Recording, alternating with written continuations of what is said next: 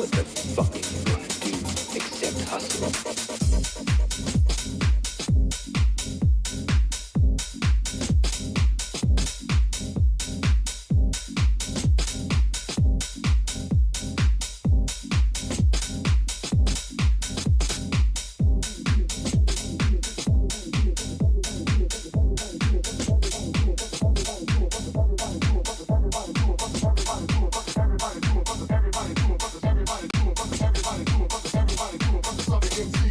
You always got some super fly shit. How much you got? More than you need. What kind of cut could it take? The snort you just had was on a fork. Damn. Now, man, I ain't putting you down. Trying to make it real, baby, like it is. I mean, maybe this is what you supposed to do besides pimping. What the fuck are you gonna do except hustle? 1, 2, 1, 2, 3, and.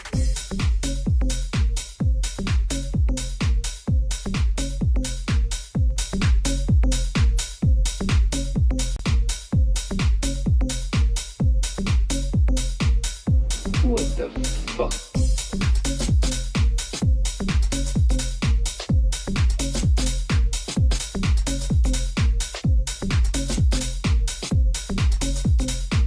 What the fuck are you gonna do except hustle? Everybody do a bunch of something MCs. FTCKING. Everybody do a bunch of something MCs. FTCKING. Everybody do a bunch of something MCs. FTCKING. 1, 2, 3, and.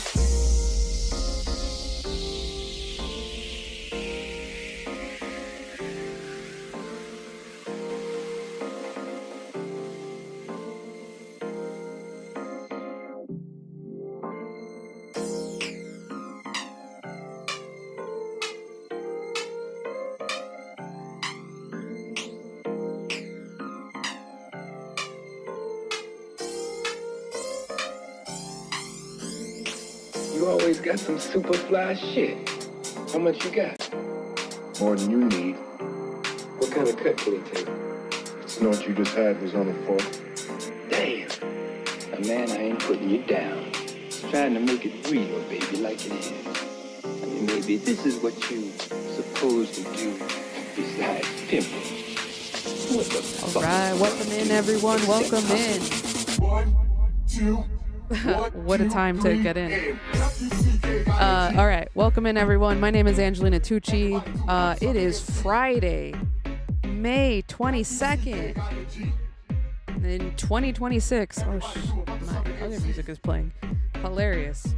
Hope everyone is doing well. I am doing fantastic. It's Friday. You know what Friday means. Friday means fun day. It's the start of the weekend.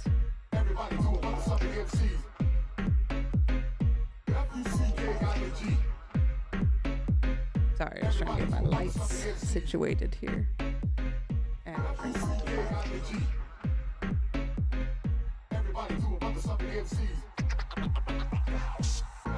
To the beat, take it back. To the beat, take it back. To the beat, take it back. To the beat. All right, sorry, chat. Stardust City Hag, it's good to see you in chat. Yes, hearts, hearts, hearts, hearts. We got a lot of news to cover today, but I need to first post on Instagram that I am live, and hopefully try to bait Mr. Joe Alvanus. Hold on. To come in to the stream. But okay, let's see.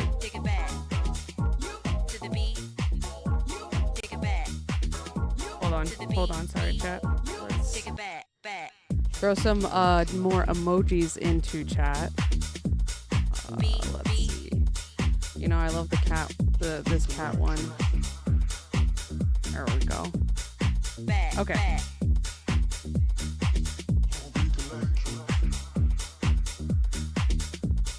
B. Alvanez. I believe that's how you say his name. Joe Bad, Alvanez. Okay. All right, so we're gonna do that. Cover the Jesse Armendarez. Try to do a little bit more deep dive into him because that is interesting story in my opinion. Here, let me pull it Take it up. back. Oh wait, I said I was gonna do my Instagram reel. Sorry, give me a second. I'm pathetic here.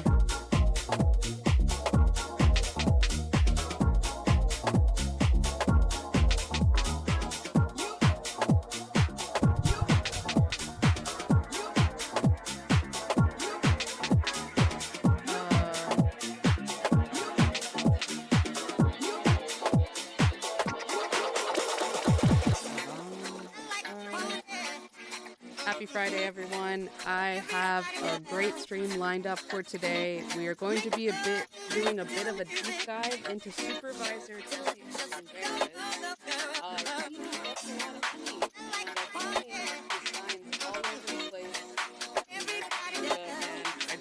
I drove through Montana today,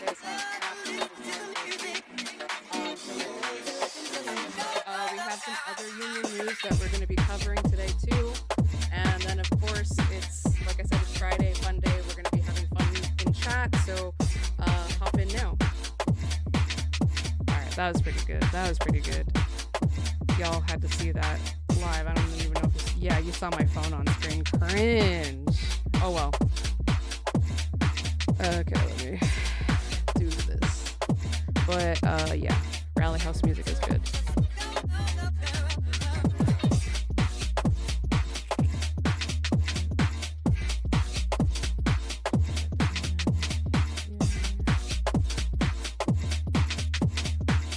Oh yeah, also Tulsi Gabbard got kicked out. Hold on, maybe we should watch this Keith Edwards. Okay.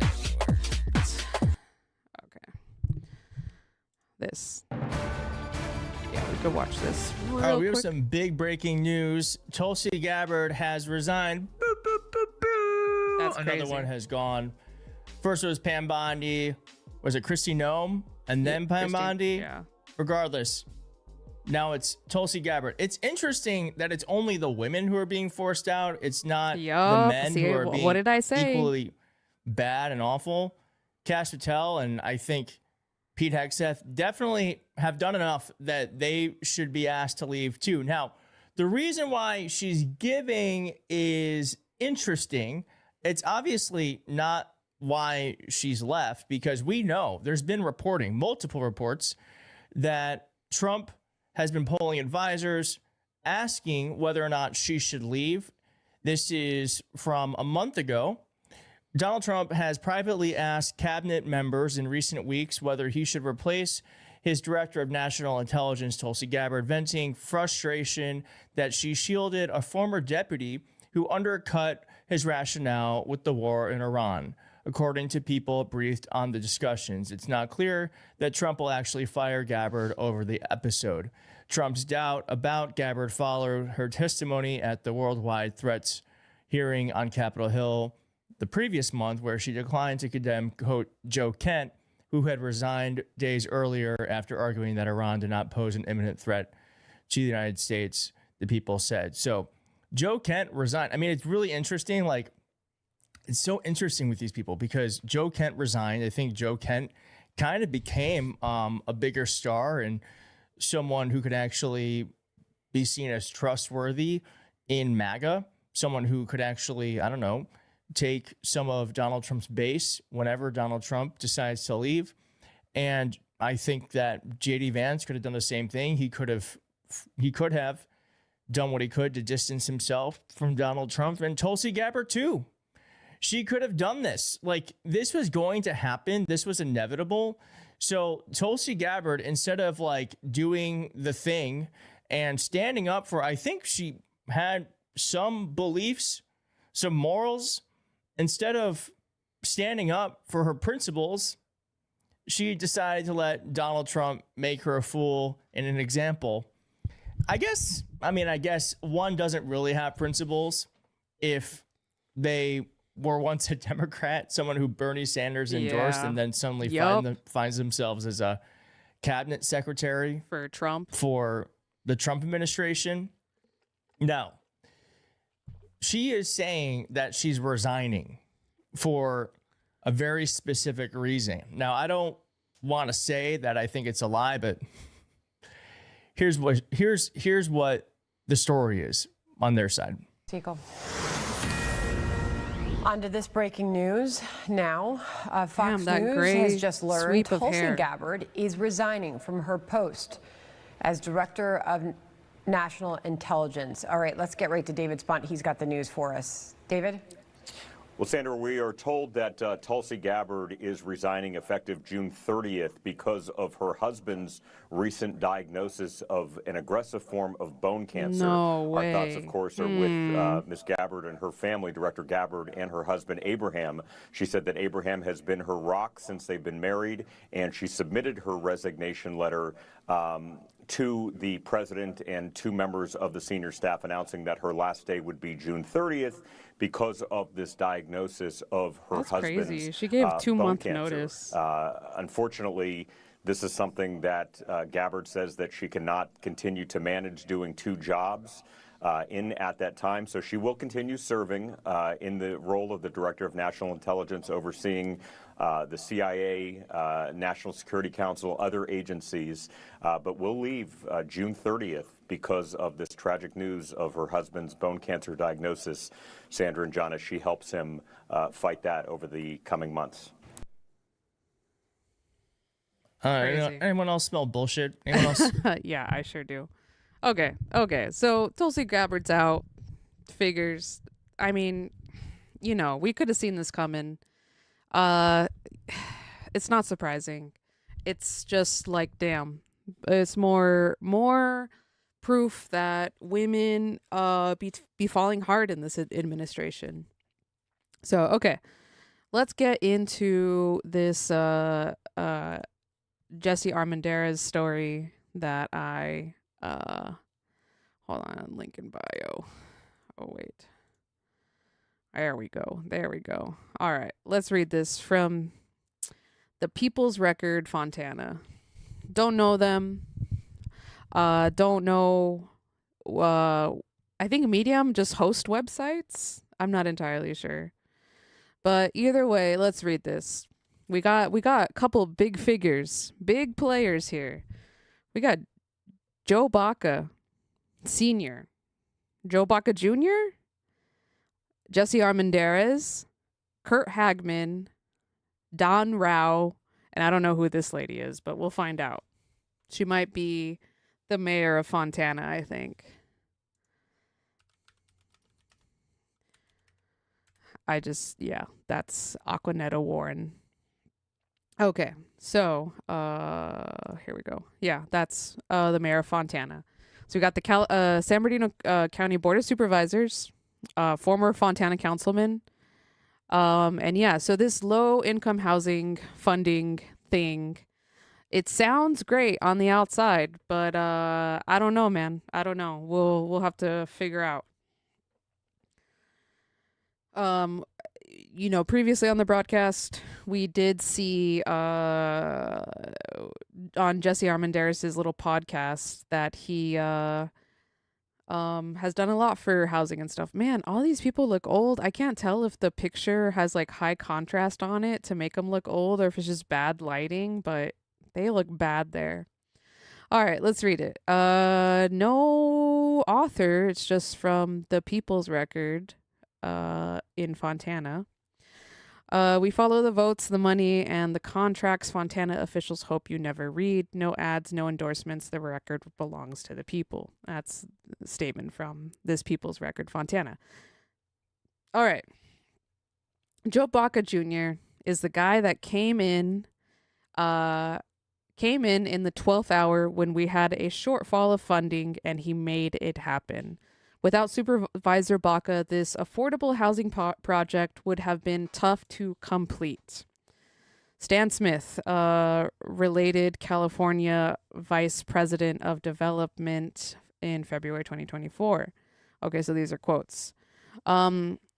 When Rialto Mayor Joe Baca Sr. was appointed chair of San Bernardino Regional Housing Trust on May 12, 2026, the Inland Empire Community News ran 4 paragraphs and called it a day.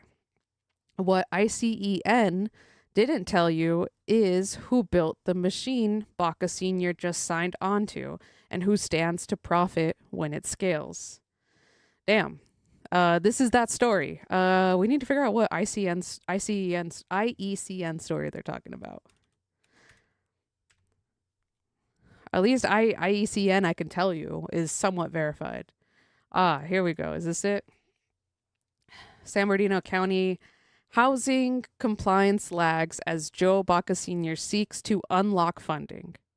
And this is by Christopher Salazar, which I know.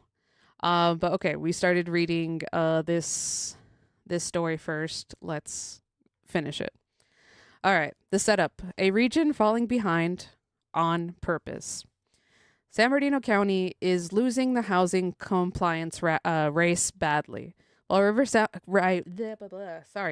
Riverside County funded 52 affordable housing projects through state and federal pipelines, San Bernardino managed only 8.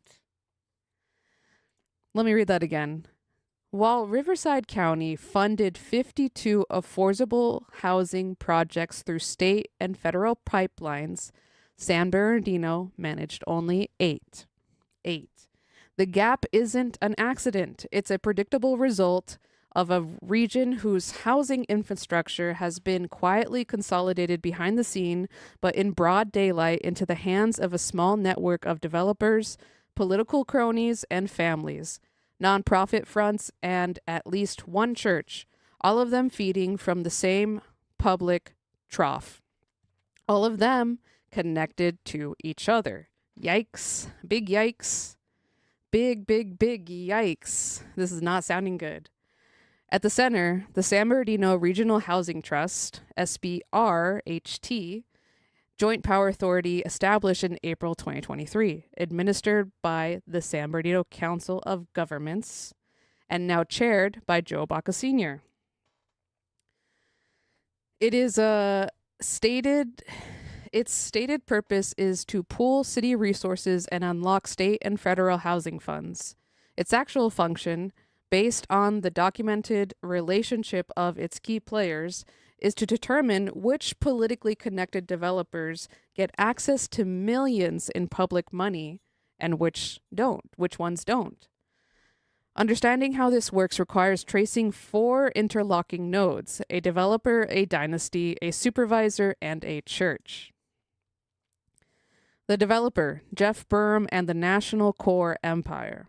Nothing moves in San Bernardino County affordable housing without national community renaissance. National Core knowing about it first. Okay. Founded in 1991 and headquartered in, shout out to my hometown, Rancho Cucamonga, National Core is one of the largest nonprofit affordable housing developers in the United States, with more than 10,000 apartment homes across 110 plus properties and total assets exceeding $1.3 billion. Its chairman is Jeffrey S. Burnham. Let me look this guy up real quick. We could at the very least do that. Quick little Google search. Oof. Does he still have the beard or not? Does he still have the Thanos goatee or not? What is this brother? He got the Thanos goatee on his Facebook. Okay, hold on.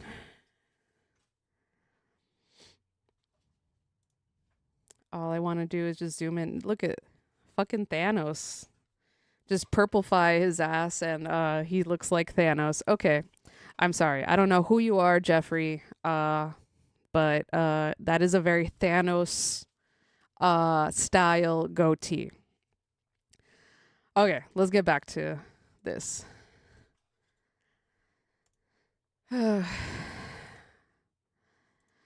Whoops. All right. The same Jeffrey Burm who was indicated indicted in 2011 on bribery. Not the bribery. Hey, DV8, welcome in. Hope you are having a fantastic Friday. We are starting it off strong by looking into Jesse Armendarez's I don't know, man. I don't know. We're gonna figure it out.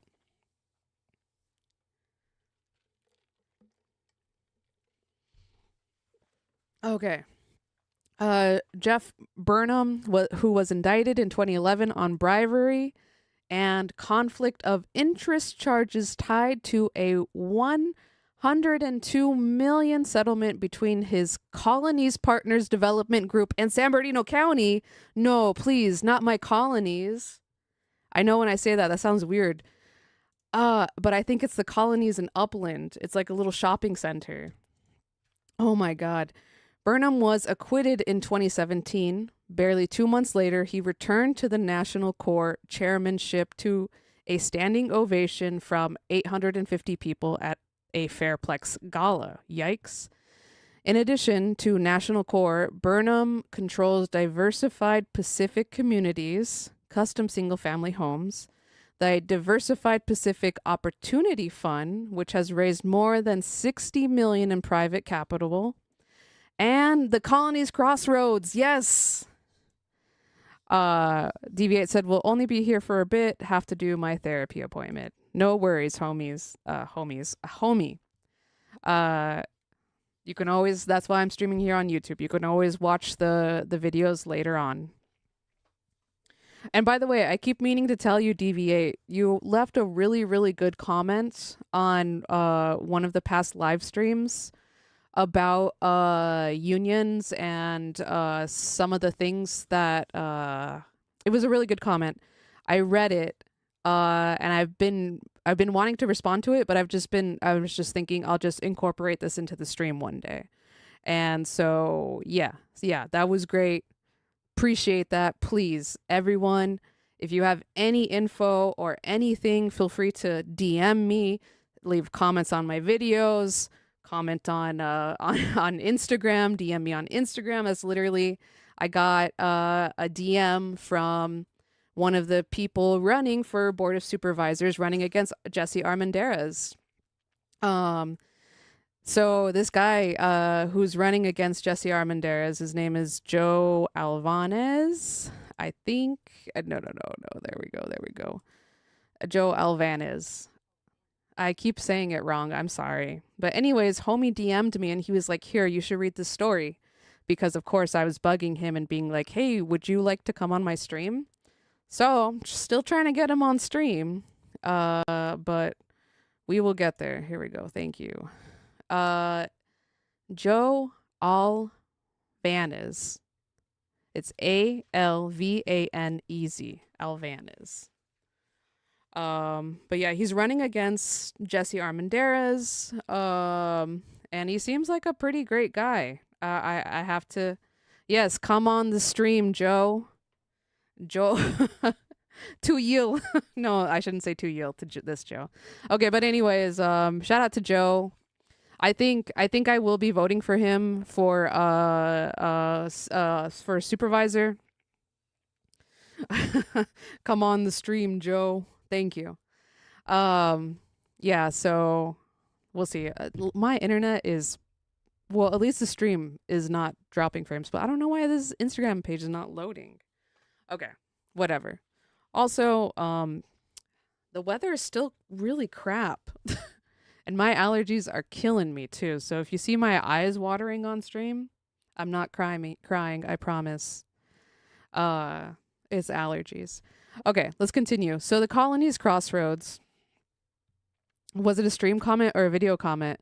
It was on a past stream, DV8, but it wasn't during the live stream. So I guess when you comment on a video that was live, it just pops up as a regular comment. So that's how I saw it, because like it on the stupid YouTube studio creator app, it tells you when people comment on stuff, or like, so that's how I saw it. But it was very good. It was talking about I think getting pension and stuff for something, whatever. All right. Back to this developer. Okay, so the Colony's Crossroads, the 400 plus acre master plan development in Upland, yes, whose county drainage settlement became the centerpiece of criminal case against him. No way. The Colonies had an issue. I mean, that makes sense. It was right there at the base of the mountains. Okay, National Core San Bernardino County footprints is massive and growing. Arrowhead Grove, San Bernardino, the redevelopment of the former Waterman Gardens public housing complex, yikes, co-developed with the Housing Authority of the County of San Bernardino. Now in its fourth phase, the project has pooled in $15.8 million from the California Strategic Growth Council alone. Oh my God, this is too many numbers. I'm getting lost in all this. Okay. Okay, that's another housing project. These other developments, another development. Each project deploys what insiders call a funding stack, a layered combination of federal home funds, HUD RAD conversions. Man, I don't know anything about HUD. State, blah, blah, blah, tax credits. Okay. Man, so they're getting a lot of funding from a lot of places. That's what it sounds like. Yeah, funding stack. That's right, because it's a bunch of stack of papers, and it's like you're getting this money from there, this money from there. Okay, making sense. That National Core has mastered navigating this stack better than any other developer in the region. That mastery is not incidental. It's a competitive moat that keeps them positioned as the preferred partner every time a city or county agency needs to move a project. Yikes. This is sounding like mob type level of things, you know? Okay. Embedded within every National Core property is Hope Through Housing Foundation, the developer's captive nonprofit social services arm. At MetroView, Hope Through Housing provided after-school programs, GED classes, job preparation, parenting, coaching, and financial literacy services. It is simultaneously a genuine service to residents and a mechanism that entrenches National Core's long-term control of the assets and justifies the public subsidy that funded it. That was confusing, but okay. Also worth noting, National Core Board of Directors has historically included Stephen G. Larson, the same private attorney who has personally defended former Upland Police Chief Darren Goodman twice over the last decade, and the same Larson who held the first fundraiser for now San Bernardino County District Attorney Jason Anderson at his home, raising nearly $1 million to defeat Mike Ramos. Okay, that's another race. One developer, one board member, two different public controversies, same county. Yeah. Strong name, Darren. Darren Goodman. The only Darren I know is from Bewitched. His name is Darren Stevens. When they replaced that first Darren with the second Darren, they still kept the name Darren, right? That's crazy. That's crazy that they just completely recast this man and expected no one to say anything. Okay. All right. Chapter 3, The Dynasty, the Baca family and the Rialto to San Bernardino, blah, blah, blah, Housing Authority pipeline.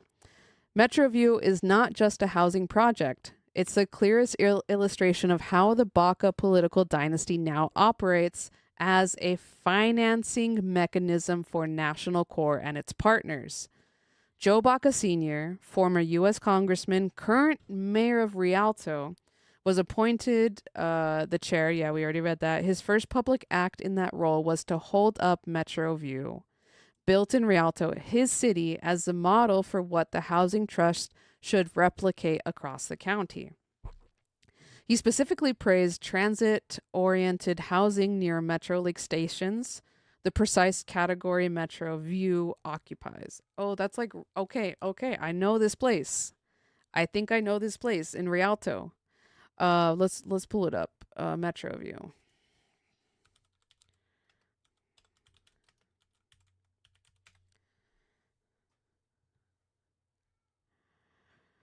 Okay, Metro View apartments in Rialto. No. Ooh, wow. Of course, National Core comes up. Oh. Do I want to see how much they are for rent? I really don't want to know how much these apartments are for rent. I really do not want to know how much these apartments are for rent. Oof. Oof. 1,560. Oh my God, to live in Rialto. Oh, it's these apartments. Oh my God, it's the ones right by the train tracks. Hold on. Yeah, overpriced. Overpriced for a 1-bedroom, 2-bedroom, 1660. That's crazy. It doesn't say. Okay. Oh, never mind. That property is not. Never mind. I might have read the wrong number. Yeah, thanks, Wall Street. Okay. I just wanted to look at the Google Maps. Whoops.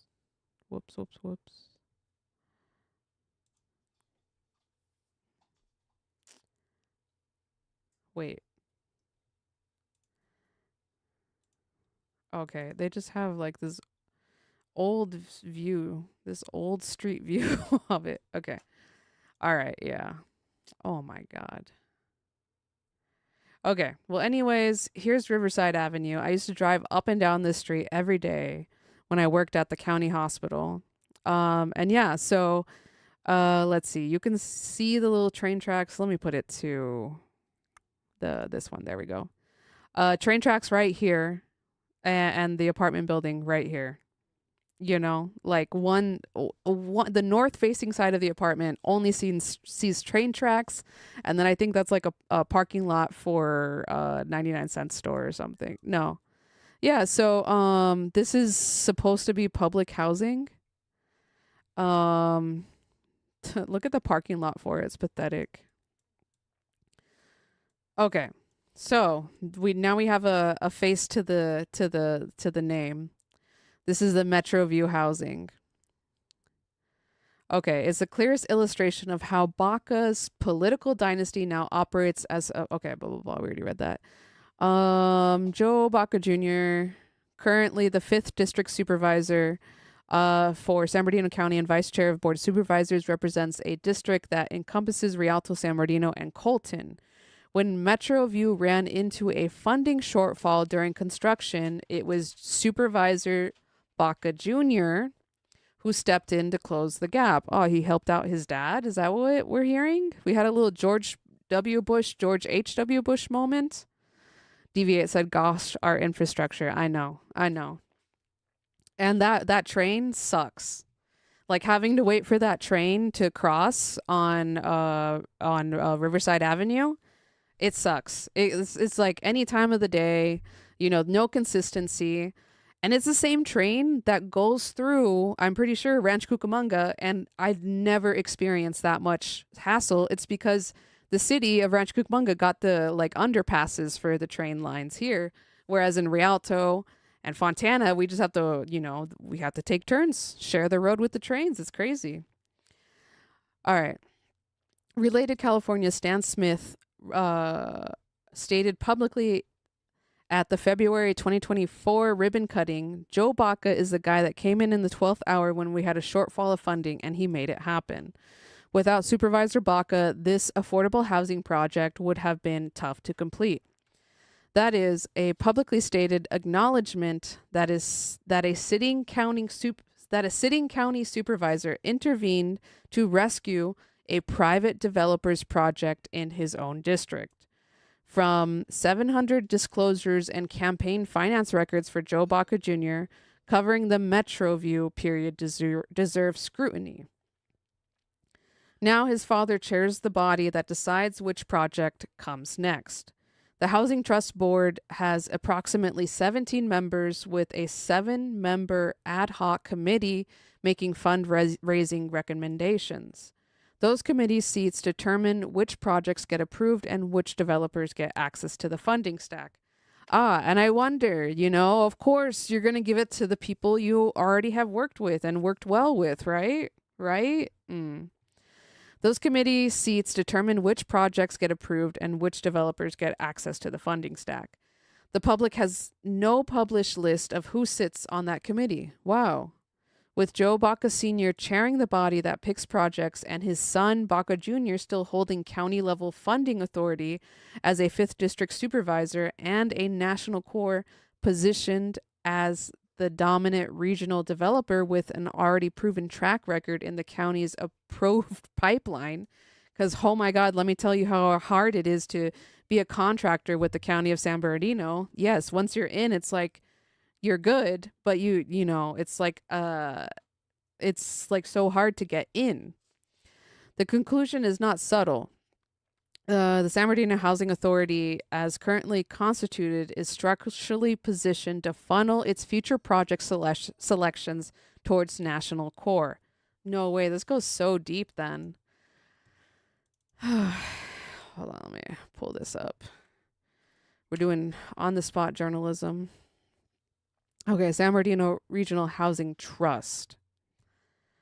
Okay, board meetings. Upcoming meetings. Do they have previous meetings that are available? Call for letters of interest. Oof. Clerk of the board.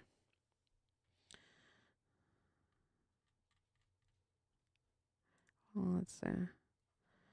Okay, San Bernardino Regional Housing Trust is a public agency established joint under, okay. So I would imagine it's help. A lot of problems that the individual counties in California face is like having to follow these rules and laws that the state sets for them, So some counties might have an easier time achieving the goal that the state sets, and some counties might not. So I think this might be one of those situations where this was like maybe a rule that California put in to promote more affordable housing.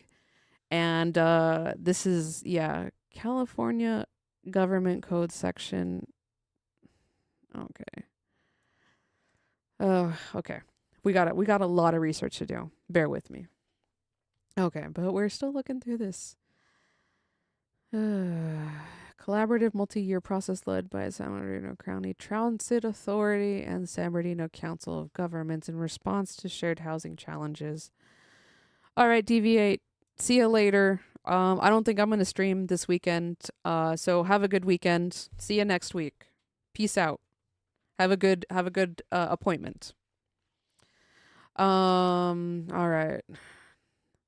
The release of the San Bernardino Regional Housing Trust white paper in April 2022 marked a key milestone in this exploratory phase.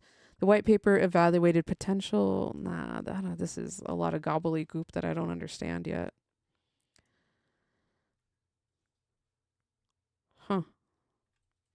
Okay. Well, either way, it's a trust.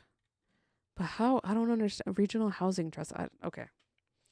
I'm just too uneducated for this right now, but we will get educated together.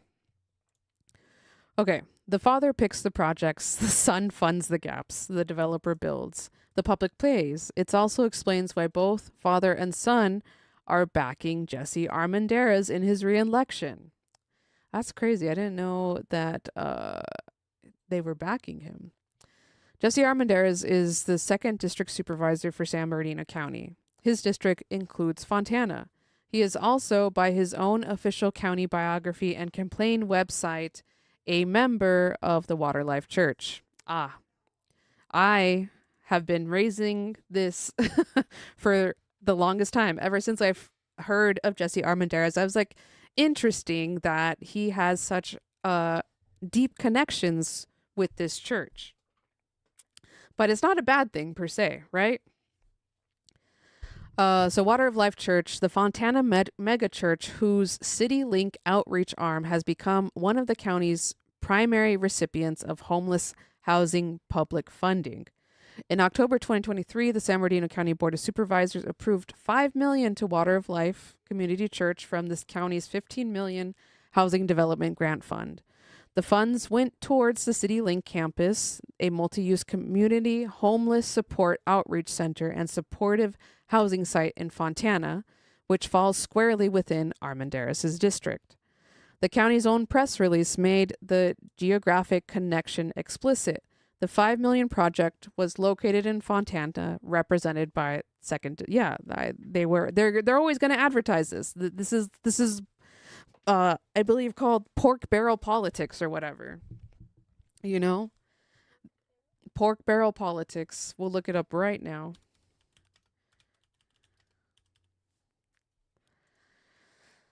Oh, I don't want AI mode.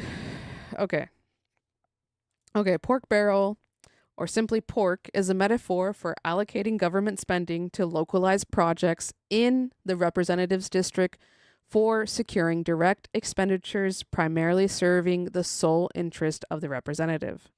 The usage originated in American English and indicates a negotiated way of political particular. What does that mean?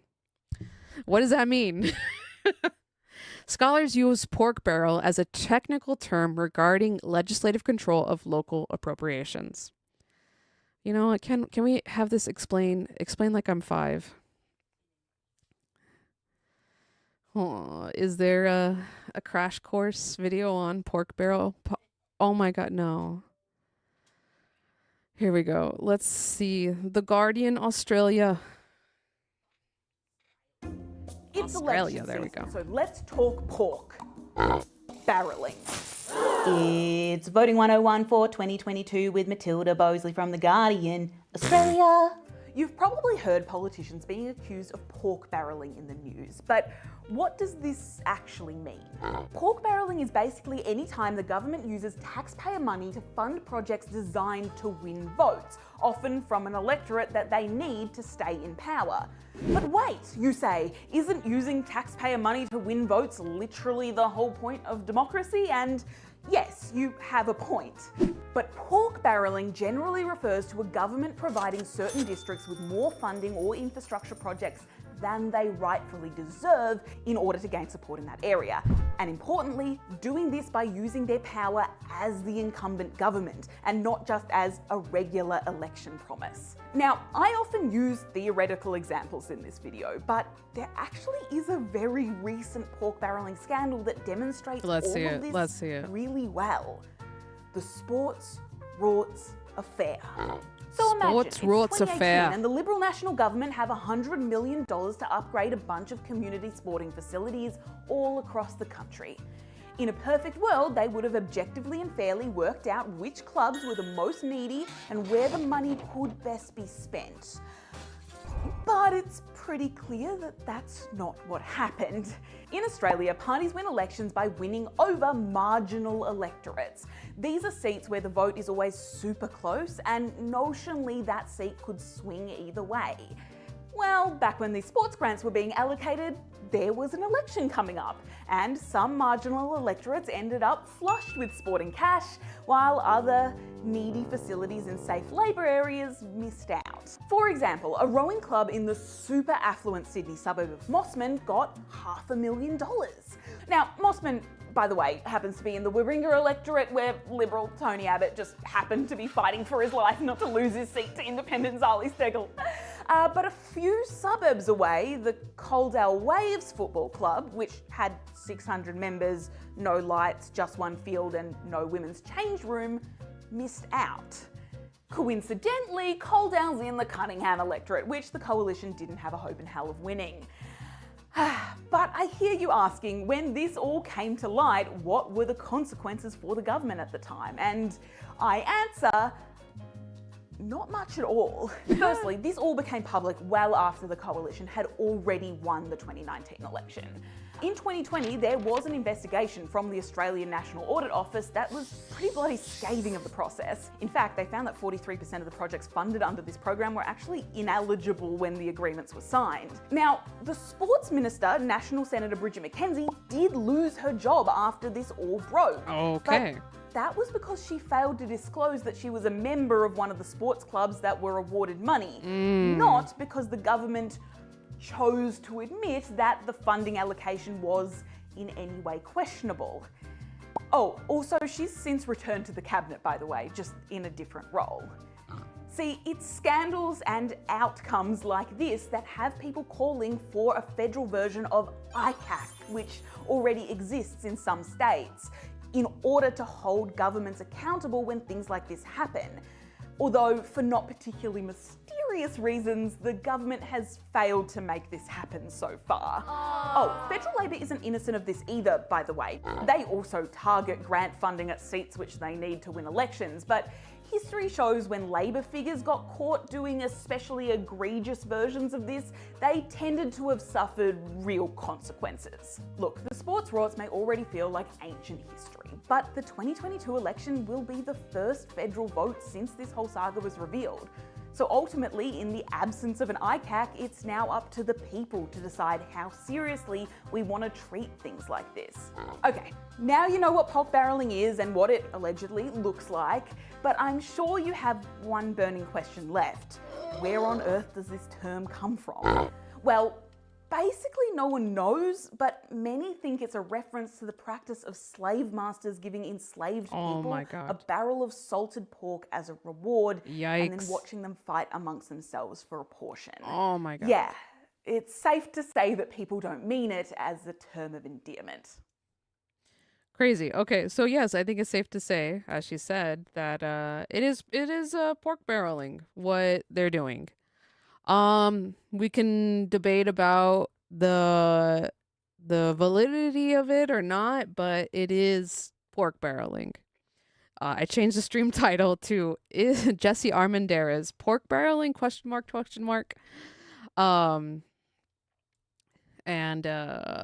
Yeah.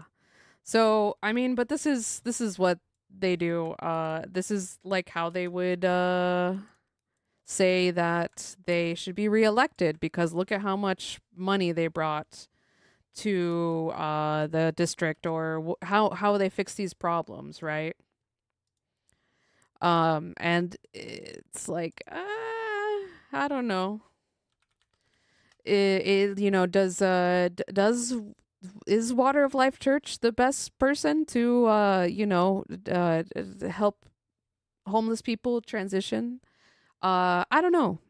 And we should be asking those questions, I think, before we start giving them a like unlimited amount of contracts,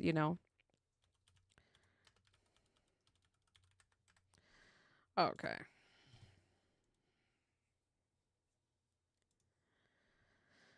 All right.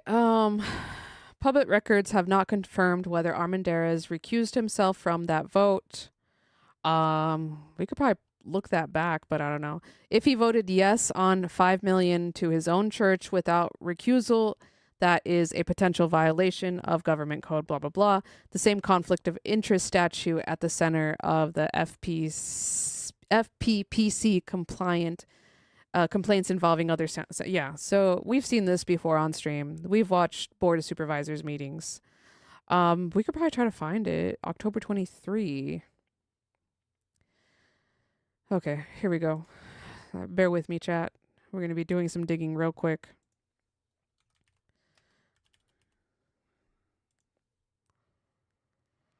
Okay, let's see. I'm sure we can just search 10 2023. Let's see.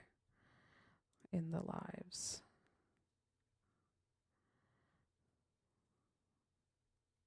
Latest.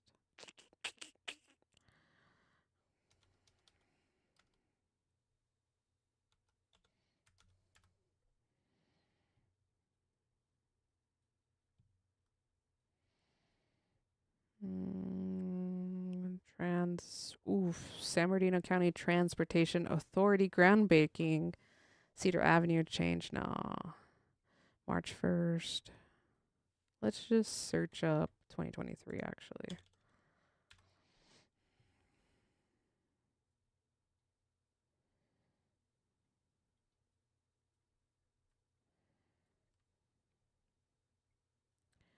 March, July,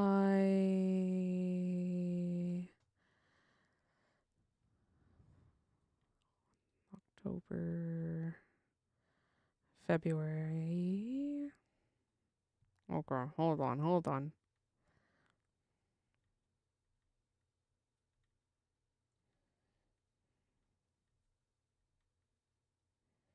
October 24th. Let's open this one. Open link in new tab. Okay, November.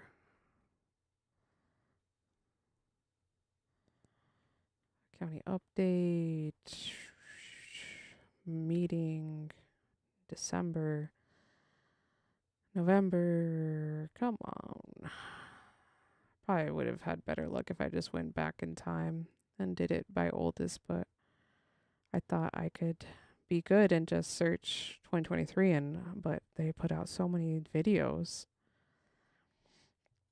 Okay. Maybe we're almost at the end. Meeting 9. Oh.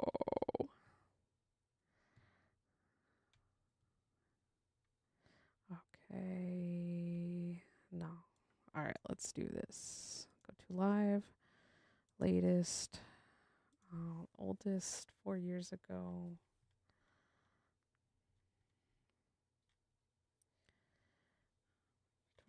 Or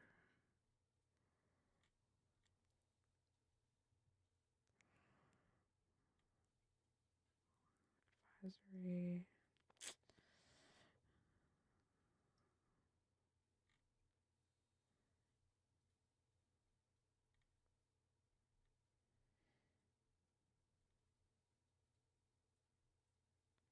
(2022) emergency March 1st, 2023. Board of Supervising meeting October 3rd, 2023. Open link in new tab. So they only had 2 meetings in October of 2023. Okay.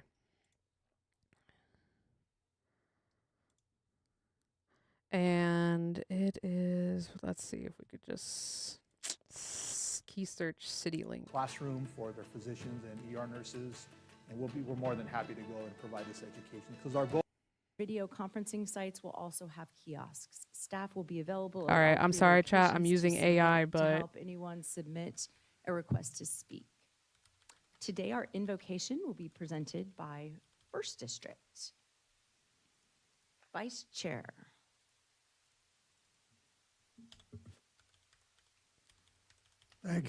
Thank you, Madam Chair. It's my great honor to introduce Pastor Patrick D. Foy, a man called to preach and teach the uncompromising Word of God, who has resided in California. I'm sorry, for but shown it in a 20 box. years. Pastor Foy and his wife Kelly are the proud parents of 2. Okay, that came up no results. Let's try this.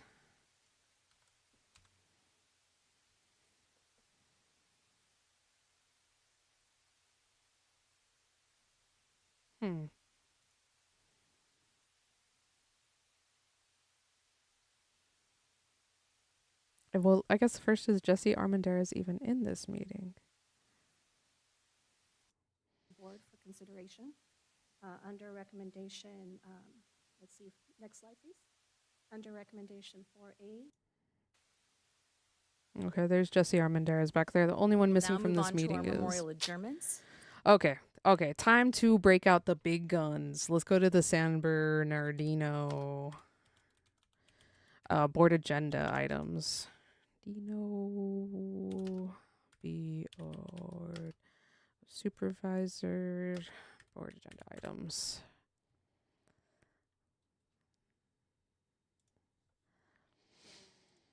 Board meetings. Okay, let's see. Not this month. What the? We want 2023. And okay. Board of Supervisor regular meeting, and we just want sometime in October. We know that. Okay, here, let's download the agenda. And now we can search this. CityLink.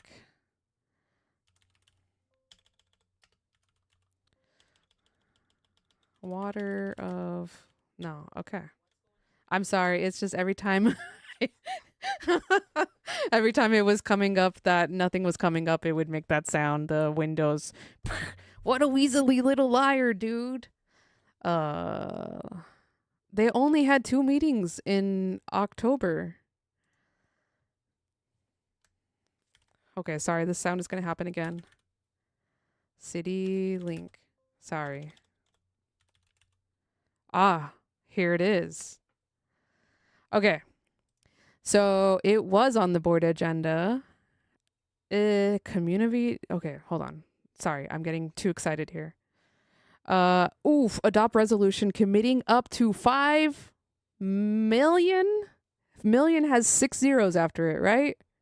$5 million for Water of Life Community Church to develop the CityLink campus, the multi-use community homeless support outreach center. Okay. What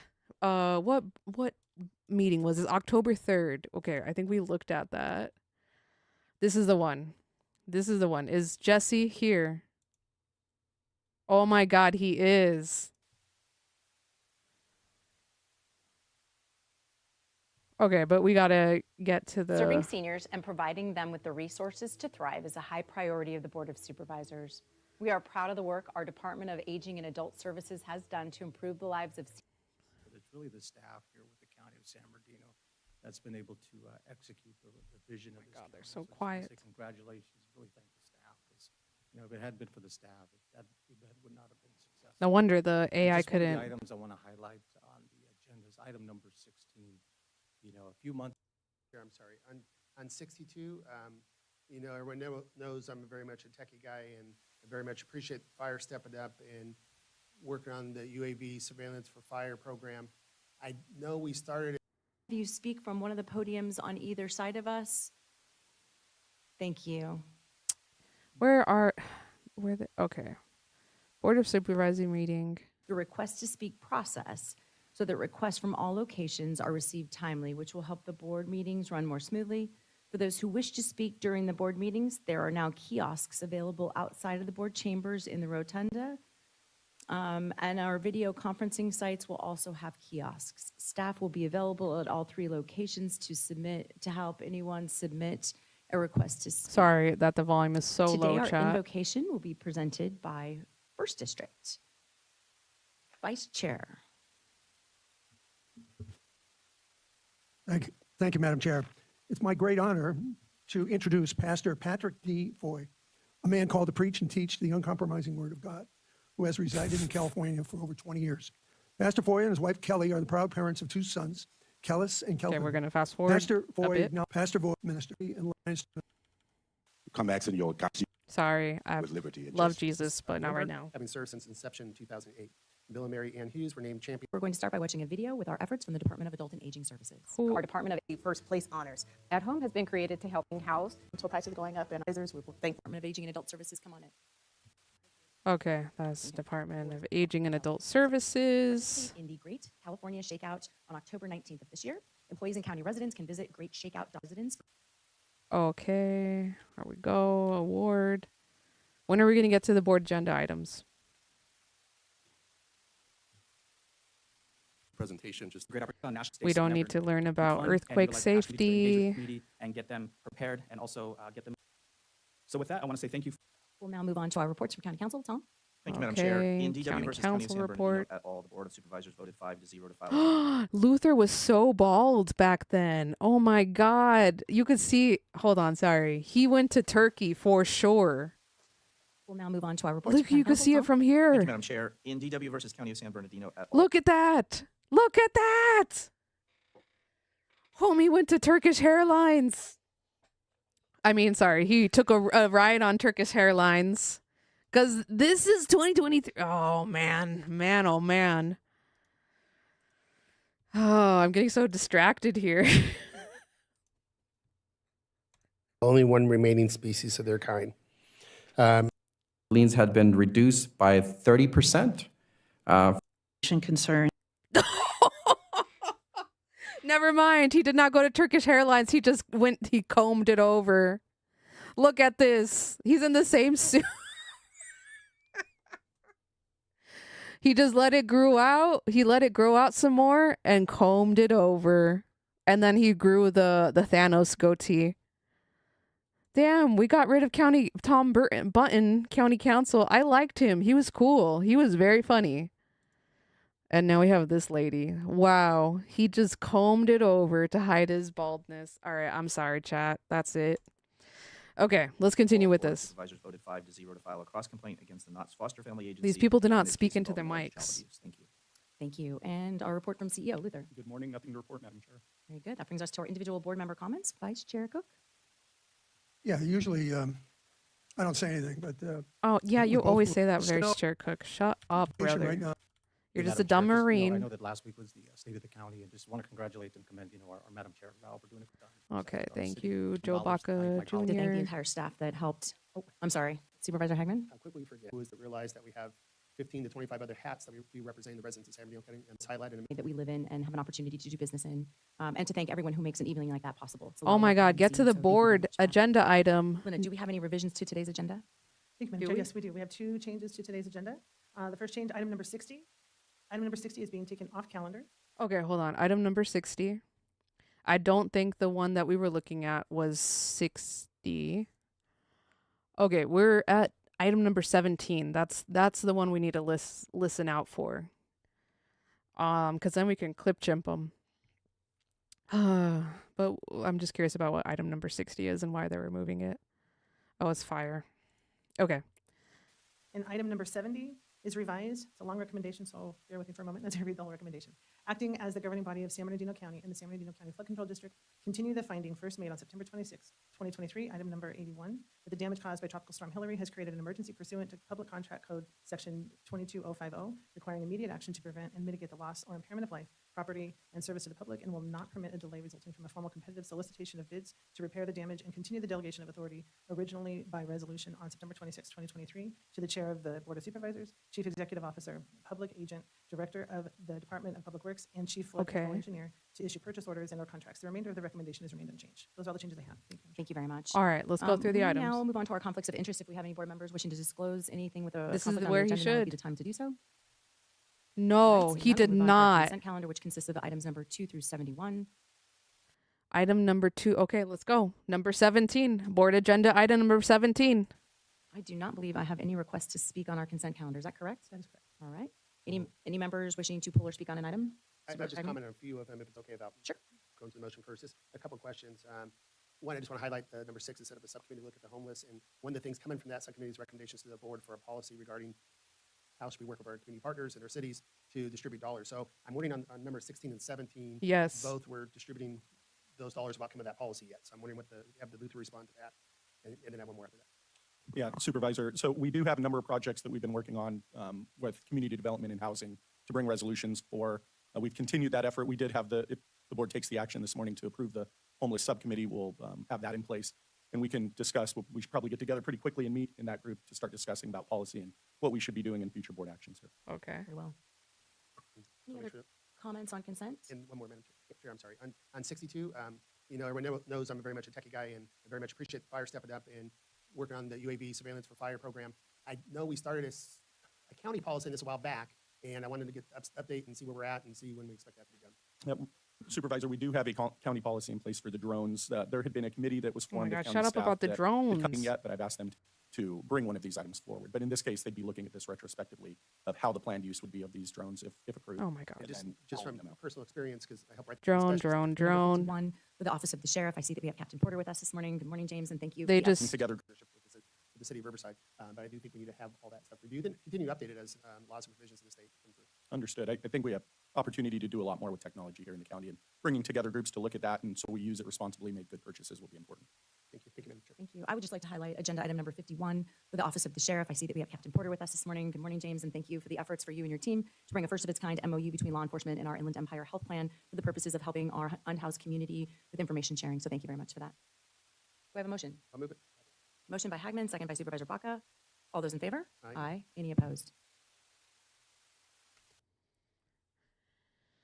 Action on the consent calendar. This motion and votes for consent calendar items are taken as a single action. Absence, whatever, how you say that word, or recusals for specific consent calendar items are recorded on the fair statement, which is the official record of votes. Okay.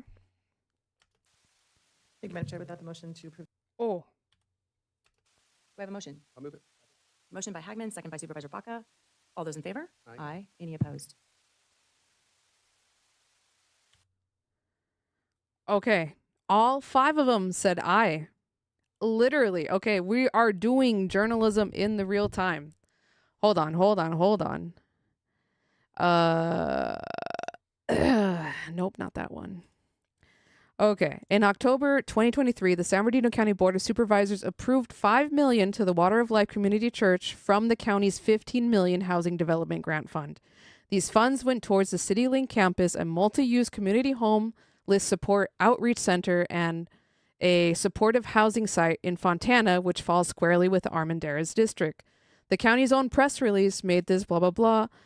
Public records have not confirmed whether Armendarez recused himself from that vote, which I think we just saw live right now with our own eyes that he did not recuse himself. In fact, he voted yes.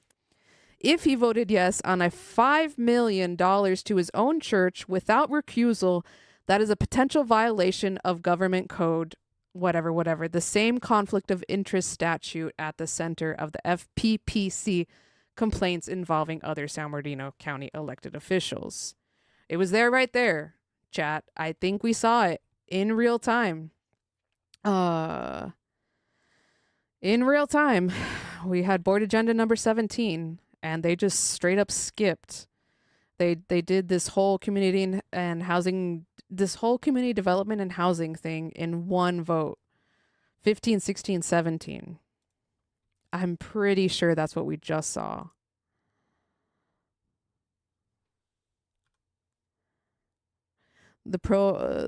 So thank you very much for that. Porter with us this morning. Good morning, James, and thank you for the efforts for you and your team to bring a first of its kind MOU between law enforcement and our Inland Empire Health Plan for the purposes of helping our unhoused community with information sharing. So thank you very much for that. Do I have a motion? I'll move it. Motion by Hagman, second by Supervisor Baca. All those in favor? Aye. Any opposed? Crazy. I wish I could get Mr. Joe on stream, like right now. I don't know how I missed this, waiting for a reply. Wow. I'll just be like, if you have time, come on the stream now. I just found out that Armendarez did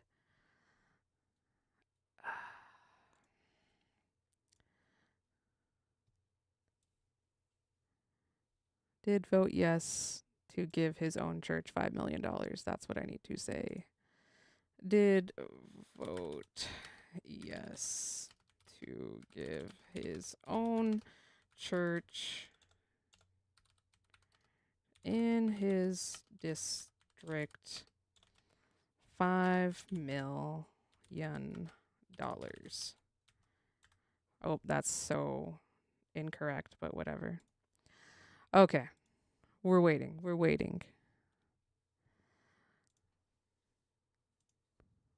Okay.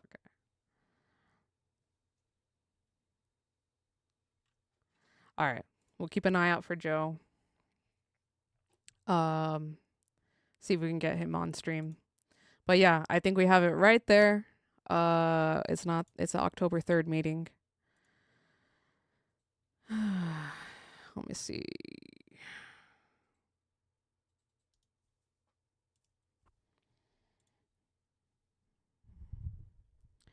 Public comment on closed session. Okay. So in the closed session, was there anything?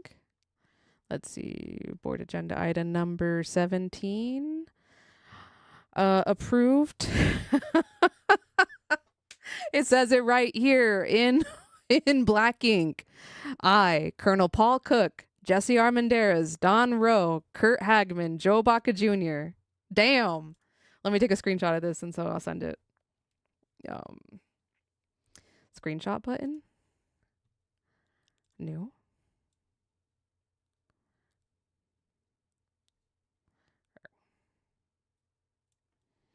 And then let's highlight it.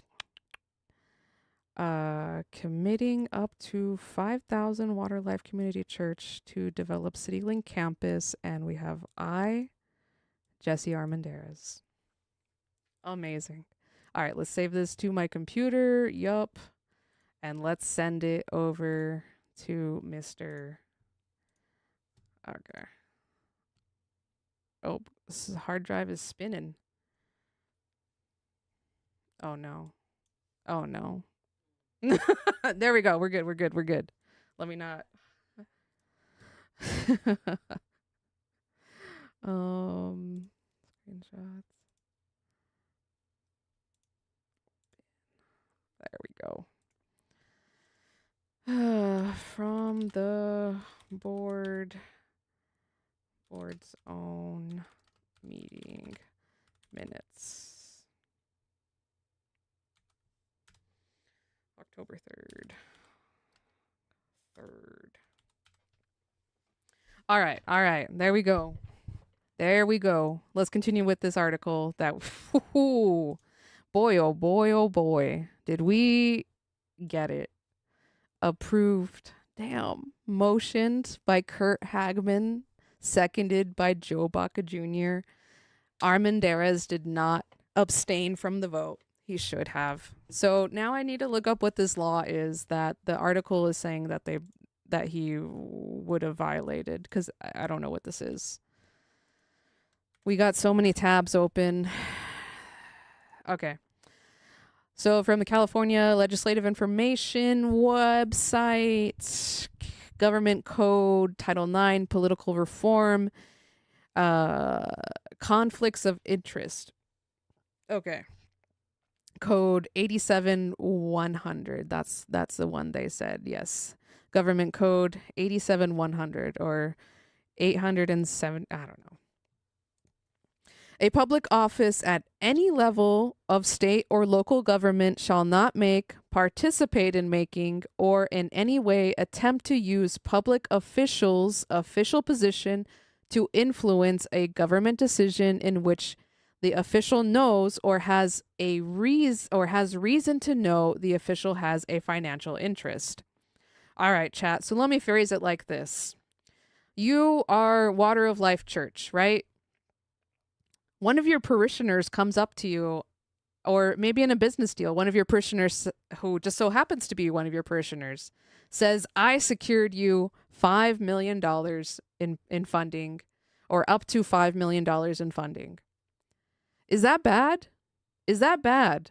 Is this conflicts of interest?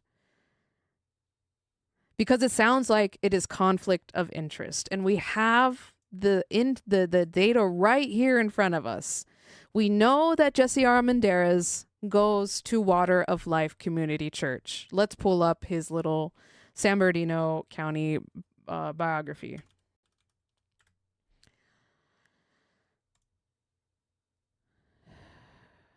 All right. Jesse Armendarez is a dedicated public servant, blah, blah, blah, blah, blah. You know what? Let's just do it. Let's just key search water. Oof. In addition to his professional and public service roles, Jesse is a loving husband and father.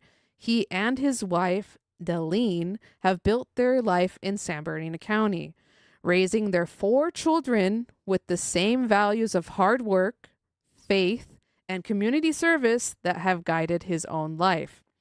As a member of Water of Life Church, Jesse remains committed to his faith and to strengthening. Wow. Wow. Wow. Yeah, this sounds like a conflict of interest to me, if I ever heard one. Um, that's crazy. Absolutely crazy. Crazy, crazy, crazy. All right, let's finish out this article.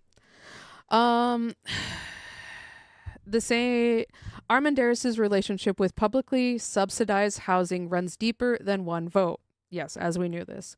Before becoming supervisor, he served as vice chair of the Fontana Housing Authority, the city body that has maintained a 15-year captive developer relationship with the Jamboree Housing Corporation, producing more than 350 units of affordable housing together. At the January 2020 groundbreaking for Jamboree's 23 million Sierra Avenue apartments, of course, Armendarez stood at the podium as mayor pro tem alongside Fontana's mayor and Jamboree representatives. His campaign for supervisor was funded accordingly. Opponents circulated mailers documenting that development interests contributed $277,400, a majority of his total fundraising by the end of October 22. Okay, let's go to Open Secrets real quick. Hopefully Jesse Armendarez is on there.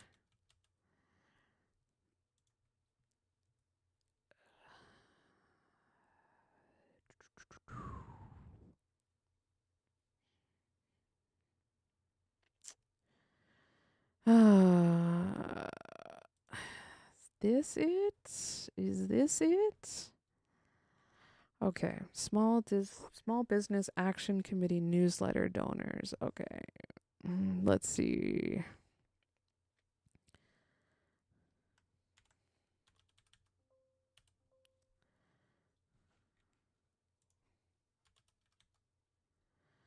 Top name searches. Bernie Sanders.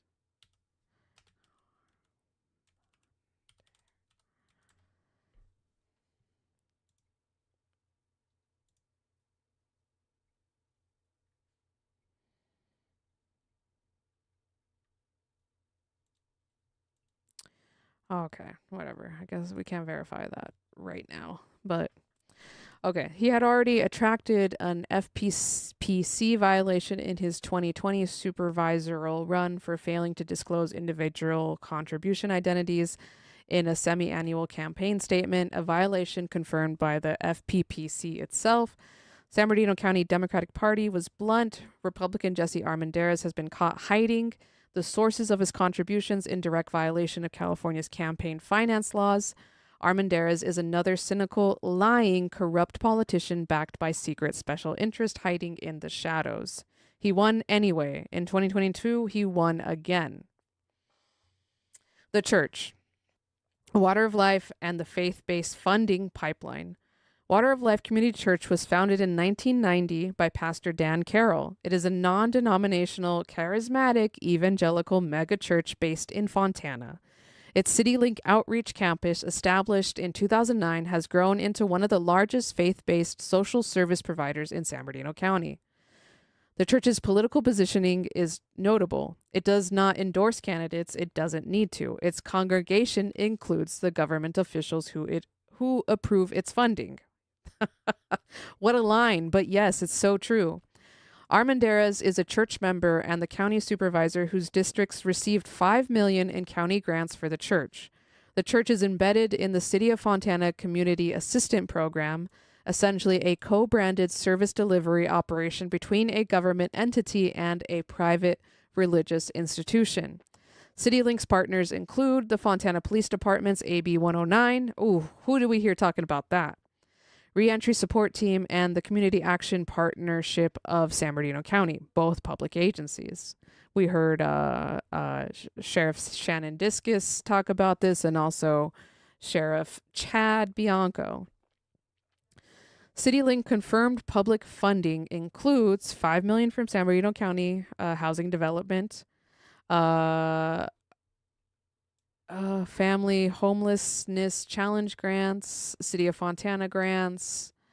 Okay, the architecture of the CityLink campus master plan reveals the long game. Building 1, support services, classrooms, food pantry, counseling rooms, showers, is near completion.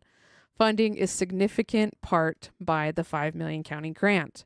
Building 2, targeted for 2027-2028, is a 3-story structure envisioned to hold up to 36 apartments.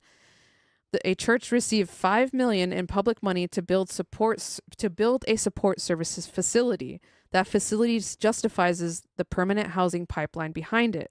The apartments come next. This is structurally the identical playbook National Corps runs through. Hope through housing. Service delivery as the entry point. Permanent housing control as the destination.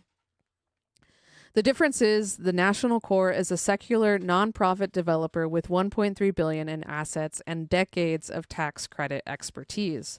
Water of Life is a church whose 501c3 religious organization status provides substantial disclosure shelter, public money, faith institution control, accountability, questions that have not been asked publicly until now. Wow.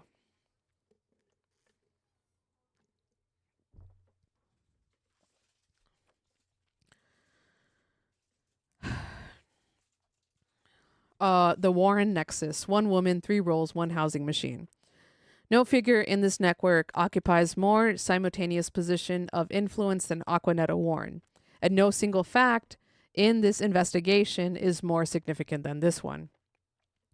Aquanetta Warren, at the same time, 1, sitting 4-term mayor, 2, director of special projects on Supervisor Jesse Armendarez's county paid staff. What the heck? She works for him too? Oh my God.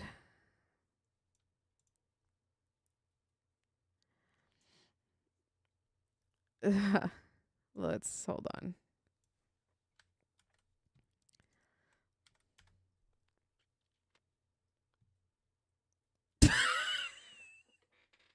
She is. No, Jesse Armendarez employed Aquanetta Warren. No.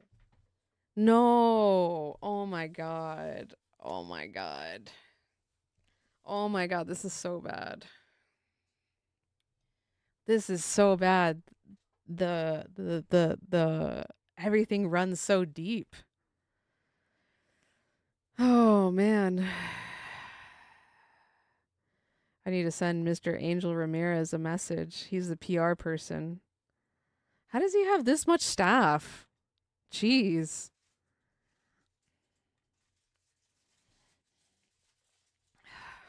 Sorry, chat. I'm gonna... Oh my God.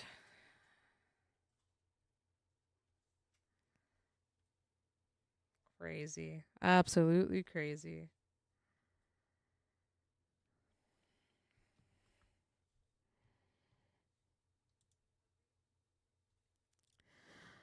Okay.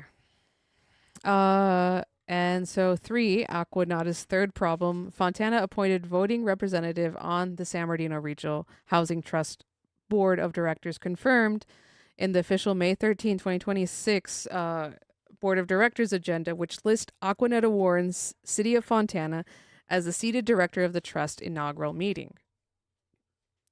So like, is the whole point, like, I know this benefits Fontana in terms of getting money and all these things built, but like, wouldn't the residents be mad about this? I know Rancho Cucamonga's residents wouldn't want no, halfway housing for homeless people in the city. Why is Fontana residents okay with this? I should probably tag the city of Fontana in this real quick. Hold on. There we go. Okay. Crazy. Absolutely crazy. 3 simultaneous roles, 2 of them government positions, all 3 converge on the same pool of affordable housing money. Read that again slowly because no outlet has reported it. Clearly they haven't. The sitting mayor of Fontana, a city that pays annual administrative fees into the blah, blah, blah, whose project are eligible to compete. Okay. As mayor, Warren governs the city with direct financial stake in this. As Armendarez is director of special projects, she works inside the office of county supervisors. Blah, blah, blah. Okay. We're not too focused on Aquanetta right now. Strip away the press releases, the ribbon cuttings, and the operational logic is straightforward. Step 1, political capture of housing governance bodies. Joe Baca Sr. chairs the San Bernardino Regional Housing Authority. Joe Baca Jr. sits as the 5th District Supervisor with a county-led funding authority over Rialto, San Bernardino, Colton. Jesse Armendarez controls the 2nd District. Together they cover the geographic footprint where National Core and Jamboree have had their deepest project presence. Kurt Hagman represents the rest of the region. Yeah, that is true.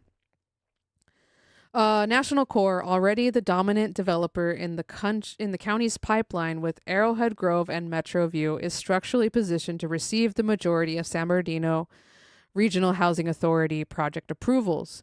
No competitive process meaningfully disrupts a developer who has spent 3 decades building relationships with every relevant political actor in the region, and whose chairman survived a $102 million bribery prosecution.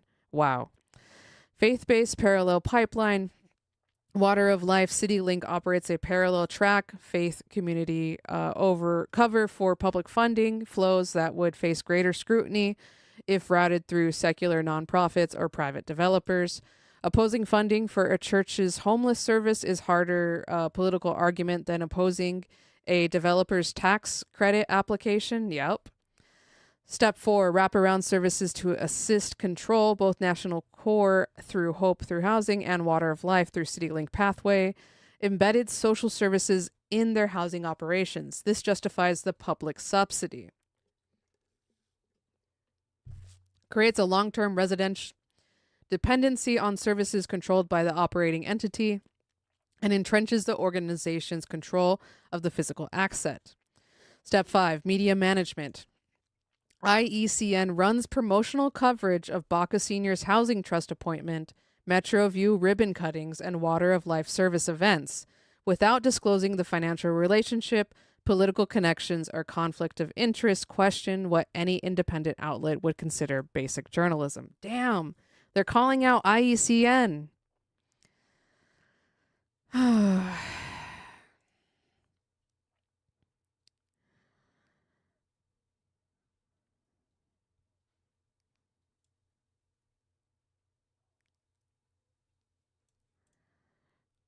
Okay, well, the questions that this article leaves at the end is, we already answered one of these. Did you vote on the October 2023 $5 million grant? Yes, he did.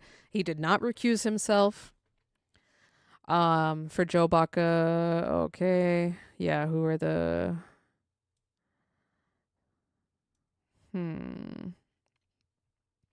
For Water of Life, who holds the real title in the property of CityLink campus site? What developer has been selected to approach for building to? Okay. What comes next? San Bernardino County housing crisis is real. Families doubling and tripling up in homes and garage conversions. Yes, this is so true. Joe Baca Sr. told IESN he wants to be more aggressive. He may get his wish. The question is, aggressive for whom? Yeah. All right. Let's go to this IECN article. Let me go use the restroom real quick, and then we can, here, let's, awesome. Here, let's let this play. The NC chairman, Ken Martin, released an incomplete and unedited 2024 election autopsy. What number 1, Trump's transgender focused act comma is for they, them is seen as highly effective and damaging. Harris did not shift position in response. Reports paint a dismal picture. Democrats have lost ground since Obama era due to stagflation, failure to invest in states and local parties, and inability to project strength and unity. Criticizes Biden White House for not adequately preparing / supporting Kamala Harris, e.g. no polling on her like Jill Biden. Poor defense against border czar label. False overall Democratic effort for failing to effectively define or attack Trump, relying on assumptions assumptions, his negatives were baked in. Harris campaign criticized for taking too much for granted, over focusing on suburbs and college-educated voters, neglecting rural areas, and relying on not Trump after an affirmative messaging or clear self-definition. Now, I want you to understand something. If you recall, my assessment from the start was always that this was going to be the most conservative and dog autopsy. So the very fact that they didn't even release that was unbelievably damaging. But I will admit, I did not think that part of it was because they were just, they had done a half-cocked, half-baked, possibly AI-written autopsy that was going to be so bad that there were no lessons in it whatsoever, especially after I heard Ken Martin talk over and over again about the lessons that we could take from the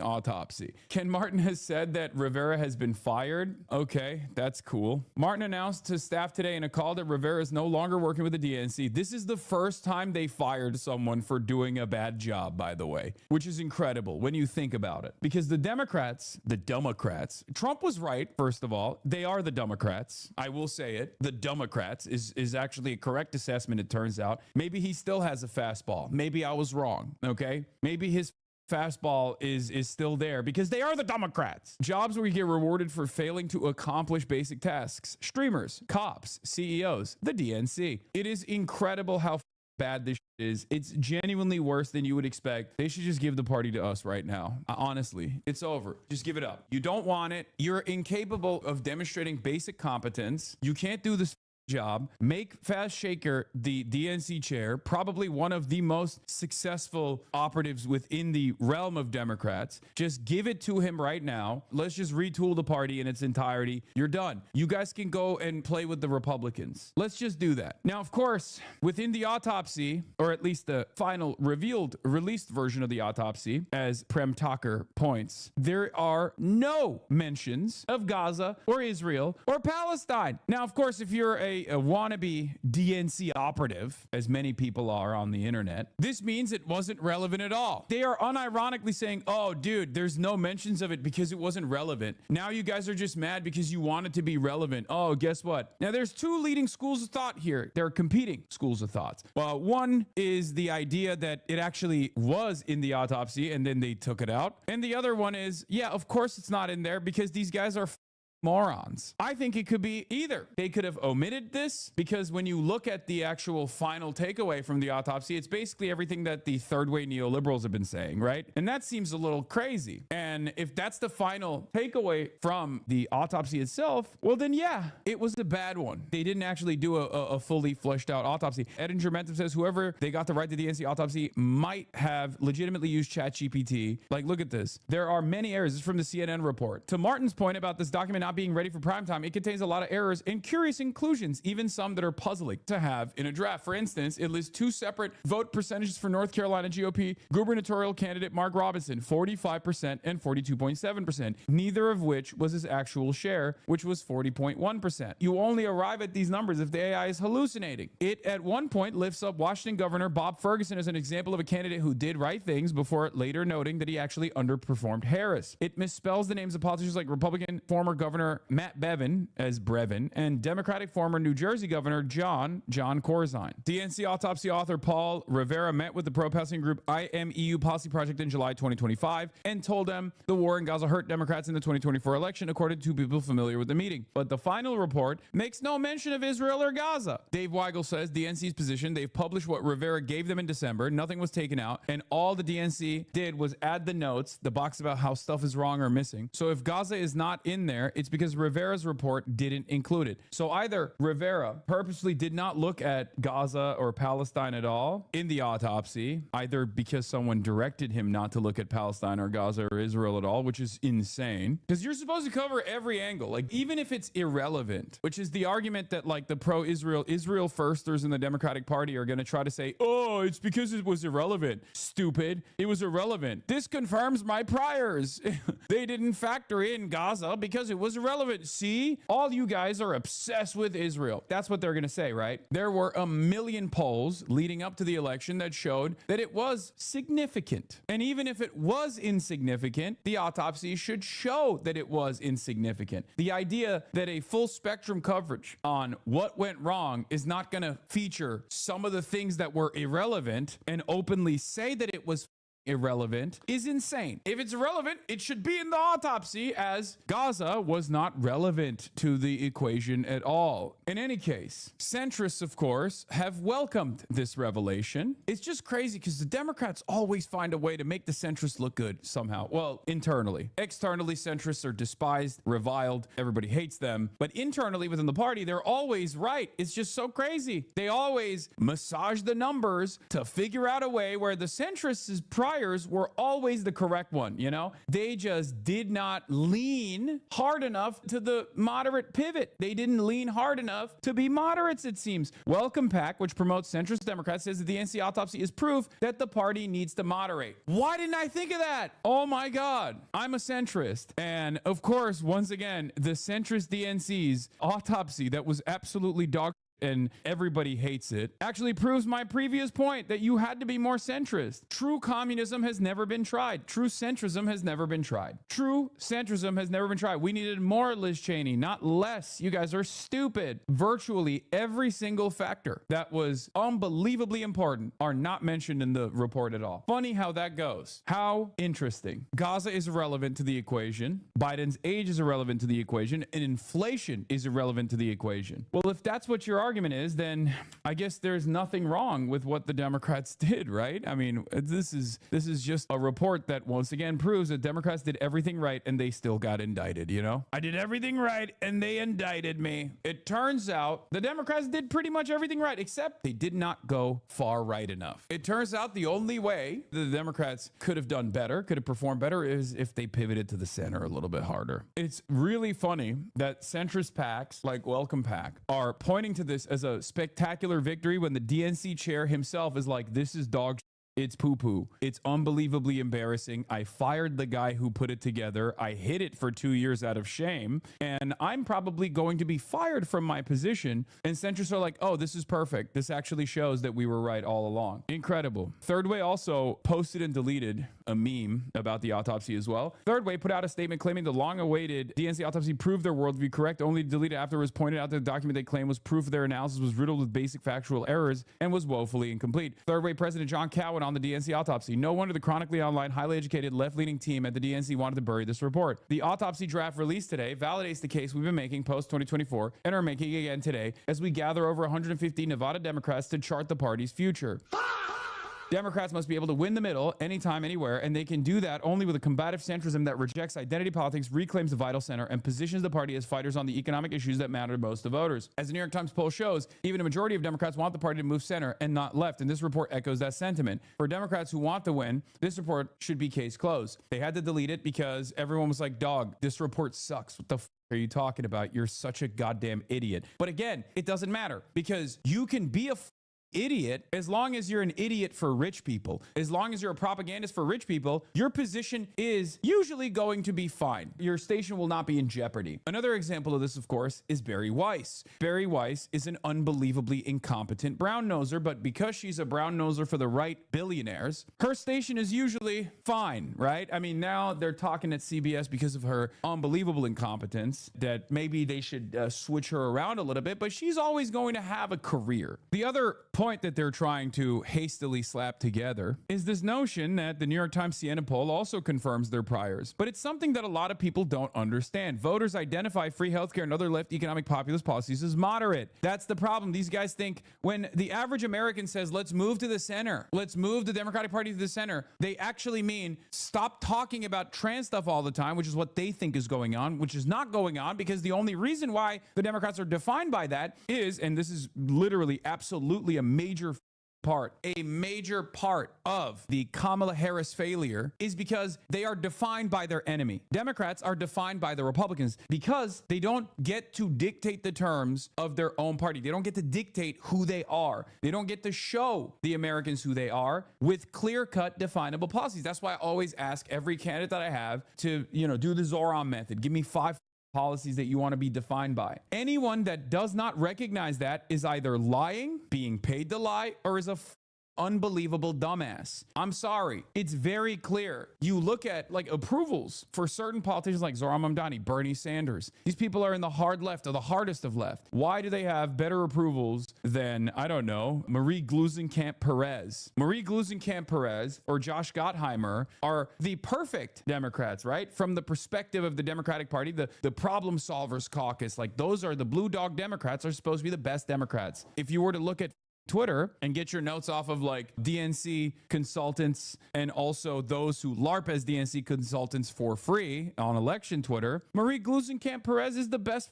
Democrat possible. She's the best, right? And so is Josh Gottheimer. So why are they not at the forefront? Why is Abigail Spanberger not one of the best Democrats out there? Why is her popularity not skyrocketing? Why is that the case? Perhaps because what consultants frame as centrism is not the same as what the average voter perceives as being closer to, a moderate politician. What voters look at in terms of moving to the center is free healthcare, free college education. Voters, American voters, by and large, consider those policies to be moderate policies. They think it's crazy that we don't have that. And I've been trying to hammer this point across over and over again. No one in the United States of America thinks the most moderate politician is a politician that chooses to be center left to, I guess, quote unquote, far left only on social issues and totally right wing when it comes to economic issues. That's not a real person. That is probably the least popular type of politician you could arrive at. The most popular politician, on the other hand, is one that actually pushes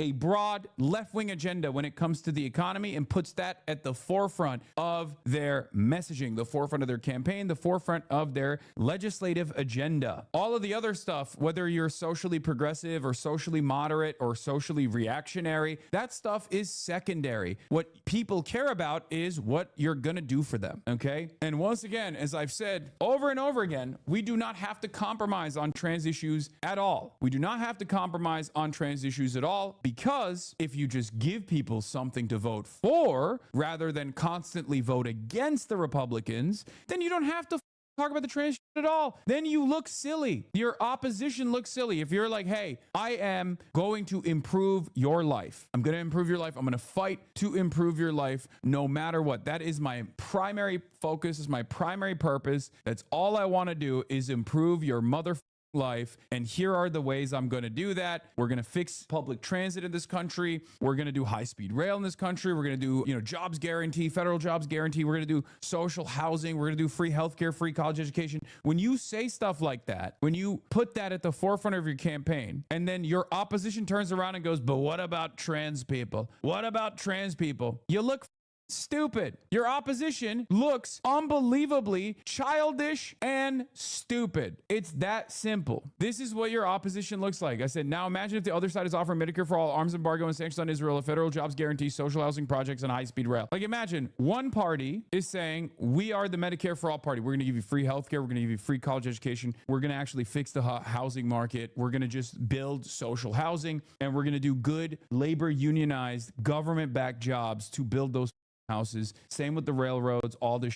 And then this is what the Republicans are focused on. His candidate, who's Ken Paxton, I think he'll win. I think probably he'll win very substantially. And I think he'll go on to defeat a very defective candidate, a candidate that believes in 6 genders, and he takes hits at Jesus Christ, and he's wearing a mask 6 months ago, whereas anybody wearing a mask 6 months ago doesn't get it.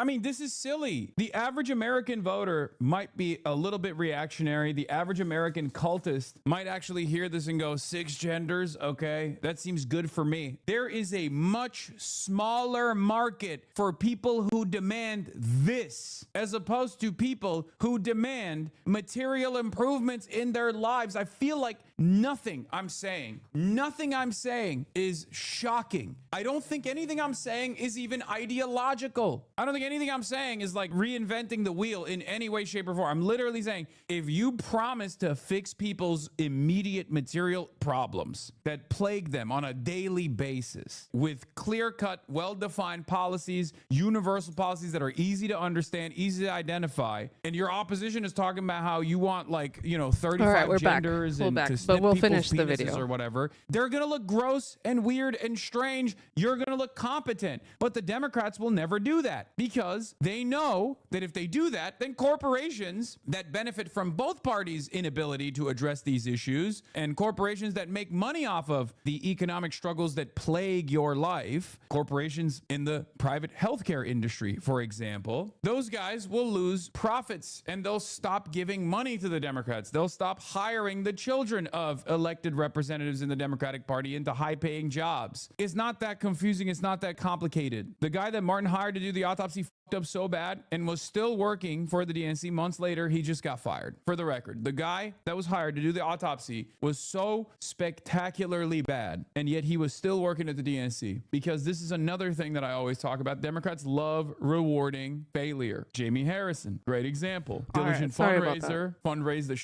ton of money against Lindsey Graham, failed spectacularly, and the DNC was like, you're our guy, you should head it. And it turns out Ken Martin is also kind of a failure too, a little bit. Now that Amy McGrath, three-time loser in Kentucky, is free because she lost the primaries to Charles Booker in Kentucky, maybe we'll put Amy McGrath in charge. Maybe we'll put Amy McGrath in charge. Fuck it, dude. It's just ridiculous. Oh, by the way, this was awesome. Conclusions. Perfect metaphor for an institutional Democratic Party that seems unwilling to even face the moment. Disclaimer, this document reflects the views of the author. Conclusion. This section was not provided by the author. Not too many people here on Al Gore's internet are also the lead author of a sprawling 2024 autopsy-like report. Since the good Lord blessed me with this opportunity, she has also chosen to bless me with this. The funniest thing I've ever seen in my life, actual raffling. Oh my God. According to another source on the call, Martin didn't refuse to take questions. Nobody asked one. Wait, what? Ken Martin just held a call for all DNC members. According to a person on the call, Martin essentially just read his public statement on the autopsy and then refused to take any questions. Nobody asked for questions. This is why I say these guys are unfathomably weak. This yields opportunity. This is why I keep repeating over and over again that this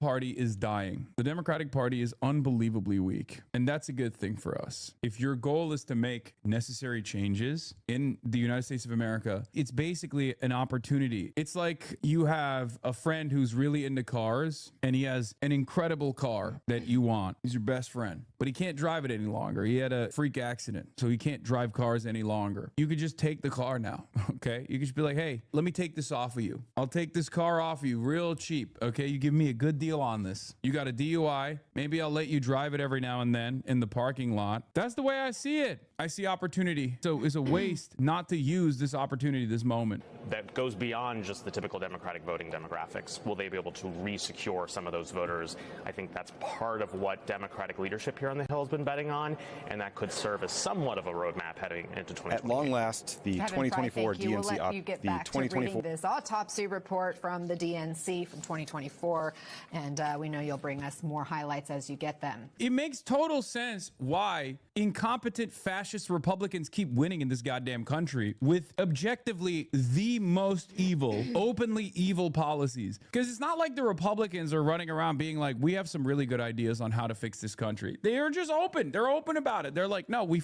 hate you. We want to melt the poor. We want to kill a lot of immigrants in the process, or anyone and everyone that we have considered to be bad because they're brown. Like, we have all the worst ideas, and people still go, you know what, I'm going to vote for this guy. And if you're wondering why that's the case, if you're like, how is that possible? How the Democrats still losing to this? Well, here you have it. It's because the party is unbelievably incompetent. They don't want to win. They don't care about winning. They don't care about defeating the Republicans. It's that simple. They just want to sit around and collect their money. That's it. The DNC is a horrible institution. It is an institution that has bred so much failure. And there are a lot of people who are no longer falling for the bullshit that this liberal institution has presented. Self-identifying liberals who are demanding more. This is an opportunity. This is an opportunity to show them that there is a different type of politics, a different way of understanding the world, one that actually focuses on class, one that actually wants to improve their lives. But instead of using this as an opportunity to foment class consciousness amongst the masses, most of the people just want to chirp in Twitch streams. They want to chirp on Twitter. They don't want to actually go out and talk to people. It's frustrating. All they want to do is yell at the people who do that. All they want to do is yell at the DSA. It's always about criticizing the different methods of organizing that other people are using. It's never about doing the work. And I don't understand where this comes from. Sometimes you just got to shut the fuck up and let other people cook, and you cook in the way that you want to cook. Okay? You do it. If it works, I'll work with you every single time. People get real mad when I say build the Vanguard King and I'll be there for you. And they get real upset. They're like, wow, this is so dismissive. No, man, I'm being sincere when I say that. What makes you think if there was currently an active Marxist-Leninist Vanguard party or an active, genuine, successful, impactful Vanguard out there that I wouldn't work with them? It's very strange. If you just assume that the masses are gone and it's a foregone conclusion. That's it. All right. Okay, while I was on break, I was doing some things on the back end as well, trying to get some contacts, trying to get some information, you know. So, yeah, we'll see. We'll keep streaming. Like I said, we still have a lot of stuff to get through, but, yeah. All right. So let's get to this article by Christopher Salazar. Okay. The one that this Medium article straight up calls out, right? Okay.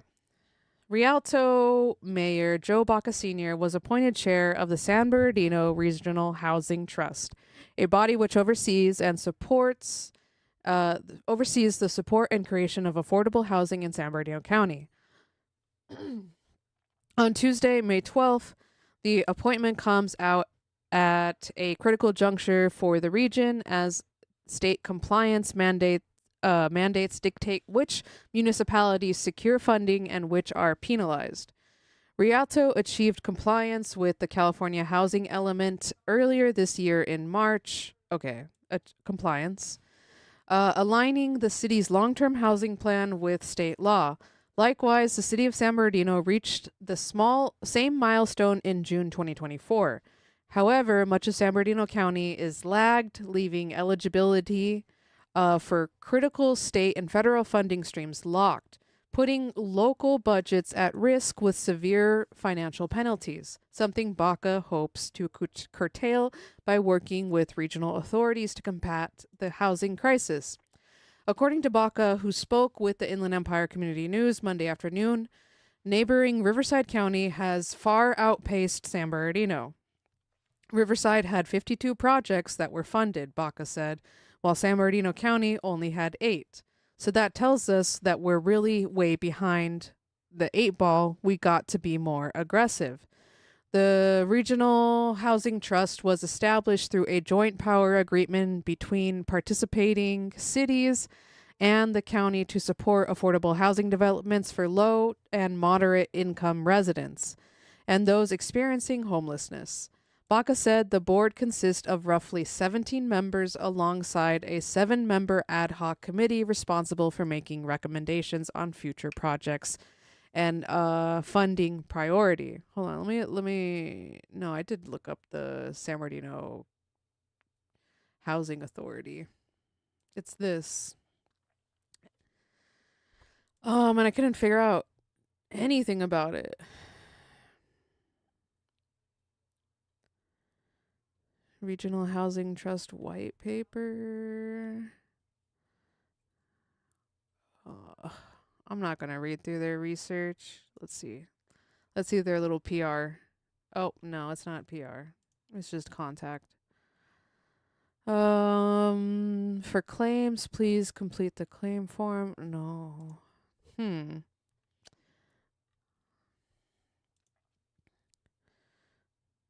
How do we see like past board meetings, you know? Special meetings to carry out the business of the trust. All meetings are held in compliance with the Ralph M. Brown Act and are open to the public. Does that mean that you only have to be there in person? Yikes. Okay, well, let's see. They just had one. Oh, video recording of the meeting. Blessing. Is that the only meeting that we can see, though? Let's find out. What? There's like nobody here. And why is it on Vimeo? Disgusting.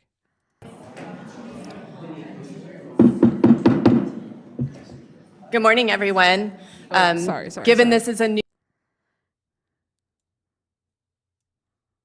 Joint Powers Authority board, as staff to the board, I'm going to go ahead and call us to order, and then we'll work through the process to elect a chair and vice chair. They Calling just to order the elected a special chair Board of and Directors vice chair? meeting for May 13th for the San Bernardino Regional Housing Trust. Welcome and thank you all for being here. It's a very exciting time for San Bernardino County to have this major step forward in looking at providing more housing options for our communities. And so with that, if you would please join me and stand for the Pledge of Allegiance. Okay. All right. Hold on. Sorry. We are doing better journalism than this little Medium article. Cause like, come on. I've just been Google searching and I've already been able to answer 2 of these questions. Look at Board of Directors in the meeting minutes. Daniel Ramos, Eunice Ioya. I know that guy. These are a lot of big players. Ray Marquez. Aquanetta Warren, another mayor. Look, the mayor of Rancho Cucamonga, Denise Davis. No one. Oh, I see. They have like a representation from each city. Adelanto, Chino Hills, Fontana, Montclair, Needles, Ontario, Rancho, Redlands, Rialto, San Bernardino. And from San Bernardino, it's just a council member. It's not the mayor. Interesting. And then they'd have no one from 29 Palms or from Upland. All right. And then it looks like there's no one from the county of San Bernardino. They don't have anyone from Riverside County. Okay. Well, okay, here we go. We got the board of directors. 1, 2, 3, 4, 5, 6, 7, 8, 9, 10. Oh, that's empty. 11, 12, 13, 14, 15, 16, 17. All right. 17, and not all the positions are filled. Okay.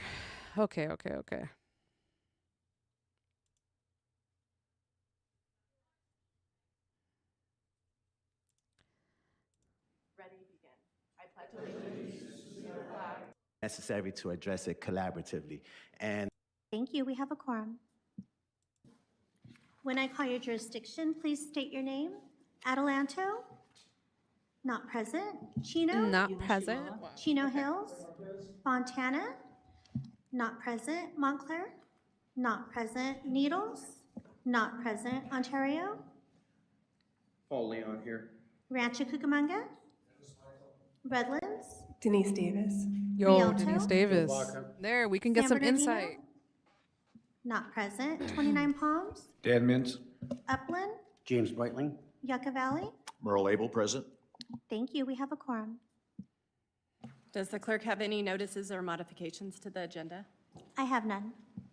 Okay, we're on to public comment. We have one public comment slip. If there's any members that would like to speak on any subject within the board jurisdiction, that is what will occur right now. And there are blue comment cards right by the door to fill out. So I will call forward Robert Carrillo, Launchpad Collective.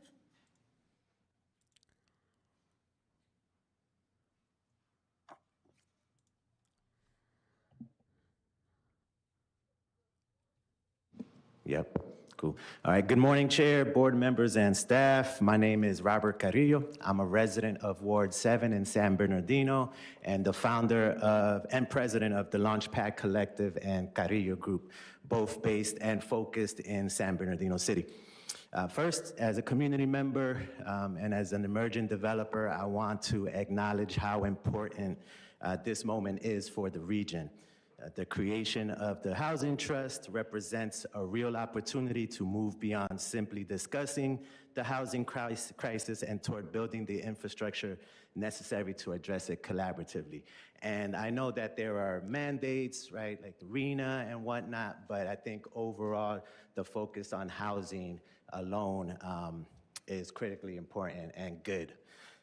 Over the past several years, our team has been advancing a transit-oriented mixed-use development model in San Bernardino focused on housing, entrepreneurship, workforce development, and long-term. Okay. So it looks like we at least found where we can see all of these videos and look back at past meetings. Because of the website, I do not know how to find past meeting agendas. Okay, let's look through their web. There. Oh. So the San Bernardino Transit Committee also holds for this housing authority. Okay.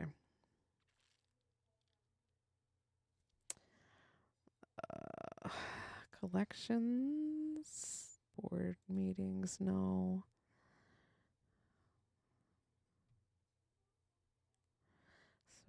Board of directors special meeting. Is that what we just saw?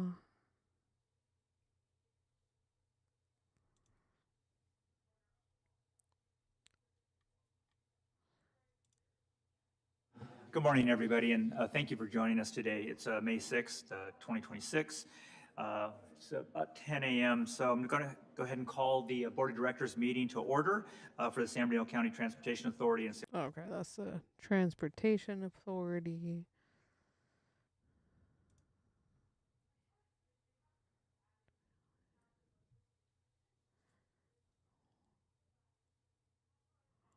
Huh, where did I... Let me go back.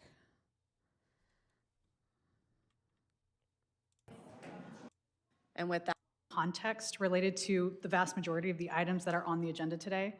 Okay, Board of Directors special meeting, May 2026. Ugh, why don't they label their properly? Okay, I gotta take notes for my own self.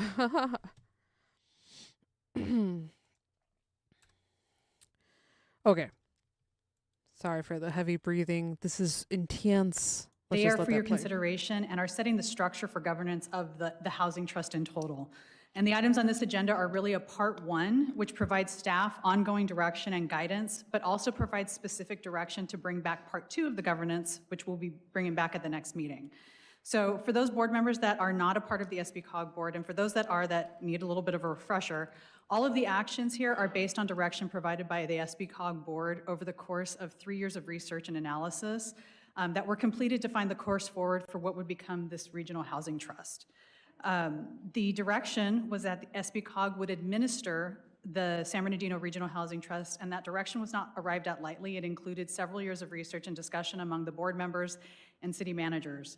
So administration of the housing trust by SBCOG came down to a cost-benefit analysis of multiple options and it was determined that the cost would be and then we'll work through the process.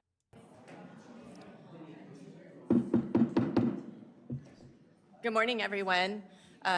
Given this is a new Joint Powers Authority board, as staff to the board, I'm going to go ahead and call us to order, and then we'll work through the process to elect Sorry, I just need to get the date on this. Chair and vice chair. So calling to order the special board of directors meeting for May 13th for the San Bernardino Regional Housing Trust. Thank you. Welcome and thank you all for being. Okay, now let me share this link. Or do I need to actually? Okay, share. Copy link. Perfect. All right, thank you, chat. We are doing actual work here, which is crazy. All right, now let's try to find. So if this is the most recent meeting minutes for the San Bernardino Regional Housing Trust, and we don't see Supervisor Baca.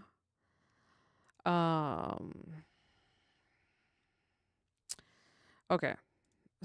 Baca Sr. isn't sitting on he's not the chair anymore, but was he chair at the time? that the decision was made for, you know, money and whatnot. Let's see. Control F to find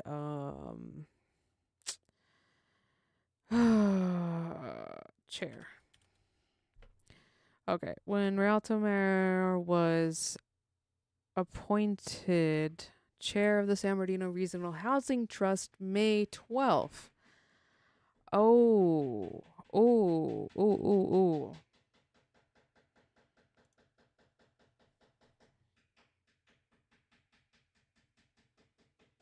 Okay, at least the stream's not picking that up. Okay. May 13th. But these people are not chairs. I mean, board of directors. Okay, okay. All right. So what is this? The People's Record of Fontana is claiming that Joe Baca Sr. was appointed chair of the San Bernardino Regional Housing Trust on May 12th, 2026. Or are they saying on May 12th, that's when they ran that? Okay, but we are seeing in the meeting minutes? Okay, maybe we just gotta watch this. Something in your community, it's best if you don't call it affordable housing. Come up with something better, different, and you'll have. Aye. Any opposition? Oh, Any Joe Baca abstention? is Motion- there? What the? All right, let me read through the meeting minutes.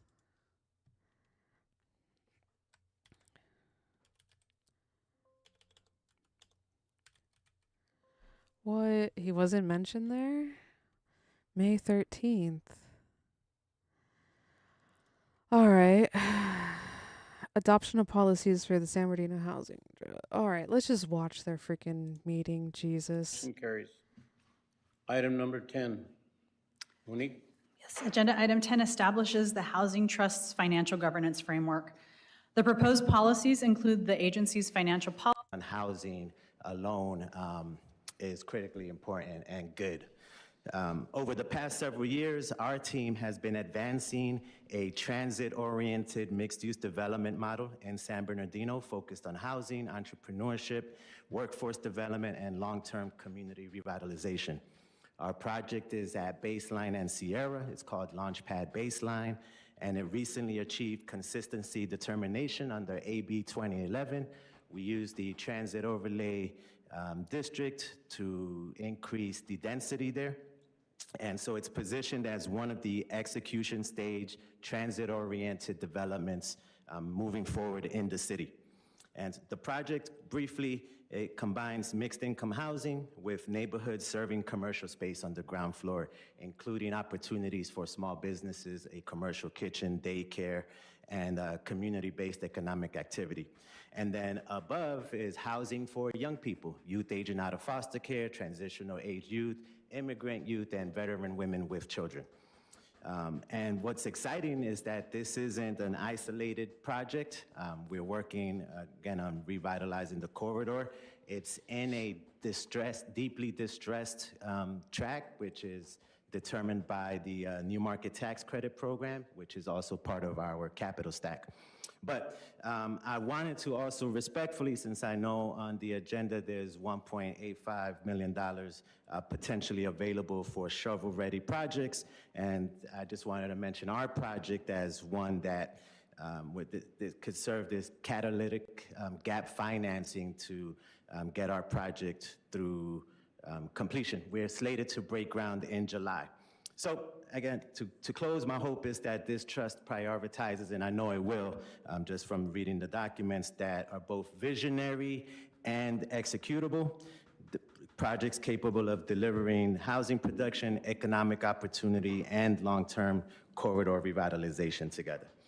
Thank you all for your leadership, for where we are right now, and for your commitment to the future of San Bernardino County. Thank you. Thank you. I'd like to recognize that Mayor Warren from City of Fontana has joined us. If there are no further comments from the public at this time, we'll move on to conflicts of interest. Do any members have conflicts of interest they would like to disclose? If you have not already done so, please submit them to the forms to the clerk. And with that, we will move on to agenda item number 2, and I'll hand it over to Juliana. Good morning. I'm Juliana Tilquist. I'm General Counsel to SBCOG, and it is my pleasure to run the election for the first chair and vice chair of this board. We will start with taking nominations for the position of chair. And you may self-nominate if you'd like. Yes, Mr. Marquez. I'd like to make a nomination of Mr. Joe Baca for chair. Yeah, of course. Joe Baca is nominated. Are there any other nominations? Would you like to make any words? Wow, this is super uncomfortable. No, I it's almost appreciate the it's almost like they were like, yeah, this is just formality. We don't really have to do it, but we have to. So please, will someone nominate Joe Baca, even though we all decided Joe Baca Sr. was going to be the chair? Wow. nomination. I look forward to working with each and every one of you, and then look forward in terms of looking at our housing, that we need to set a high priority for the Inland Empire, and hopefully that we can not only look at improving our communities, but also look at what kind of funding that we may get from the federal government to help us move us forward. With that, I thank everyone. Mayor Ulloa? I'd like to nominate someone for vice chair when we get to it. We'll do that next. Yes. Thanks. All right. I would like to ask the clerk to do a roll call. Yes. You don't need a second for a nomination. When I call your jurisdiction, please state your vote. Chino? What? Yes. Okay. Chino Hills? Yes. Fontana? Yes. Ontario? Yes. Rancho Cucamonga? Redlands? Yes. Rialto? Yes. 29 Palms? Yes. Upland? Yes. Yucca Valley? Yes. Okay, it passes unanimously. Congratulations, Mayor Baca. You can now come take over the meeting. Wow. No. Although I will finish conducting the election for vice chair. Oh, yay, yay. Yay, yay, yay. Oh, man. You can come take over the meeting. Like, what the? I'm sorry. His name is not mentioned in the minutes at all. Minute action. Stardust City Hag said cringe. Yes, 100%.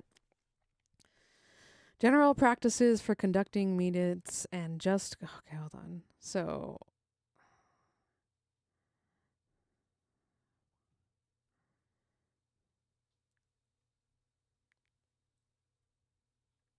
All right, hold on. I'm looking draft. Okay. Okay. Agenda item number 4. Oh, okay, whatever. Let's just continue. This Sure. is Okay, so Mayor, with our eyes, with our own eyes, we can see it. Yes, I would like to nominate Ray Marquez. What I'd like to make a nomination for... Why is homie not wearing a shirt under his 3/4 zip pullover? Oh. Abel from Yucca Valley. And he should have his chain showing. Are there any other nominations? Yeah, I'll nominate Aquanetta Warren. Wait, Aquanetta Warren was nominated for something? God damn.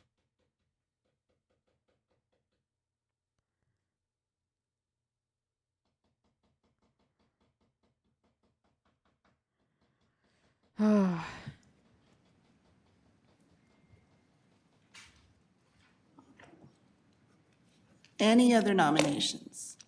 All right, since we have multiple nominations, we will give each of the nominees an opportunity to address the board.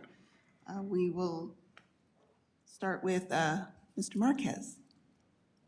Just want to say thank you, Eunice. I appreciate that. But you also have 2 other great candidates too, so thank He you. already Good had a luck. nameplate. Wait, does the nameplate say chair? Okay, she's putting down But his you also hat. have 2 other great candidates A too. bottle so. of water. No, it just says Joe Baca, and I think it says City of Rialto. Thank you. Okay. Good luck. Mr. Oh Abel. my God. Well, thank you. Thank you for the nomination as well. It's a real pleasure to be on this board. The High Desert is appreciative of being part of the JPA to help with housing. I feel like I'm pretty pragmatic when it comes to these housing issues, understanding the vast and overwhelming need in our urban areas for affordable housing and the homelessness.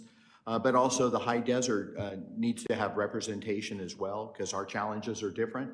We have residents that live far apart. This is Might have not the infrastructure the urban areas have. And also quite a few of our San Bernardino County residents are on the lower income side, either working in service industry jobs or tourism. Workforce housing is an important need in the High Desert. So I would hope that this board would reflect all of the county, the urban areas as well as the rural areas. And by showing that in our leadership, I think Sacramento would get the point that we're unified in helping housing throughout San Bernardino County. So thank you. There's no secret that I am the housing queen of this entire region. But I'd also like to... No. Was that Aquanetta? I know. Aquanetta Warren. Okay.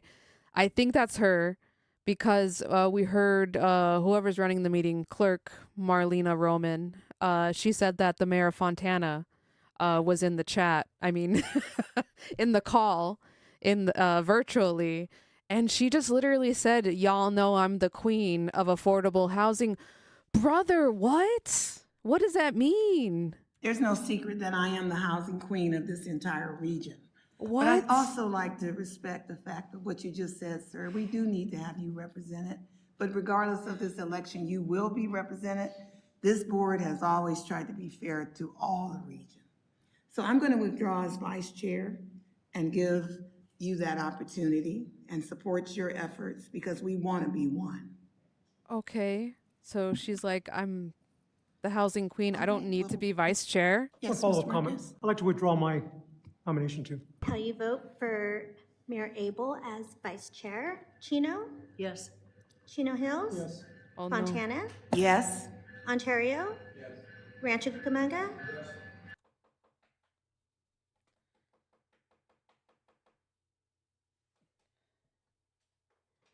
All right. Stream is okay. Stream is okay. Redlands? Yes. Rialto? Yes. 29 Palms? Yes. Upland? Yes. Yucca Valley?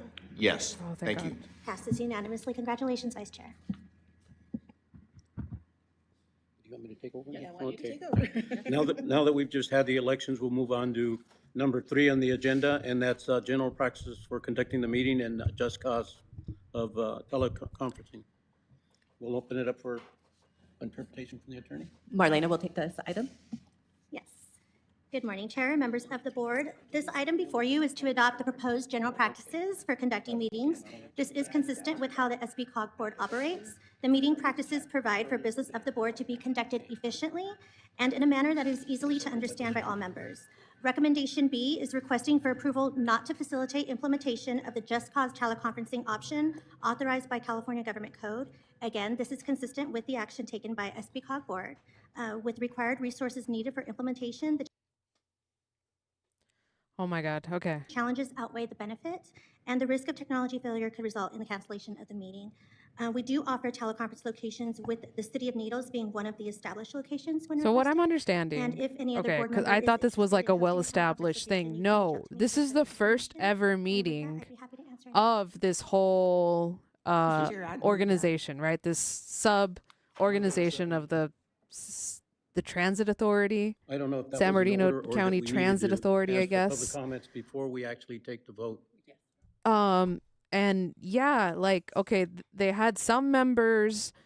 Joe Baca Sr.'s name is not on the, not on, even though clearly here in this meeting, they elected him as chair, and I literally don't see his name anywhere.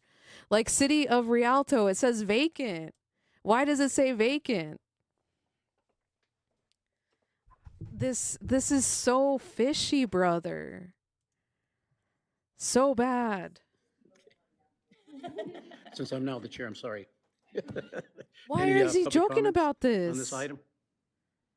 Oh my Hearing God, none, they're not this now wealthy to we'll, be any acting like questions this, from, bro. members of the board? Seeing none, we had a motion on the floor and it was seconded.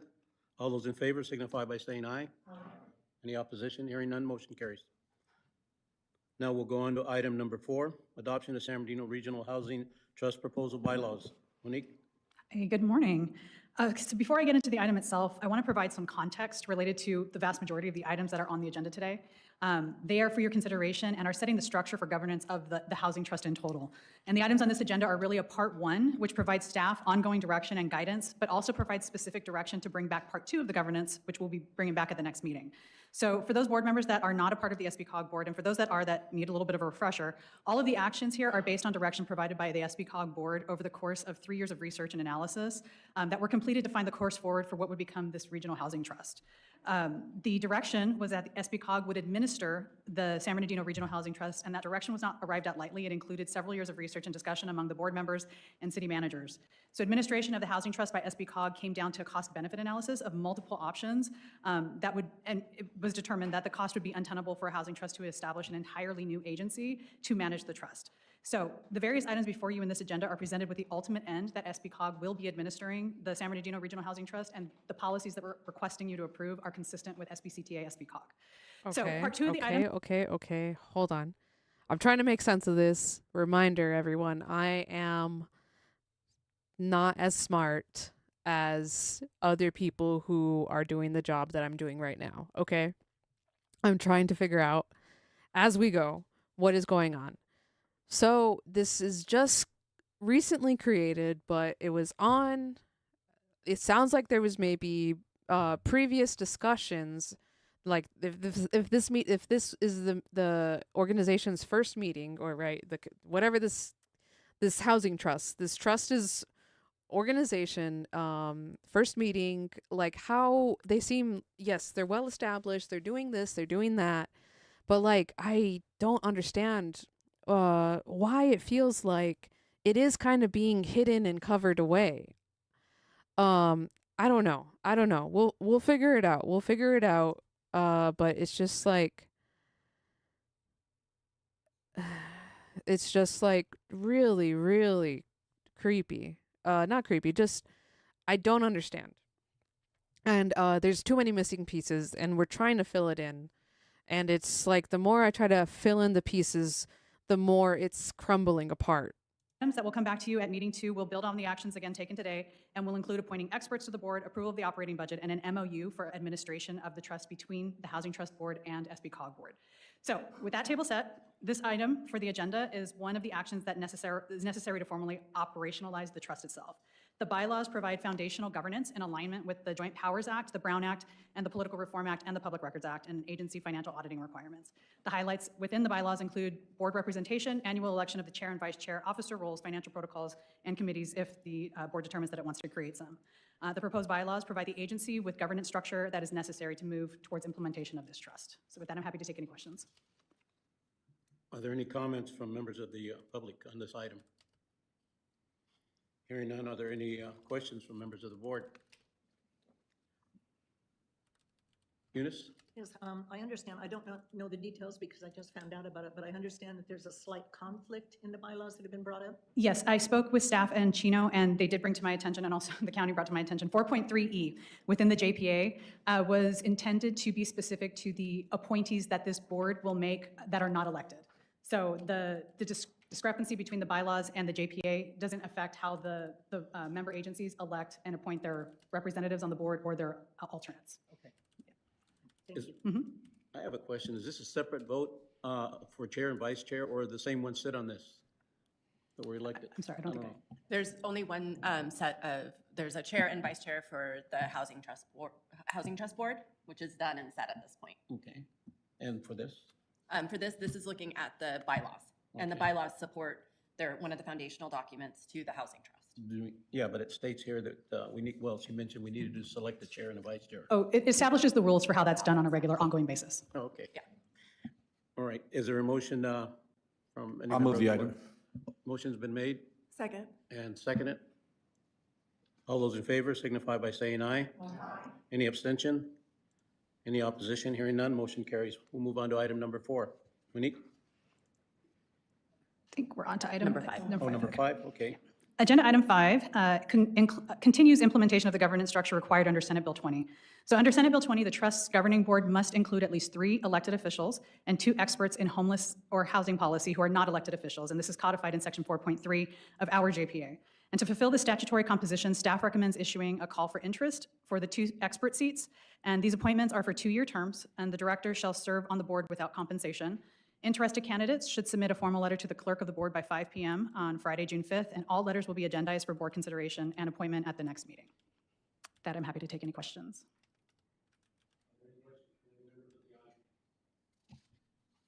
I don't know if you heard me, but are there any questions from any members of the audience? If, okay, motion's been made and seconded. All those in favor signify by saying aye. Aye. Any opposition? Any abstention? Motion carries. Thank you. Item number 6, Monique. Item 6 recommends appointing Michael Hernandez, who is a certified public accountant and SBCTA's Chief of Fiscal Resources, as the treasurer and auditor to meet the trust obligation under the Joint Powers Act and the bylaws. These roles ensure transparent fund accounting, budget development, monitoring, and annual audit coordination and compliance with applicable financial rules. This appointment leverages existing public sector financial management capacity and aligns with our practices at SBCTA SBCOG. I'm happy to take any questions. Are there any questions from the audience? Any member in the public? Seeing none, is there any questions from members of the board? Ray? Staff's recommendation to approve. Motion's been made by Ray, seconded by Paul Leon. All those in favor signify by saying aye. Aye. Any opposition? Seeing none, any abstention, motion carries. We'll move on to item number 7. All right, agenda item 7 establishes the initial very limited operating budget for the Housing Trust. The recommendation creates the initial fund, program, and task structure necessary for agency accounting and authorizes a limited operating budget of $60,000 to immediately initiate legal support services to be funded by member administrative fees. Following approval of this item, the consideration of the many policy and appointments and the revenue sources in the multiple items of this agenda, staff will return with a comprehensive fiscal year 26-27 operating budget at the next Housing Trust Board meeting. With that, I'm happy to take any questions. Are there any comments from members of the public on this item? Seeing none, is there any questions from members of the board? Seeing none, is there a motion? I'll move the item. Second. Motion's been made, and do I hear a second? Second. Second by Denise, okay. All those in favor signify by saying aye. Aye. Any opposition? Seeing none, no abstentions, motion carries. Move on to item number 8. Agenda item 8 is consideration of the core administrative and operational policies required for a newly formed public agency and are critical to trust operations. These policies safeguard sensitive information, formalize competitive procurement, ethical standards, and protest handling. They ensure a respectful environment and implement competitive procurement. Yeah. How member administrative fees are assessed and collected. Now, I want to highlight recommendation F, which is the policy for collection of the administrative fees for the members of the Housing Trust. If you could go to page 52, we can bring up that table. Thanks. The policy establishes the cost to administer the Housing Trust and build up over 3 years of operation from $296,000 in fiscal year 26-27 to $472,000 by fiscal year 28-29, escalated thereafter by the lower of either the consumer price index or 2%. So page 52 provides the cost broken down per jurisdiction based on population. The cost breakdown by population was a policy direction that was provided through the discussions with the city managers and SBCOG board over the last 5 years. In order to proceed with creation and implementation of the Regional Housing Trust, in 2023, the SBCOG board approved the development of the trust governance and program frameworks, including funding strategies and a due structure recognizing population tiering as the optimal manner to narrow contribution gaps between large and small jurisdictions. Staff recommends approval of these policies. If you have any questions, I'm happy to answer them. Do we have any public comments on this item? Seeing none, is there any questions from the board? Seeing none, do I hear a motion in a second? So moved. Motion by Denise, seconded by Paul Leon. All in favor signify by saying aye. Aye. Any opposition? Any abstention? Motion carries. Move on to item number 9. Marlinda? Good morning again. This item before you is to adopt policy number HT 10102 in accordance with the Political Reform Act. This body is required to adopt a conflict of interest code. Appendix A identifies designated employees or officers required to file a statement of economic interest, also known as a Form 700. Upon adoption by the board, the policy and Appendix A will be submitted to the County Board of Supervisors for their approval. And with that, I'm happy to answer any questions. Do we have any public comment on this item? Seeing none, is there any questions from members of the board? Motion's been made. Do I hear a second? A second. All those in favor signify by saying aye. Any opposition? Any abstention? Motion carries. Item number 10. Monique? Yes, agenda item 10 establishes the Housing Trust's financial governance framework. The proposed policies include the agency's financial policies, investment policy, and fund balance reporting requirements. These actions are standard foundational requirements for public agencies preparing to administer public funds. Recommendation B further authorizes, contingent upon SBCTA, SBCOG board approval, the pooling of the Housing Trust funds with the funds of SBCTA, SBCOG as invested per policy HT 20,100, and delegates to the treasurer a one-year authority to invest or reinvest trust funds and to sell exchange securities per government code. The investment policy establishes goals of safety, liquidity, diversification, and a reasonable market rate of return. It sets allowable investments and requires regular reporting to the board. As SBCOG will be administering the Housing Trust, approval of this item provides consistency among SBCTA, SBCOG policies, and the Housing Trust policies. With that, I'm happy to answer any questions. Do we have any public comments on this item? Seeing none, are there any questions from members of the board? Motion's been made by Michael, seconded by Aquanetta. All those in favor signify by saying aye. Aye. Any opposition? Seeing none, no abstentions. Motion carries. Item number 11. Monique? Yes, it's going to be some meat and potatoes here for you all. So there's going to be a lot of information Elizabeth and I are going to present. So if you have any questions as we go through this, please feel free to interrupt and ask as we go. Otherwise, we'll take some at the end as well. So item 11 provides an overview of funding recommendations, needs assessment, outreach to date, and look ahead to upcoming decision points, and requests approval to establish a board ad hoc committee to address policy initiatives and governance structure with a term expiring of June 30th, 2027, and also authorization for the board chairperson to make the appointments. So a really quick timeline, context, and history. So from 2021 to 2022, SBCOG initiated the work with the Regional Housing Trust White Paper and the Strategic Plan. And then from January to April, the COG ad hoc committee recommended forming a standalone JPA, this is what the result of that is. And the SBCOG board, again in 2023, authorized staff to initiate JPA formation upon collection of REAP 2.0 funding, which SBCOG received $5 million of to actually begin the implementation of this housing trust and to fund 2 pilot projects as well. So from 2025 to 2026, we've been working to actually stand this trust up and meet the SCAG timelines under the REAP 2.0 program, which expire at the end of this calendar year. So we're kind of in a time crunch. Now, this presentation is to provide the subject matter context, a bit of history, and an outlook for how we can proceed. We're going to talk about what affordable housing is, how it's financed, and what the role the trust can play. With that, I'm going to turn it over to Elizabeth Dixon from DUDEC. She has been my consulting partner over the course of this effort since we started down this path in 2021. She's a subject matter expert and knows the county as well as I do now in the context of housing and this housing trust. So with that, I'm going to turn it over to Elizabeth. All right. Thank you, Monique. Good morning, everyone. All right, so I know that we do have some housing experts here on the board, but I do want to make sure that we're all starting with the same foundational knowledge as we move forward. So starting with what is affordable housing? This is housing where the rent or the sales price is restricted to below market rate.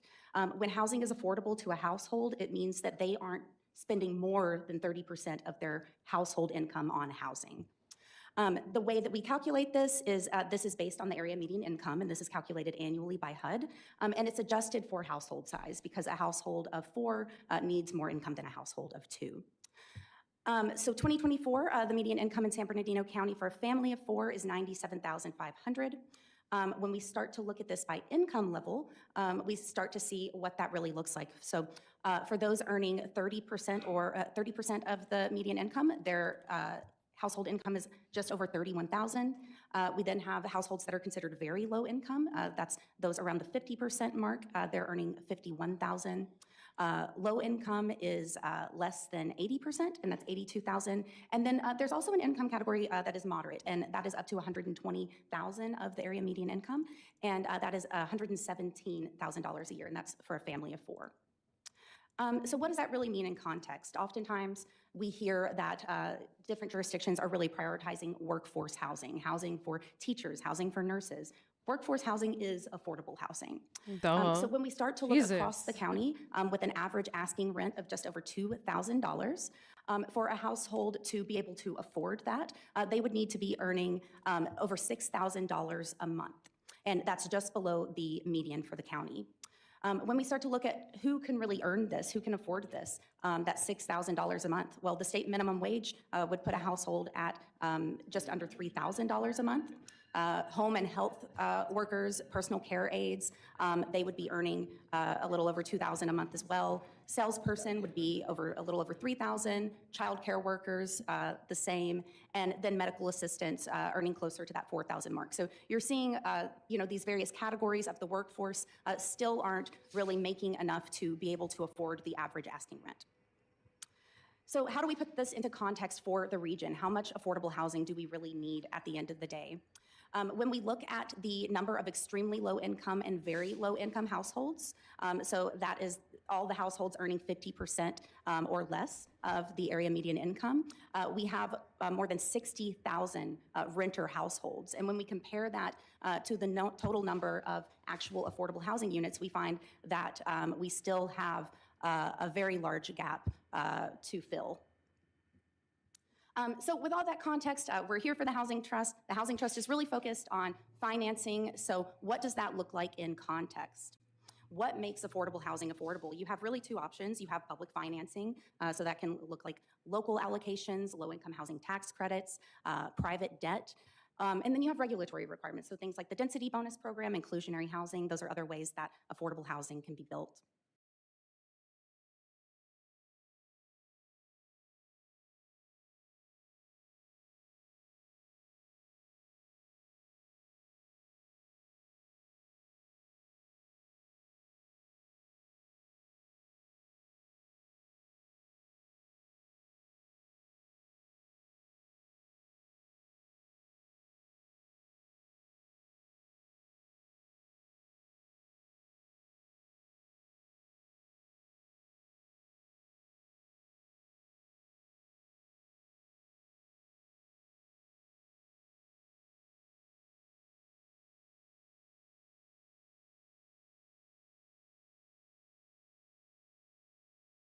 Program, inclusionary housing. Those are other ways that affordable housing can be built. So one of the primary tools for building affordable housing, not just in the region, but really across the nation, are low-income housing tax credits. This is a really highly competitive process for getting low-income housing tax credits, where a project applicant, a developer, would apply for these. And the tax credits really prioritize projects that have a local finance commitment, there's some sort of regional investment, and they're prioritizing project readiness. Projects without local dollars score lower, and so that competitive process becomes more challenging. And in California, this is awarded by the California Tax Credit Allocation Committee. So while we recognize that affordable housing costs less to rent or purchase, it doesn't actually cost less to build. Affordable housing is restricted to below in a box market that I rate, don't hear but you. Damn, I just did that whole rant muted. That's okay. That's okay. It's fine. It's for the best. those costs of materials, labor, they're the same as market rate housing. And even when you're looking in some of the more rural jurisdictions, it could be more expensive because you have infrastructure cost on top of that. Lower affordable rents, they can't support the same level of private debt. So the amount of private debt that a developer can receive for a project, it really is based on those rents that are going to be set. So that's where you have market rate coming in. For example, they're able to get a larger loan because they're able to set those rents a little higher. And so that's where public financing comes in, and that's where the Housing Trust comes in, because where you can help close that gap, that really makes the project more feasible at the end of the day. So let me give you a visual of what this looks like. With market rate housing, you do have private equity, typically private investors, and then you have a loan. So within this, the loan itself, it has to be safely supported by those rents. When it comes to affordable housing, you start to stack those a little bit more. Oftentimes that equity is coming from low-income housing tax credits. The private investments are typically more limited, and that loan capacity is much more limited. Okay, hold on. Market rate, private debt, equity. This, okay. So to really close that feasibility gap, that's where we have local funding, and what we call that is typically called gap funding or gap financing. All right, so with this context, I think another thing that's important to consider is that across the region, market rate housing is different because every market across the region is different. So I think that this is important context because it's representative of the challenges associated with building not only affordable housing, but market rate housing. Because if you're building market rate housing in an area of the county that already has market rents that are lower than the county average, then the loan amount can be lower for that. So it can be challenging on all levels there. Affordable housing in lower rent areas, they really need to be distinguished from the market rent to be affordable to those households. Otherwise, you're not going to see affordable housing be built. So that's where you have those various income levels. And in some communities, lower income levels should be targeted in those areas to make sure that they're not coming in at the same or even above market rate rents. So why local gap financing is needed? It's going to increase competitiveness for low-income housing tax credits. It's going to reduce risk for investors and really make that private loan more feasible. It's going to close the overall gap for the feasibility of the project to be completed. And even small local contributions can really help to unlock other sources of funding. Oftentimes, affordable housing projects are stacking upwards of 20 different sources of funding, so it becomes pretty complicated. All right, I'm going to pass it back to Monique. So taking all of that and applying it to our region specifically. So San Bernardino, as you probably all know, is the largest county in the United States. We have 24 cities and the county, vastly different housing markets across the region, even within just the county, and it has a population of about 2.2 million. So what are some of the challenges being faced in San Bernardino specifically? One of the biggest ones is overcrowding. Overcrowding can have a negative consequence on mental and physical health and is of greater concern given the COVID-19 pandemic. On a local level, overcrowded housing puts a strain on local resources and is an indicator of disparities between population income and housing affordability. Household overcrowding can also increase the strain on infrastructure that is processing higher capacities than anticipated and placing the cost of infrastructure improvements on cities and counties, and 8% of households across the region are considered overcrowded. 13% of residents in the region live below the poverty level, with concentrations in the city of San Bernardino, Adelanto, and much of Barstow. They have poverty tracts that are greater than 40% of the population. So households in San Bernardino spend approximately 59% of their income on housing and transportation costs combined. This is included to demonstrate the connection between the cost of housing and transportation, which is especially relevant from a regional perspective. Additionally, household overpayment, where households spend more than 30% of their income on housing, is really impacting renters. In some areas, overpayment impacts more than 80% of renter households, and most areas have between 60 to 80% of renter households overpaying for housing. So, LIHTC awards in the region. We, as a region in San Bernardino and Riverside, are generally not awarded from the state perspective, essentially. And San Bernardino fares even less than Riverside County does. Riverside does a little bit better than we do. Projects in San Bernardino have historically that's struggled what we already knew, but okay. in being I'll let competitive this keep and being playing. awarded state funds. And we really I'm boil gonna it go down use the to restroom what is again. called a high resource area. So high resource areas are a designation often derived from the California Tax Credit Allocation Committee, and it defines neighborhoods with strong economic, environmental, and education characteristics that support positive life outcomes, such as better jobs, education, and health. And these areas are targeted for affordable housing investment by the California Department of Housing and Community Development to foster inclusion and reduce disparities. This is really in accordance with the Tax Credit Allocation Committee maps. Much of our region is categorized as moderate to low resource, and what this really impacts is how competitive we as a region can be for attracting these types of funds for our developers. There are also structural disadvantages. Additionally, scoring for state funds tends to work against our region from an existing condition perspective. Smaller cities lack standalone housing funds. More rural communities face scoring disadvantages because most of the state fund opportunities really focus on more urbanized areas.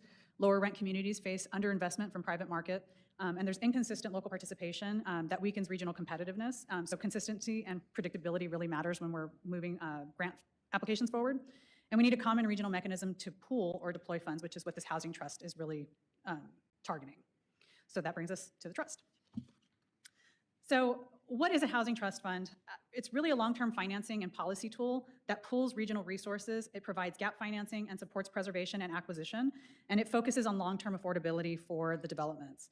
What the housing trust is not, it is not a developer, it is not a land use authority, and it is not a replacement for local housing programs.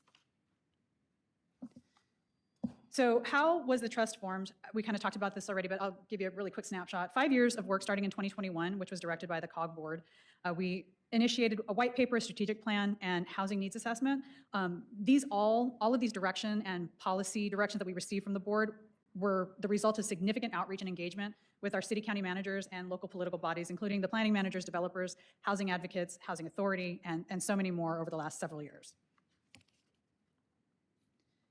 So the key priorities for establishment of the trust were to recognize that housing is a regional issue. It's not, even though every jurisdiction is having a challenge, it is not just a jurisdictional issue, it is an issue of regional significance. And the goal is to reduce duplication and to share administrative burden to address the challenges that you're all facing, and to leverage funding at a scale. The goal also is to promote equity across varied community contexts. We recognize that there are multiple jurisdictions with different focuses within their land use. So there's urban, there's suburban, and there's rural. And we are looking to incorporate policies that address all of them. So the trust is designed to serve as a regional financing resource, provide gap financing through competitive notices of funding availabilities, or NOFAs, focus early efforts on LIHTC supportive projects. Those are projects that are almost shovel ready, and we can provide gap financing to get them over that finish line. Our goal is also to deploy funds through the board adopted programs and scoring guidelines that this board will create over the next several months, and acknowledge the trust can do many things, but it cannot do everything. So we are going to need to focus in on what our short-term and long-term success looks like. I'm going to turn it back over to Elizabeth. All right, so with all of that context, really getting the visual of how this is going to work. This is basically, the Housing Trust is going to be a kind of stream of funding, starting with funding sources. So of course, that begins with the membership dues that are supporting the administrative capacity, and then leveraging the administrative capacity of the trust to pursue additional funds, whether that is through state and federal sources, private philanthropic contributions, or even local revenues, locally generated revenues. There are several options when it comes to financing projects. This could be through grants, hard loans, soft loans. Soft loans are very common with Housing Trust. They are typically forgivable and are typically only payable once the project is profitable. And then, as Monique said, there are a variety of housing activities that the Housing Trust can support, looking at construction, rehabilitation, preservation, supporting services and housing for those experiencing homelessness, and more. But for the purposes of the short term of the Housing Trust, it really is about focusing on those immediate needs and what's the lowest hanging fruit. So when we look at this from a near-term strategy, those funding sources are the administrative dues. There is some seed funding through REAP 2.0. That is really helping kick off the first NOFA for this effort. And then also kind of a little background context, the legislation that the JPA was developed under, that we're leveraging that to help to pursue some state budget earmarks. So that's one kind of near-term strategy. In terms of financing, it's going to look like grants and soft loans. And then those housing activities are going to be gap financing for affordable housing through the release of a NOFA. The Housing Trust is a marathon, it's not a sprint. So really, as the Housing Trust goes on, as it starts to become more well-established, it can really start to expand its activities. So some possible options that we've already been exploring is some locally generated sources through things like the V&T Mitigation Bank. Riverside Council of Governments has found that providing gap financing for between 1 and 2 affordable housing projects actually provides mitigation for 1 intersection project. So there's opportunities for some cross-collaboration there. Could also be opportunities through publicly owned lands and a revolving loan fund. This also connects to the financing, but that could be a way to start to replenish some revenues in the trust long term. It's just important to consider that that does require increased administration. So that will really be further down the road. And other housing activities could be things like land acquisition, community land trust. We've heard a lot of interest in that over the years, and even supporting local programs like first-time home buyer programs and things like that. All right, back to Monique. All right, home stretch. Okay, so we are looking forward. Over the next few months, staff is going to facilitate discussions to establish vision, goals, and program policies based on the approved mission statement for the Housing Trust. With board approval of these items, staff will understand the direction that the board wants to move in long-term, how to consistently make decisions in administrative functions, and how to work with the members to design programs. Also, how to strengthen regional competitiveness for funding opportunities. So through the course of receiving direction in the formation of the Housing Trust JPA, the board approved a mission statement that has has set the recommendations for how staff has proceeded to date. So the mission that was approved by the board is to expand, preserve, and provide affordable housing opportunities across San Bernardino region by leveraging innovative financing strategies, existing resources, and partnerships to provide lasting affordable solutions to meet diverse housing needs of the region's communities. So based on this mission statement, we are forming recommendations for the ad hoc to consider for how the programs will look, how the policies, criteria, scoring, all of those things that you're all gonna have a say in over the next few months. Additionally, the vision statement was also approved. The vision is to really attract significant funding and affordable housing development interest into our region through strong participatory governance. Participating public agencies will increase the region's affordable housing supply, support the economy by enhancing housing opportunities for the workforce, increase equitable access to community resources, and provide financial relief for vulnerable households. So from these two statements, staff is going to be working with you to define what the goals and policies look like that stem from this, that provide ongoing direction for staff. So the goals translate the vision into focus areas and program evaluation criteria, and the policies set decision-making principles and will guide staff recommendations to the board on an ongoing basis. We're looking at it being a verb-driven and support transparency and defensibility. Now, the ad hoc committee. So to do this work over the next few months, staff is recommending an ad hoc committee be established to provide feedback to staff as the San Bernardino Regional Housing Trust Board will begin to provide direction on the goals, priorities, and the program policies it will establish. All decisions will be brought back to the full board for discussion and approval. Staff recommends setting an ad hoc to include representation from the various subregions and the county representative with a maximum of 7 participants so as not to reach quorum. So that looks like 2 from the desert, 2 from the East Valley, 2 from the West Valley, and one of those representatives would be a county board member. The county will be appointing their board member at their meeting next week, and so at that point we'll know who it is and which district they will represent. Now, due to time constraints of the REAP funding, which is $1.3 million from SCAG to actually work to implement setting up this trust, we'll need to complete this work in standing up this Joint Powers Authority and working through these policy issues by the end of this calendar year. So we will need to get the conversations moving forward during the summer, which will be before the board will be able to appoint the policy experts. However, there is room on the ad hoc for one to be appointed following the October meeting where that person would be appointed, and we can certainly ensure their feedback is taken before bringing a final discussion and approval back to this board. So with that, I am happy to answer any questions. Elizabeth and I are happy to. Well, first of all, is there any public comment on this item? Seeing none, are there any questions from members of the board? Yes, I have a question, Chair. Thank you, first of all, Elizabeth and Monique. That's quite a bit of work. That scope and sequence is just amazing. The work plan is fantastic. A lot of work went into that, well thought out, so I want to thank you for that. My question is on the immediate funding or short-term strategies for funding. You talked about administrative dues being part of that funding. Do we have other cities, municipalities that are planning on joining or are in the No, at this point, the jurisdictions, the 15 jurisdictions that have approved the JPA are the ones we know we're planning on it. There is definitely room in the future if other jurisdictions want to participate, it's open. However, they don't get to be a part of the process that you're all going to go through in establishing what the priorities are of this board. Any other questions, Paul? You know, I don't really have a question. I just would like to make a comment. In the city of Ontario, we've dispensed with the words affordable housing because they carry a stigma. I mean, if we go back in history, we certainly wouldn't be saying anything about projects here. The projects are this, the projects. Instead of, we have inserted affordable housing for the old term projects. So honestly, you know, my family came from early Los Angeles and they lived in the projects and they were always stigmatized wherever they went. They said, you know, I grew up in the projects. So what we've done is we have not used the words affordable housing. We've inserted workforce housing or just that, or there's another term we use, can't think of it all of a sudden, but workforce housing will work. Because when you try to tell people that what's going on right here is we're building affordable housing, the first thing you have is the group that comes out and says, not in my backyard. And so what you don't want to do is get them riled up. So when we call things, or when we have something coming in town, I'm trying to stay away from the word project again, even though it's not in the same vernacular. When we have a project coming in town where we're going to expand or implement workforce housing, that's all we call it the entire time, and we don't get any type of pushback. If we were to call it affordable housing or the projects, it would be nothing but, because in the minds of people, the first thing they want to know is this Section 8? And Section 8 carries its own weight too. It has its own stigma. And although I believe many people in Section 8 deserve it and they do well. But I would like to ask the board if you would consider at some point just getting rid of the term affordable housing, because it brings so much junk with it. And people think of, you know, once again, All right, I'm back, Section 8s, chat. the I'm drug back, addicts, chat. the dregs Sorry. of society, Sorry. all these people Had are to going to be take moving a into this place, break. and we don't want them here. We can get away from all that. food. We found in the city of Ontario, it doesn't even occur anymore because we don't call it that. And I have good We don't news. even let it get close to Whoops. calling that.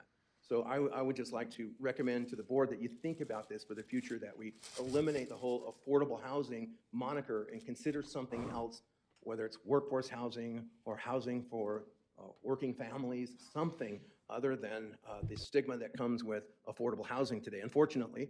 And housing, by the way, is unaffordable because of many other things, not just the minimum wage.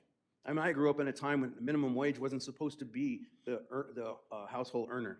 You know, you got minimum wage when you worked at a gas station or a grocery store or a hamburger stand when you're in high school. But today, there are people that is their primary job, and they have many people in the family working on it. But so housing is caused by the cost of housing. When I got out of the military in 1977, I bought a house for $40,000, and I could afford that on a $6.40 an hour job with bonds. You can't do that today because the comparisons have changed significantly. The interest rates have changed significantly. Until the interest rates drop and the cost of a home drops, we'll never see the kind of things that we saw in history. And so we have to do something to make sure that an affordable house, to me, is hurt in my city when investors buy up an entire block. Oh, for rent. wow.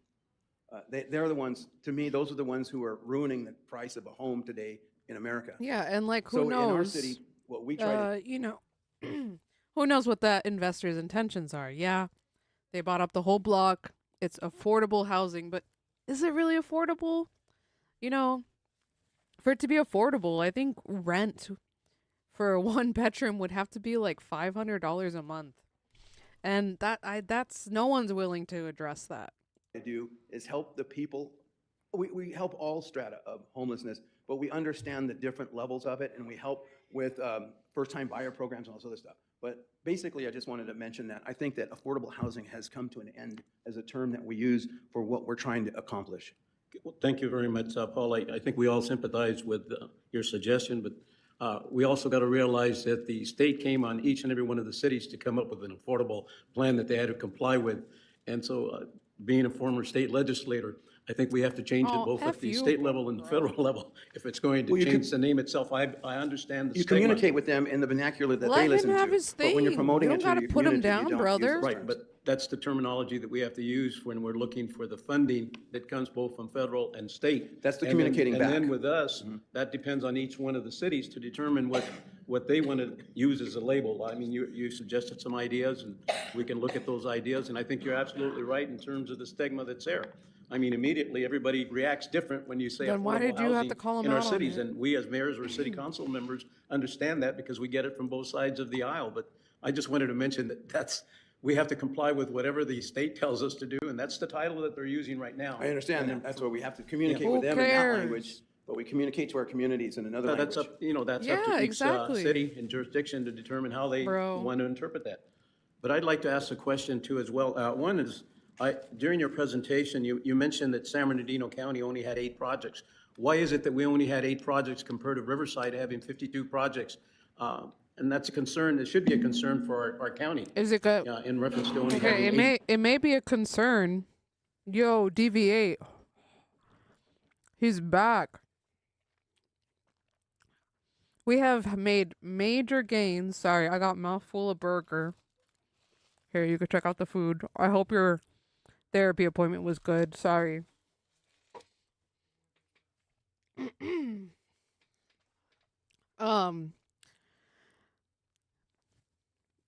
Shit is crazy.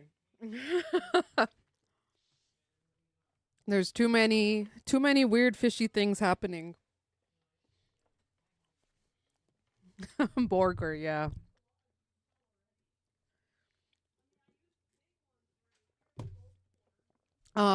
So, oh my God. This is crazy. This is crazy. First off, good news, chat.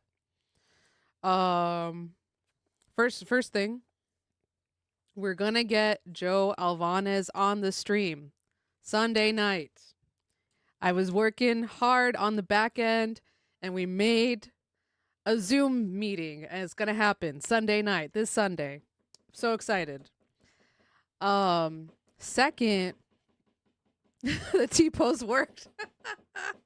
It sure did. It sure did.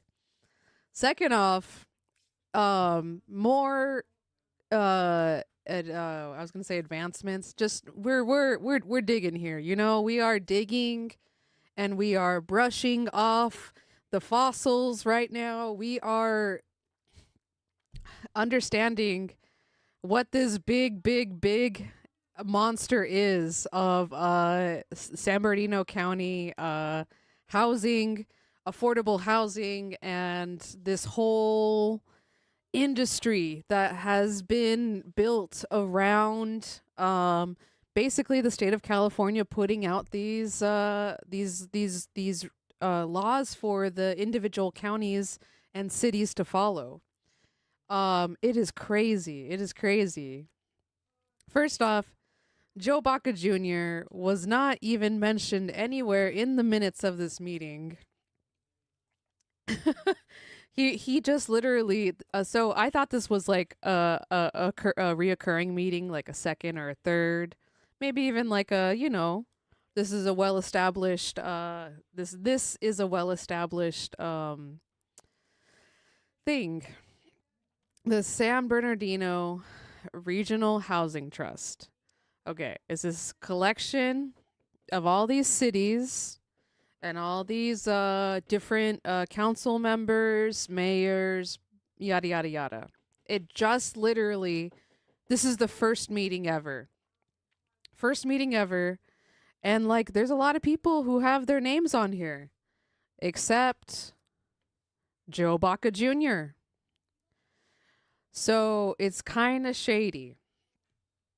Is it right to housing? No, it's like California, the state of California says that maybe not a right to housing, but like promoting legislation to build affordable housing, or just making affordable housing happen, directing money and getting different, obviously government funds, and also using that, also trying to get private funds, it seems like. So we were watching this whole meeting, trying to understand what the heck is happening.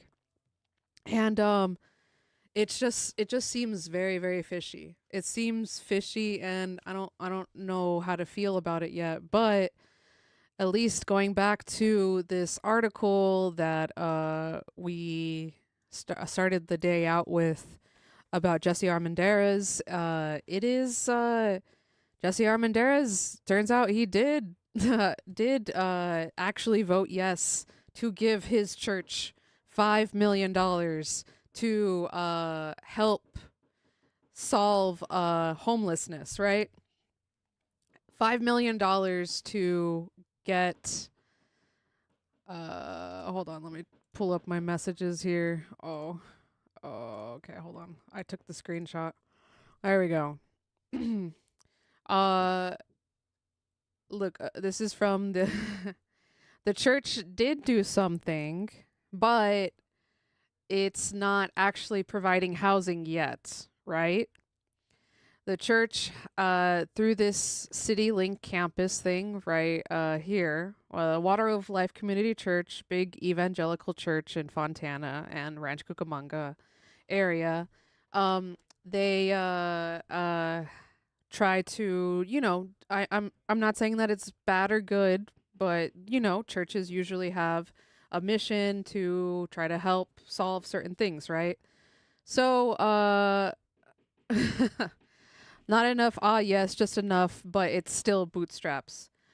It's not really, not even that. It seems like it seems like it's setting up these organizations to be, I don't want to say like permanent leeches to the government, but like it sets it up so that way, okay, so for example, this City Link campus, right?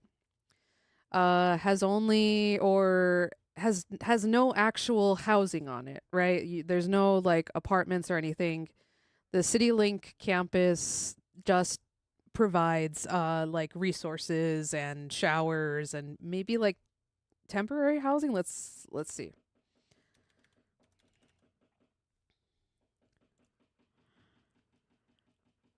All right.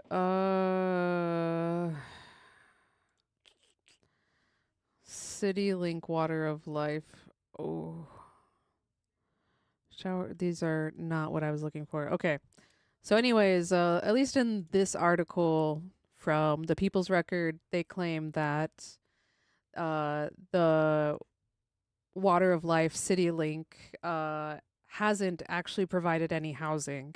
And in reality, they're suggesting that Water of Life Church is just setting up permanent ways to receive funding for this never-ending problem of homelessness, right?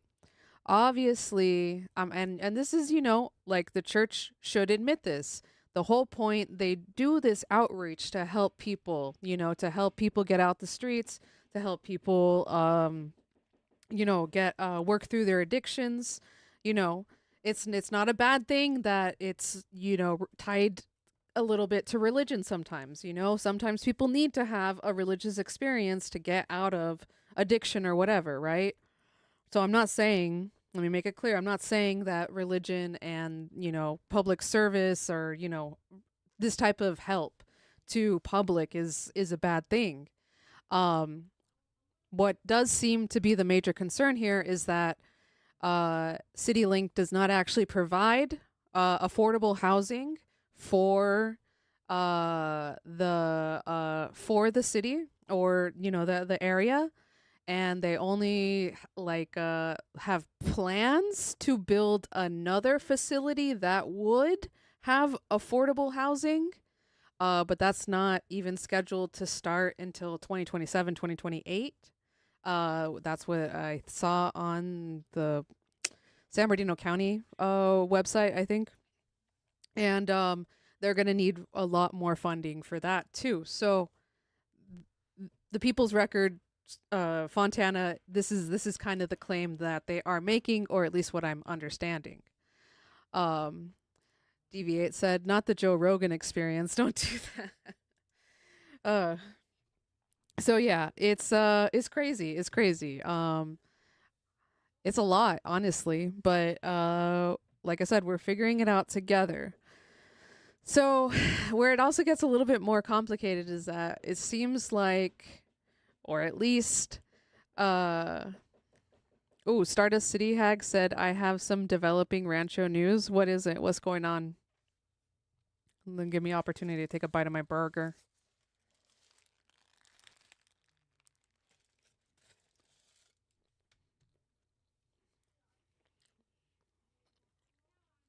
What the heck? 2 guys chased down a young man in a road rage incident. Send it. Okay.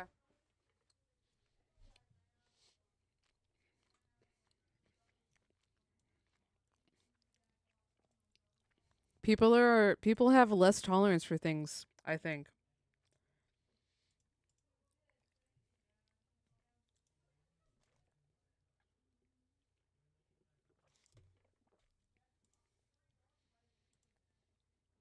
Hold on, I'm pulling it up.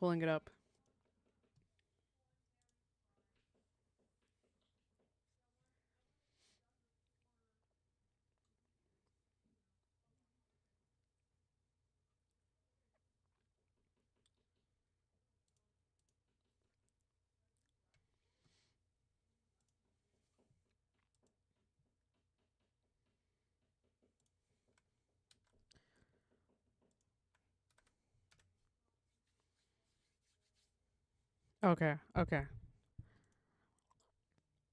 Cucamonga, Southern California. Oh, no, not that sound. Rancho Cucamonga, Southern California. Campus Avenue, right off the 210 No, freeway. campus. We were is just where this talking all took about place, campus. Where these 2 chuds allegedly chased down a 17-year-old in a road rage incident, broke his window and punched him in the face. I caught wind of this when the mother reached out to me after people told her that she should. This is what she sent me. My son was involved in a road rage incident yesterday around 5 p.m. The aggressor followed him from the 57 and 210 freeways, made all the way to Campus Avenue, attempting to run him off the road. When my son had nowhere to go at a red light, the passenger got out of the vehicle, broke my son's window, struck him twice in the face, and then fled the scene. Police are currently investigating. The video has no audio. They were probably connected to Bluetooth, but they started recording. Here's the van, tried to box them in. He starts to drive past. You'll notice that his window is up, right? There's this passenger. You'll see him rip down the window, and then punch him twice in the face. I blurred that at the mother's request. Good, thank you. It's very difficult for her to watch that, and I think that is understandable. They then pulled ahead, but these guys got back in the van and drove away. This is after they had chased them for quite a while, and I want to address something I already know is going to be in the comments otherwise. Inevitably, in these kind of situations, there's someone or many someones who are like, yeah, but what did those kids do? Punk kids these days, probably being disrespectful, probably driving like shit. And then it led to this. In this situation, I'm pretty confident that was not the case. Because in a local Facebook group, someone anonymously posted their own perspective of this incident and what happened. No way. They don't know the mother. They don't know this kid. And they wrote the white country van appeared to be the aggressor. The driver repeatedly cut off the truck, drove aggressively in and out of lanes, and even used the emergency lane to get around traffic. At one point, the driver of the van began throwing soda cans and what looked like tools out the window toward the truck. Some of the objects were hitting other vehicles as well. The truck attempted to exit a Campus Avenue in Upland, but the white country van continued following them aggressively. The situation became extremely dangerous, so I called 911. I truly hope law enforcement will be able to see this. Stop this driver. It wasn't the kid, according to an anonymous witness. Now, I don't believe the mother has had contact with this person, and I believe she's also posted in that group. So if you are the person who posted this, look in the group for her video or reach out to me, and I'll put you in touch with her because I'm sure that would be very helpful. And to these two chuckle fucks, let me just say, her son looks a lot like mine, who's also 17. And if you'd done this to my kid, I'd fucking hunt you to the ends of the earth. So we're going to go ahead and bring that energy That's crazy. Southern California, Rancho Cucamonga. Someone do me a favor. Tell me who they are. Damn. He looks like Rancho Cucamonga, Southern California. Okay. Crazy. That's crazy to have road rage like that. Oh, all I know is that logo on the van is a share a ride carpool company. Okay. So it's a commute. Okay, because I was going to say, I feel like I've seen that van before, but I don't know. Huh. Crazy that people would have that bad road rage. Okay, all right. Thank you for sharing that, Stardust. Like, that's crazy.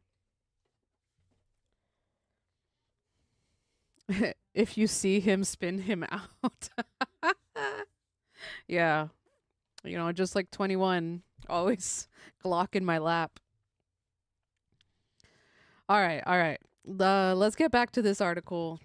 Because this is like, this feels very, I don't know. I can't describe it yet. I'm just a bit confused about the whole situation. And yeah, it's like, Joe Baca Jr., Joe Baca Sr., the connections with this housing, like this other, not just the Water of Life Church, but this bigger housing group that made the colonies, whatever that was called. I forgot what their name was. Hold on.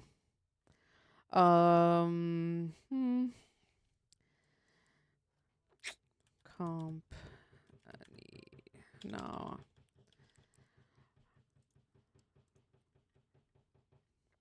Also, if anyone hears any banging or anything, it's just some construction. Okay, yeah.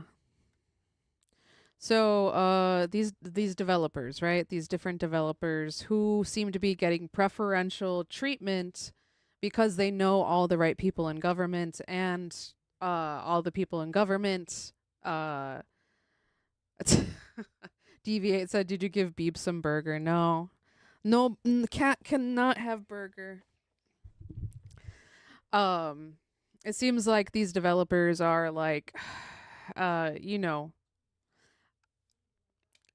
it's, I guess the problem is, right, is that when there's contracts and everything tied up in this, and you know you're going to expect that you're going to get this contract because Mr. Joe Baca Jr., Mr. Joe Baca Sr., someone in government who is going to look out for you, so maybe you don't really have to try as hard, right?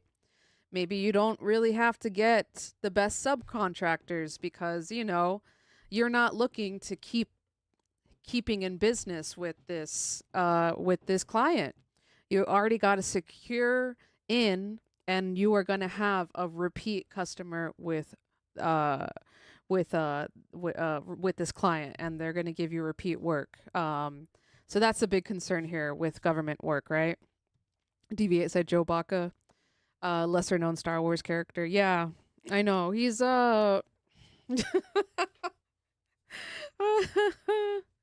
Chewie, I think, is maybe, I don't know, his third cousin. I don't know. But oh yeah, here's a developer, Jeff Burnham.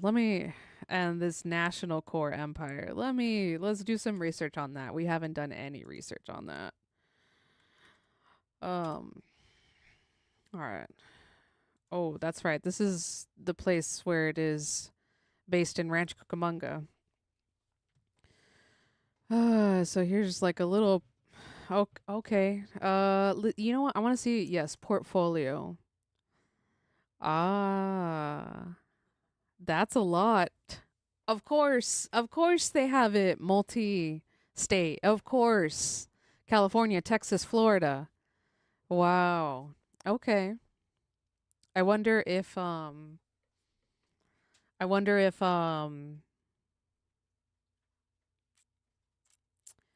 they only specialize in affordable housing, because California, Texas, Florida, these are places that need housing, right?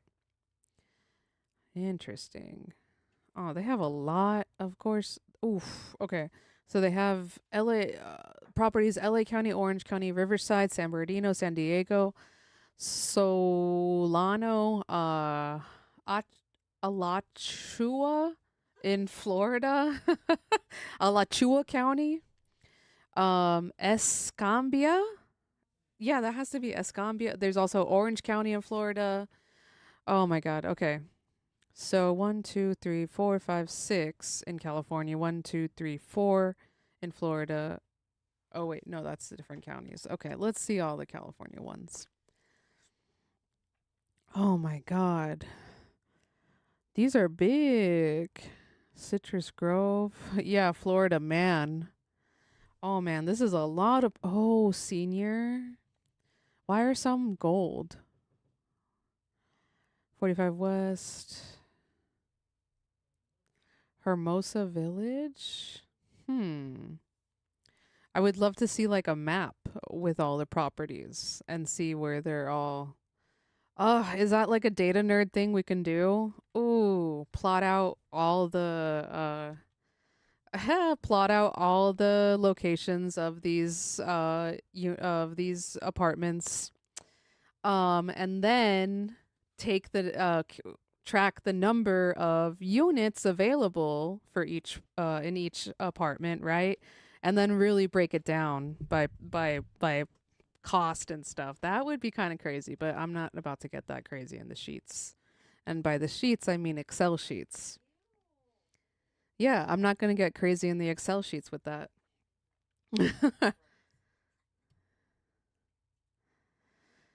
Wow. Let's just start by looking in San Bernardino County. Crossings, East Rancho Verde, Day Creek Senior Villas. I don't know any of these places. Not all of, like, some of them look like new buildings, but also some of them look older. The Villaggio on Route 60. Oh, this place. I know this place. This is where it's like right next to this literally Foothill Avenue. It's the classic Route 66. Yeah, these you recognize these apartments. It's on the north side of Foothill. So, wow, I didn't know that they had like classrooms. But ooh, 166 units. And look, they list their financing sources. City of Rancho Cucamonga RDA loans, permanent loans. Okay, so that's that. Property manager. Interesting. Okay. Where's the is the one in Colonies not low income housing? Oh wait, that's Los Angeles County. That's why it's in Upland.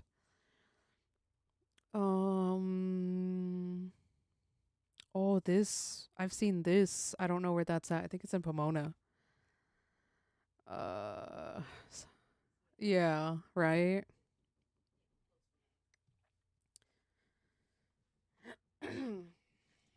Let's check out Las Dalias. Oh, never mind. This is in LA. Never mind. I'm stupid. All right. Let's go back to San Bernardino County and just look at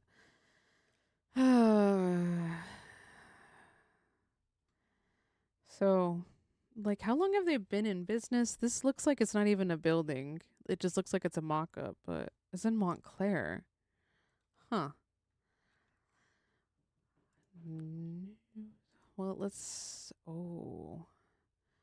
National Core, they do everything. Not only do they build the houses, they plan them, and then they manage them. And wow. Yeah, this is a developing company. So Deviate said, what is this company? They're a developer that has a lot of that. I guess they don't only just develop like homes. They mostly develop these types of apartment type properties, and then they rent them out, right? Okay, I would imagine that yes, they rent them out, and then that in time pays back the cost of the developing and making everything, right? So that makes sense, but why do they need so much, like, or why do they need public funding, I guess? And then I guess the hard solid question is like, is having the connection with Joe Baca Sr. Like questionable? Is he going to say yes to National Core all the time because they have that type of relationship? Or is National Core really striving to serve San Bernardino County as best they can with helping us with this issue, like how the agreement is, right? Huh. So, okay. So, National Core, let's let them explain themselves. Building the future of community. The community renaissance concept builds foundations in challenged neighborhoods that address housing, social service, and educational needs, and a range of community development gaps essential to long-term personal and community growth. Unlike traditional community redevelopment concepts, which focus mainly on physical infrastructure and some economic development, community I keep on saying renaissance, but whatever, mainly focuses on long-term transformational impact on people and neighborhoods.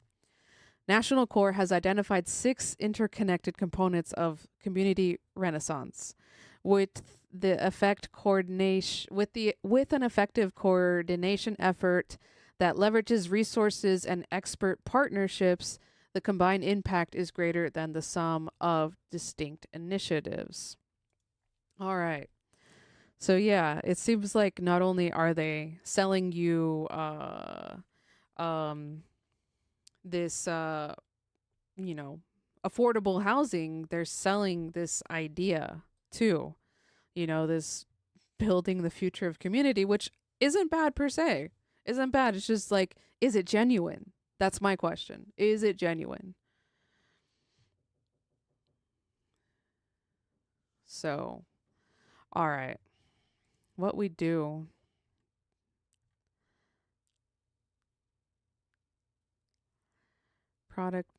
Property management. Oof. Whoops. That was scary.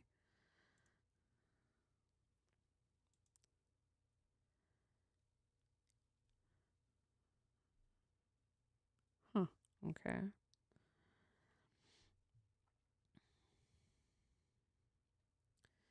Leadership. Yeah, let's check out the leadership. Okay. Michael M. Ruane is the president. Robert Diaz, vice president. Deviate said, yeah, are they going to all of the sudden be like, your rent is now $4,000 now? Yeah, exactly. I don't know. It's weird.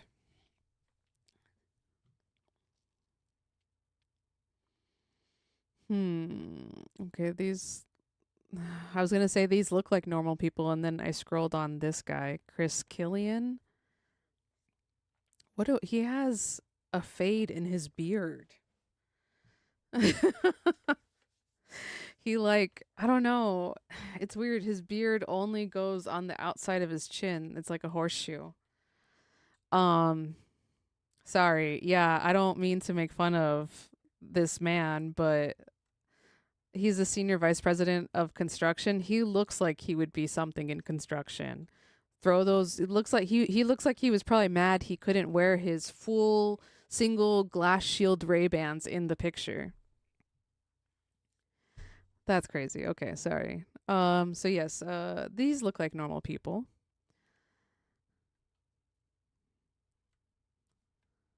All right. Okay. This is a lot of people. Oh, because they have multiple regions. Ooh. Oh, another person with a weird beard. It's like he outlined his jaw and then up to his mustache with white chalk, and that is his facial hair. I don't understand it. I'm sorry. I don't understand why people have such weird facial hair choices. Okay. No, not the cock. It does look like that though. The white stuff. Oof, that doesn't make it better. Okay. All right. Okay. Well, that's this company. I don't know how much more we can figure out about them, but let me Google search them and news. They have a lot of properties. And let's see. Oh, do they also have hotels too? I don't think they have any donors. They might be doing the donations to the campaigns.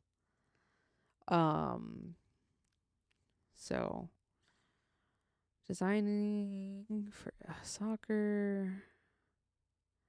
Huh. Maybe if I look up the guy's name, but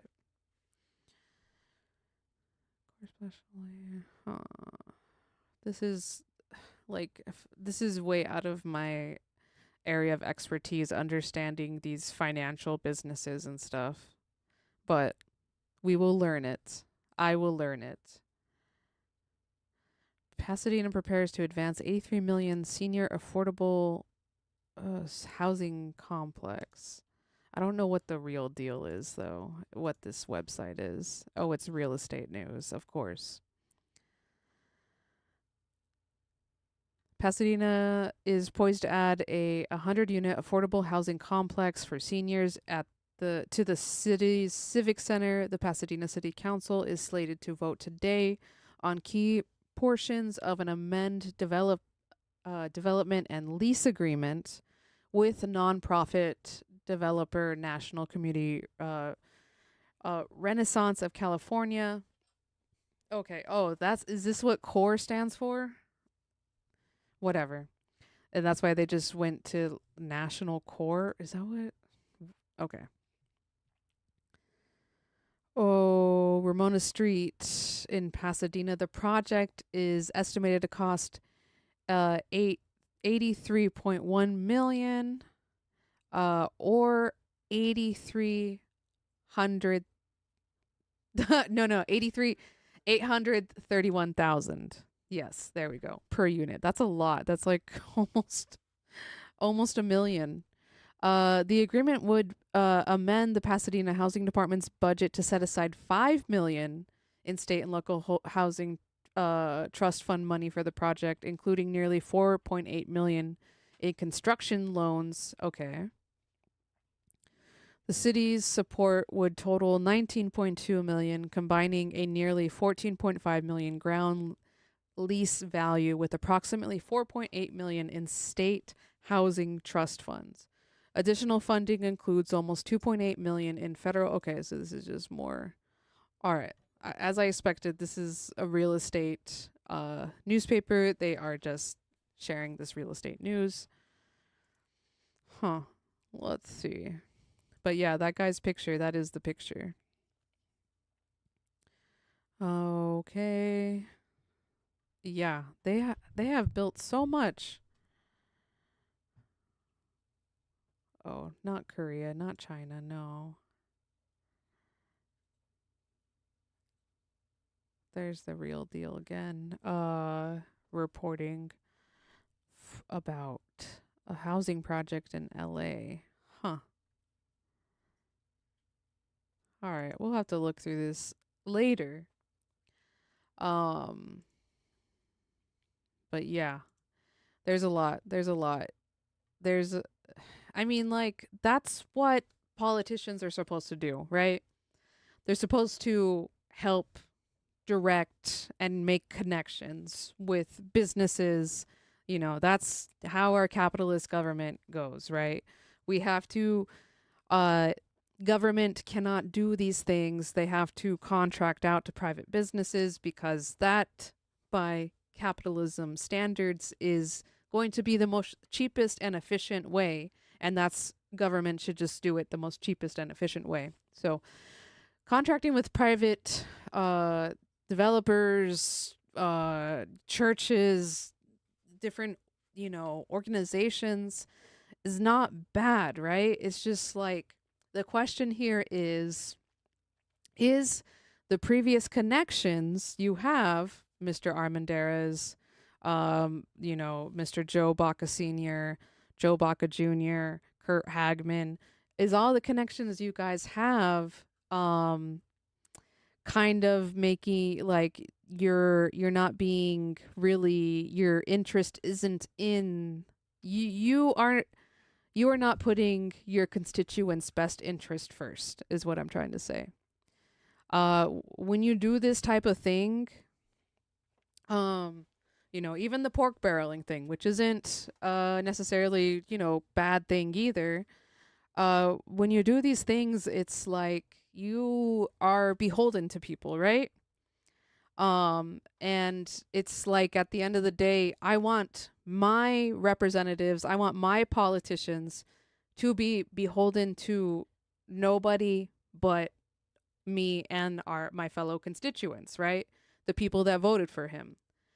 And when they are making these, like, deals, these special, having preferential treatment for contractors, that completely erases what our democracy stands for, right? The whole point of having government contracts is because we want to promote business, we want to promote free enterprise within the United States, right? We want to do that within our own community. We want to do that with businesses that were founded in our own community, with businesses that have success in our own community, that employ people in our own community, that serve our own community. We want those contracts to be the ones that the governments are taking. And, you know, I know the state of housing in the entire of the United States is an entire multi-state thing. But why can't we find developers to work with in the state of California that don't have like so many interests elsewhere, right? So it's sus. It's sus, and people need to be asking these questions. It's I'm not saying that the politicians are trying to hide these things, but I think they know that what they're doing is not right. And I think they know they can kind of get away with it because their constituents are not aware, you know? Like I always laugh. I don't know who my mayor is in the city of Rancho Cucamonga, and I live here, right? And I'm a politics person, you know? I don't know who he is. I don't know what he looks like. How is a normal person going to keep track of the board of supervisor? How is a normal person going to keep track of the other board of supervisors? How is a normal person going to keep track of what your neighboring city's council members and city mayor is doing that's affecting you? You know, like essentially this comes down to kind of battling for resources. And like at the beginning or sometime in this meeting, I think it was someone up in the high desert that said, hey, the high desert is not going to be prioritized because we don't have as many connections that the urban centers do. And that really sucks because now we're seeing that the allocation of resources is being distributed unequally or just being distributed unfairly. Does that make sense?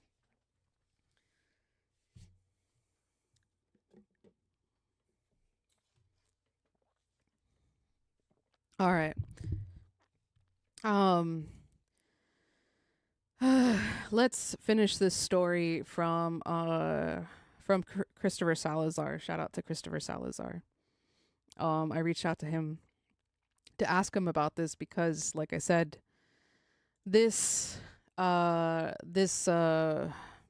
piece of media accused IECN of not really telling the truth, or accused IECN of taking money from like Joe Baca and whatnot. And so let's see. So far, just seems like a nice piece, you know, explaining everything, so explaining the whole situation and like what the plan is, like it is an interview with Joe Baca, or like Joe Baca sat down to provide answers in this story. But yeah, okay, let me just get back to it, right? Baca explained that cities seeking housing funds must first identify and approve quote-unquote shovel-ready developments before applying for state or federal assistance. He described the housing crisis as increasingly visible across the Inland Empire, citing waitlist as a case in point, with families doubling or tripling up in homes as rents continue to rise. You even have people, now that I've seen, converting their garages into a bedroom. Bro, we have people converting garages into whole apartments. Baca said, adding that the region has the chance to remedy the shortfall. This may be an opportunity where people can actually own a home, buy a home, or move into a home to rent for a lot less. Baca also emphasized the importance of transit-oriented housing near Metrolink stations, like the Metroview apartments. Oh yes, that is his little golden child. It really is his golden egg, the Metroview apartments, arguing that proximity to public transportation could help residents reduce transportation costs while improving regional mobility. With millions in potential state and federal funding still locked out for much of the county, residents are waiting for the Housing Trust to move San Bernardino off the defense and, as Baca noted, into a much more aggressive stance. All right, great. Beautifully written. Shout out to Christopher Salazar. So yeah, it doesn't go as deep as this whole thing really is, because I don't think we know how deep this whole thing really is, right? Whoever wrote this article, the People's Record Fontana, which I think they have, I don't know, let's see if they have other things. No, they don't have other, they just have one other article. And it's against Jesse Sandoval, which is the other guy in the race against Jesse Armendarez and Joe. Okay, enough. Jesse Sandoval cannot have it both ways, and neither can Fontana. He's running for supervisor now. He wants to run for mayor too. Oh wait, is this? Oh, Jesse Sandoval. I was confused. Jesse Armendarez. Now, okay, he's running for supervisor. Now he wants to run for mayor too. 12 years wasn't enough to get it right. Okay. Let's be honest. Jesse Sandoval is running for San Bernardino County Supervisor for the 2nd District. At the same time, he is signaling to run for Mayor of Fontana. But is Aquanetta not going to be mayor anymore? She seems like that's what she's... Okay. The same election cycle, 2 separate offices, 2 separate campaigns, 2 separate pitches to 2 separate sets of voters about why he deserves a promotion. He has been a Fontana City Council member since 2012. He ran for mayor in 2018. He lost. He ran for mayor again in 2022. He lost again. He is now running for county supervisor while simultaneously floating another mayoral bid. That is crazy. He's running for 2 positions at once. You know, I guess he said, don't put all your eggs in one basket, right? At some point, the voters of Fontana and the voters of the 2nd District are owed a direct editorial statement, not another accountability memo. Jesse Sandoval time's up. Not because he is a bad man, not because of his years of service meant nothing, but because the record of those years, documented across 4 investigations in this series, shows a council member who went along when going along was easy, dissent was dissenting, became politically safe, and never once asked the question that would have disrupted the machine operating in plain sight around him. That record does not qualify him for a promotion. It does not. Okay, blah blah blah. Yeah, deviate. Don't put your basket in one egg. Yeah. Okay. Jesse Sandoval ran for mayor in 2018. The voters said no. He ran again in 2022, campaigning on a warehouse moratorium and a promise that it was time for new leadership. He lost to Aquanetta, the same mayor who blah, blah, blah. Community said no twice, making him the mayor of the city. Okay. Sandoval's 2022 mayoral campaign website promised a 90-day warehouse moratorium. He called putting resident... That's not a long enough time. That's just like 3 months.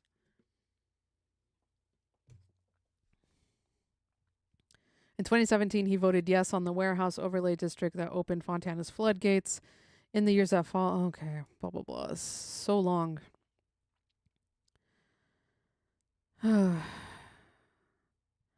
Get the People's Record Fontana story in your inbox. Interesting.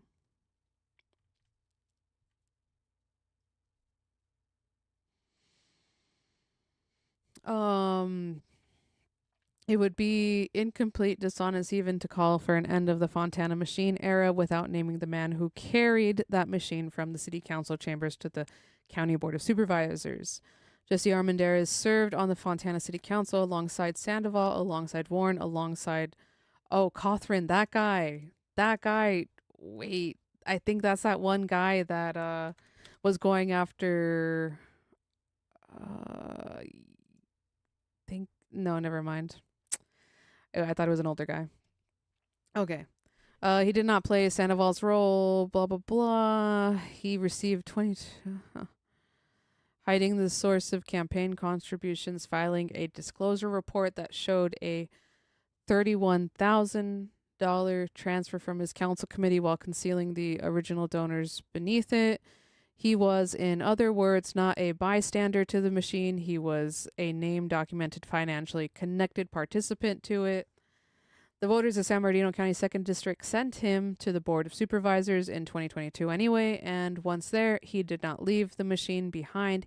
He brought it with him. He voted to grant $5 million in county housing development grant funds to CityLink Water of Life, the same church who he, used to go to or continues to go to or is a member of. He cast that vote without recusal. Oh, okay, there you go. See, despite documented connections between the county Republican infrastructure. Okay. He is the machine at the county level, just as Warren is the machine at the city level, just as Sandoval is the machine's most useful bystander. The 2026 election is moments when voters in the 2nd District. Okay. This is a lot. Okay.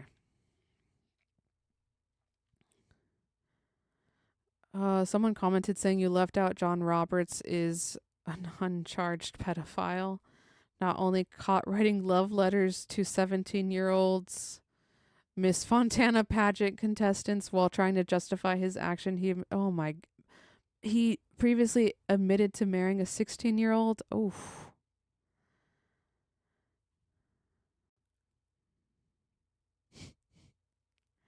May 13th. Interesting. Yeah, DBA said holy. Yeah, weird. Okay. That's enough of that. Let's leave that. Let's finish watching this. Projects. Yes. Oh, I'm sorry. No, if I'm not mistaken, they have a housing trust that's been in place for quite a while. They do not actually have an active housing trust. It was legislated, but they never enacted it. But they do have a very active housing authority that works with their community organizations. That is actually very progressive in moving things forward. Additionally, the information that we provided on how we are not competitive to LIHTC opportunities because they have designated our area as a low resource area. So as we build up additional housing and additional amenities that come with residents and come with housing, we would be recategorized. But the trust is really a goal to actually help us fill the gap financing that those LIHTC applications look for in being more competitive. Right, and that's where this ad hoc committee or this committee then can look at making sure that each one of the cities has a shovel-ready projects. And I know as a congressman, as a state legislator, we look at shovel-ready projects and not one that you. Oh my God, just retire from being from Congress. So Jeez. that's why the ad hoc committee, I want to get back to. Why does he have to still be in politics? He literally looks as old as Donald Trump.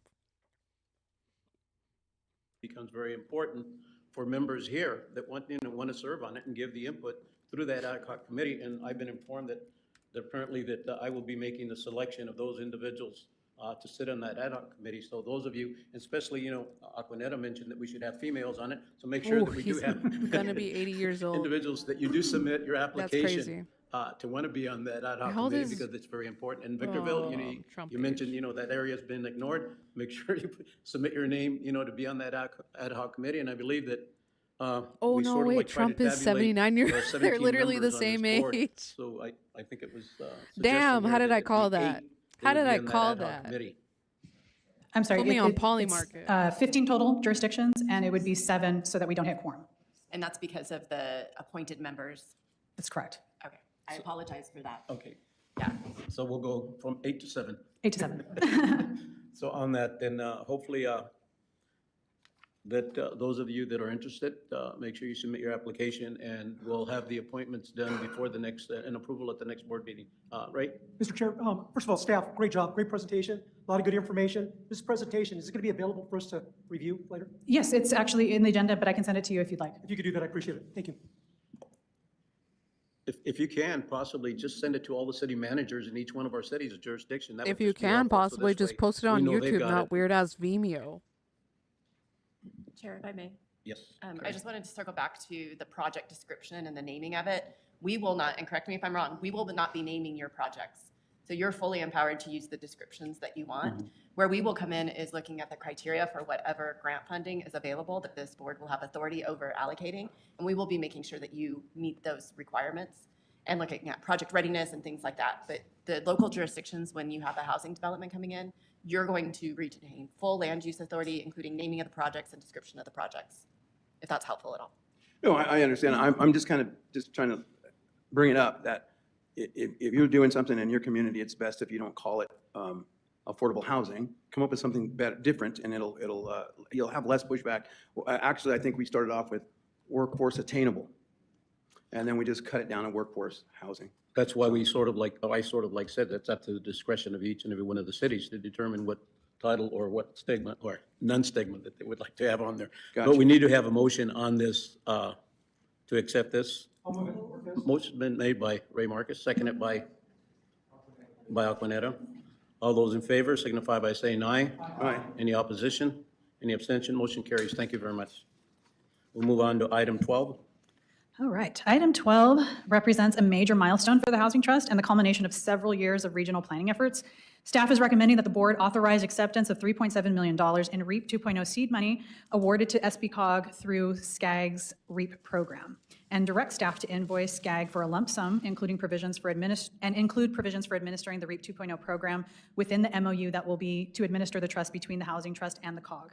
And also to confirm approval of $1.85 million for the City of Ontario shovel-ready project, which was a part of the grant application, and establish a priority list of shovel-ready projects to allocate the remaining $1.5 million by the December 2026 allocation deadline and 5-year expenditure window.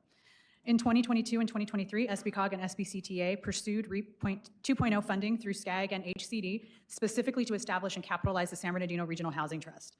The REAP 2.0 scope of work outlines the objectives required for the use of the funds, which includes accelerating housing production, reducing BMT, improving affordability, and affirmatively furthering fair housing consistent with Connect SoCal implementation.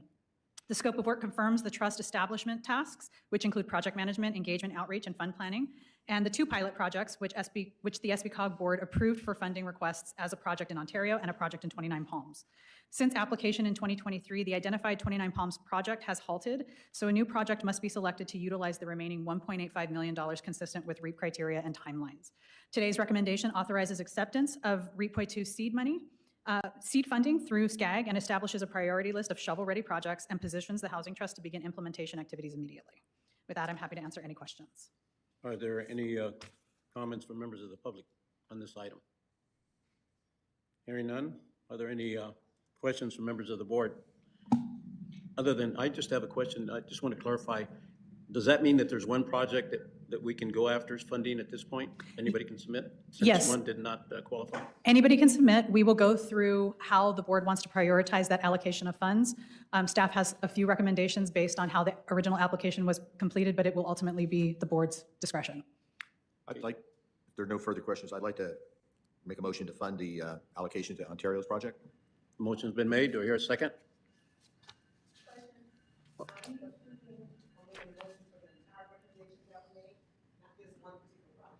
That's the goal. Yes, that is my motion. Thank you. Did you second it then, Aquanetta? Okay. Any discussion? All those in favor signify by saying aye. Is that all Any Aquanetta opposition? does? Any She's just abstention? there Motion to carries. second Joe Baca's motions? I don't know. Thank you. Next, we'll move on to item number 13. Right. Item 13 establishes the regular meeting schedule for fiscal year 26-27 for this board. The proposed schedule provides a predictable governance structure while allowing sufficient time between the meetings for program development, policy refinement, funding pursuits, and project evaluation. We have budgeted up to 4 meetings a year. We don't know yet if they will all be necessary in future years, but Only this first 4 year we're going to need meetings them per all. year? So, That doesn't seem with like that, I'm happy to enough, take any questions. especially for this. Are there any questions from members of the public on this? Hearing none, There's any no questions public from members there. of the board?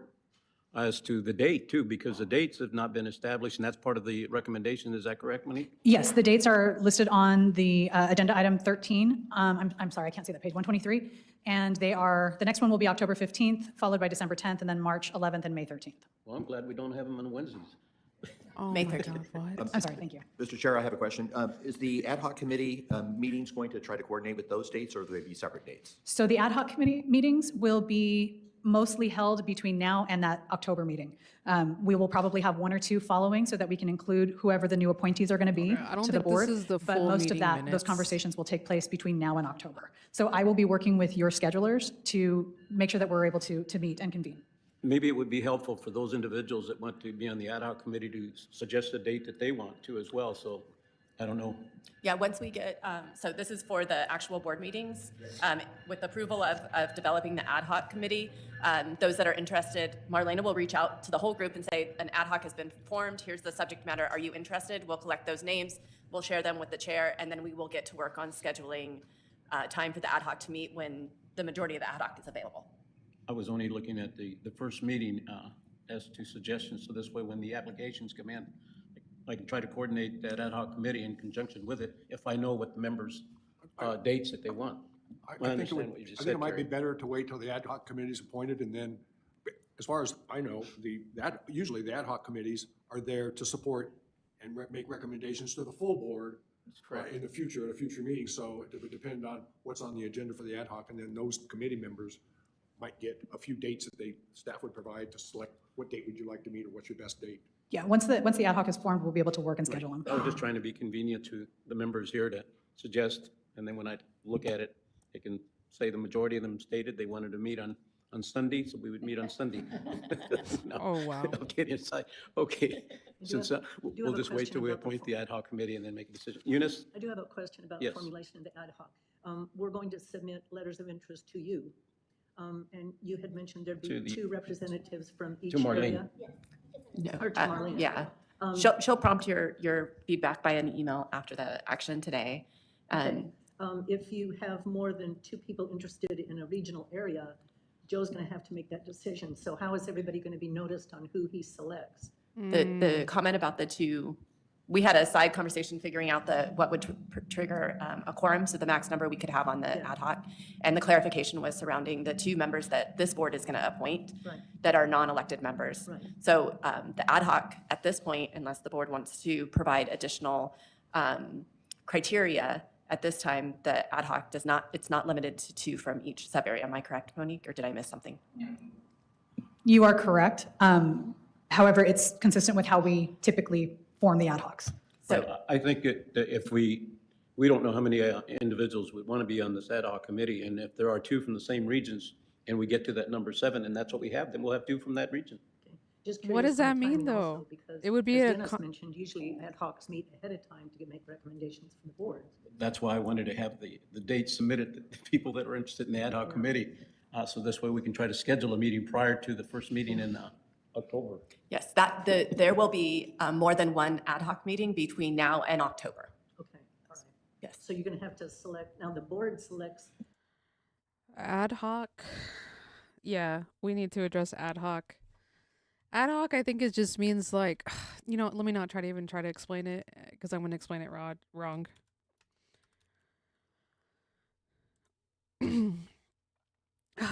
Okay, it's Latin for this. So it's a meeting specifically for whatever it is they want to discuss instead of having it at a committee meeting, right? I think.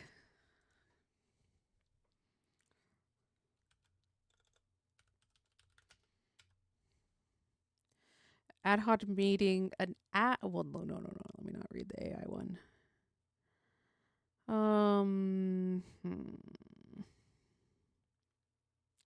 Whatever. That basically means that's what it is. It's instead of having this issue be addressed in the main meeting, it's just making a meeting for it. the two that are not elected, but they won't be able to be selected prior to October. Correct. So the ad hoc will just be the elected members, their interest, and then the two vacant ones will have to be appointed at the October board. That's a very good So point ad this hoc lady's won't be bringing up. complete prior to October. That's correct. And what we will do is make Sorry. sure that whatever conversations happen prior to those appointments, we will ensure that they get to weigh in and provide feedback before we bring it back to this full board. The timeline crunch is real. We need to make sure that we meet the SCAG deadline so that we can actually finish up and use the money by the end of December. That's the reason for the quick I'm movement. wondering if agencies have a housing expert that they're interested in appointing to bring into the board to appoint to the ad hoc, would it be permissible? Speak for into those the mic, experts to goddamn. attend those ad hoc meetings, even though they're not officially appointed, so that they're up to date? No, an ad hoc has to be just members of the board.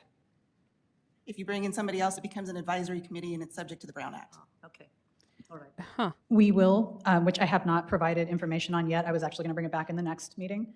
We will be establishing a working group of agency staff so that we can actually So I make sure kind that of they are low key included in feel these like reaching conversations out. as well Sorry, as let we me move pause this real quick. Reaching out to Denise Davis because she's right here. She was right there, center of the whole action. I want to know like her opinion on it, but you know she's not going to give me her full opinion, even if I ask for it. I'm sure. But like, man, I don't know. I don't know how to feel about this. But the lady who was talking, who brought up the very good point, you know, we need to, our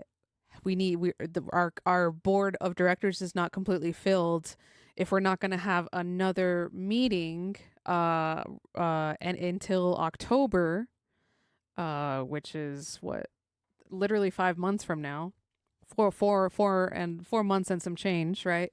From now, when will we be able to elect these, or you know, have these people be on the board, right? And how let's continue hearing forward on a regular basis. All right, just curious how you're going to put all these details together. Okay. Are there any comments from members in the public on this item? Hearing none, are there any additional discussions from members of the board? Hearing none, do I hear a motion to accept? Wait, hold on. Let's go back a little bit. We will be Board. If you bring in somebody else, it becomes an advisory committee and it's subject to the Brown Act. Okay. What's wrong with the Brown Act?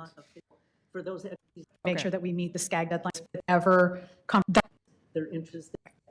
First meeting in October. Yes, there will be more than one ad hoc meeting between now and October. Okay, all right.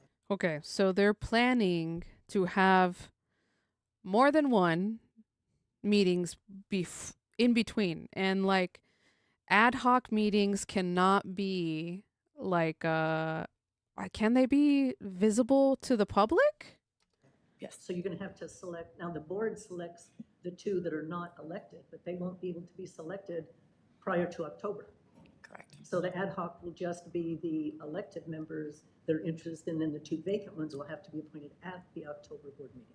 So the ad hoc won't be complete prior to October. That's correct. And what we will do is make sure that whatever conversations happen prior to those appointments, we will ensure that they get to weigh in and provide feedback before we bring it back to this full board. Wait, but okay, so the question here that this gentlewoman is being so nice at, you know, trying to give them the chance to explain themselves or to remedy the situation. She is saying, how are these people going to get appointed? How are the people, these positions that need to be filled, how are they need to make decisions before October? How are they going to make decisions if they're not even in the role? That's what I'm understanding from this conversation back and forth between I don't know, the lady in the blue suit and then this lady over here with the really cool shaggy hair. It's something's not right, and it's like we need to fill well, it's, I don't know, these two committee members, I should have not gotten rid of that. But it's okay. The two empty committee members are not filled. It seems like this is not a fully transparent situation. And that's concerning. Very concerning. The timeline crunch is real. We need to make sure that we meet the SCAG deadline so that we can actually finish up and use the money by the end of December. That's the reason for the quick I'm movement. wondering if agencies have a housing expert that they're interested in appointing to bring it to the board to appoint to the ad hoc, would it be permissible for those experts to attend those ad hoc meetings even though they're not officially appointed so that they're up to date? No, an ad hoc has to be just members of the board. So then how, okay, so if ad hoc is just members of the board and these future committee members have to make decisions, but they cannot go to the ad hoc meetings, how are they going to be informed? That's the big question here. Thank you. The gentlewoman with the shaggy hair. She is bringing up good points, and these dumb people, I'm sorry, they're being dumb. They're showing their dirtiness so overtly. Like, chat, correct me if I'm wrong, but it seems like they are openly saying that there is going to be backdoor meetings, that not all of the board members are going to be able to have information on. Or at the very least, not be able to attend and advocate for with their own two eyes, right? And these two positions seem to be very key, important roles. Let me pull up that. Let's see. What was this board called? It was the San Bernardino, yes, Housing Trust.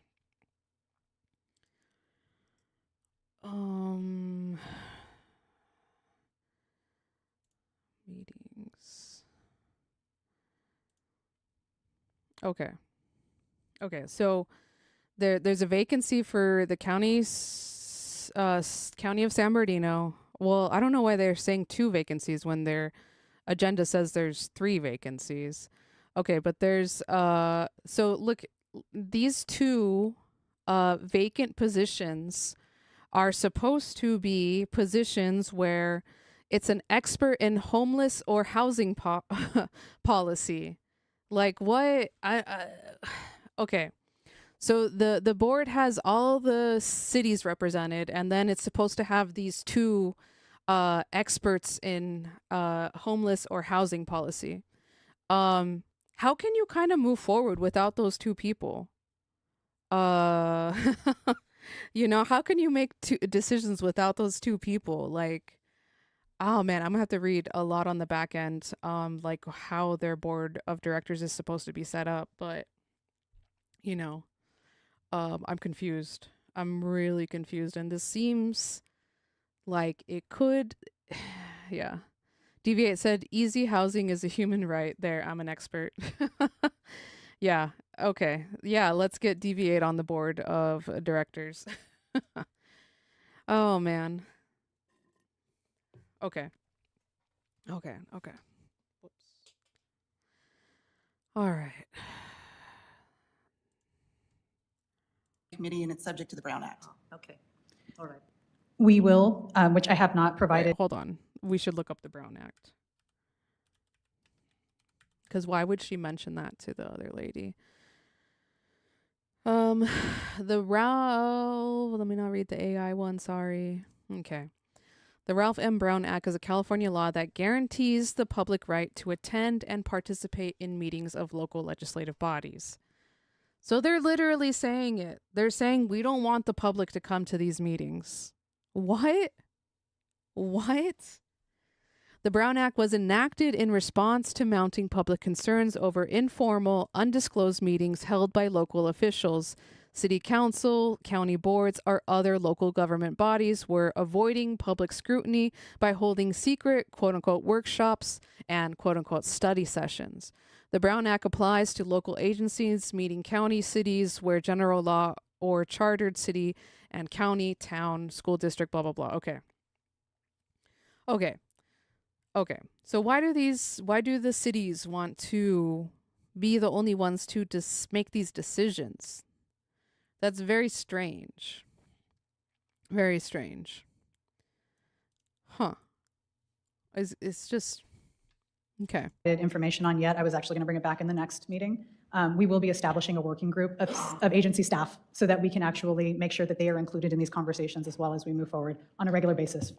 Okay, all right. Just curious how you're going to put all these details together. Okay. Are there any comments from members in the public on this item? Hearing none, are there any additional discussions from members of the board? Hearing none, do I hear a motion to accept? Motion's been made by Ray, seconded by Paul. All those in favor signify by saying aye. Any opposition? Hearing none.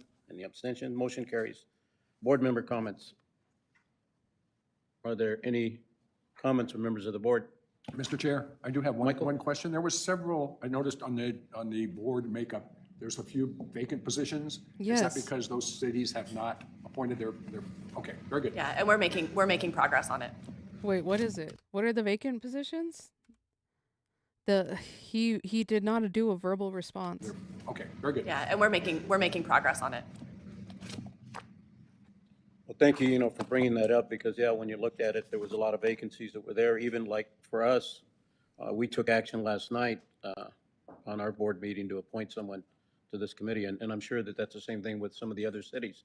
They've not had an opportunity to have a meeting at that point, and then supervisors, I guess, we'll find out who they are.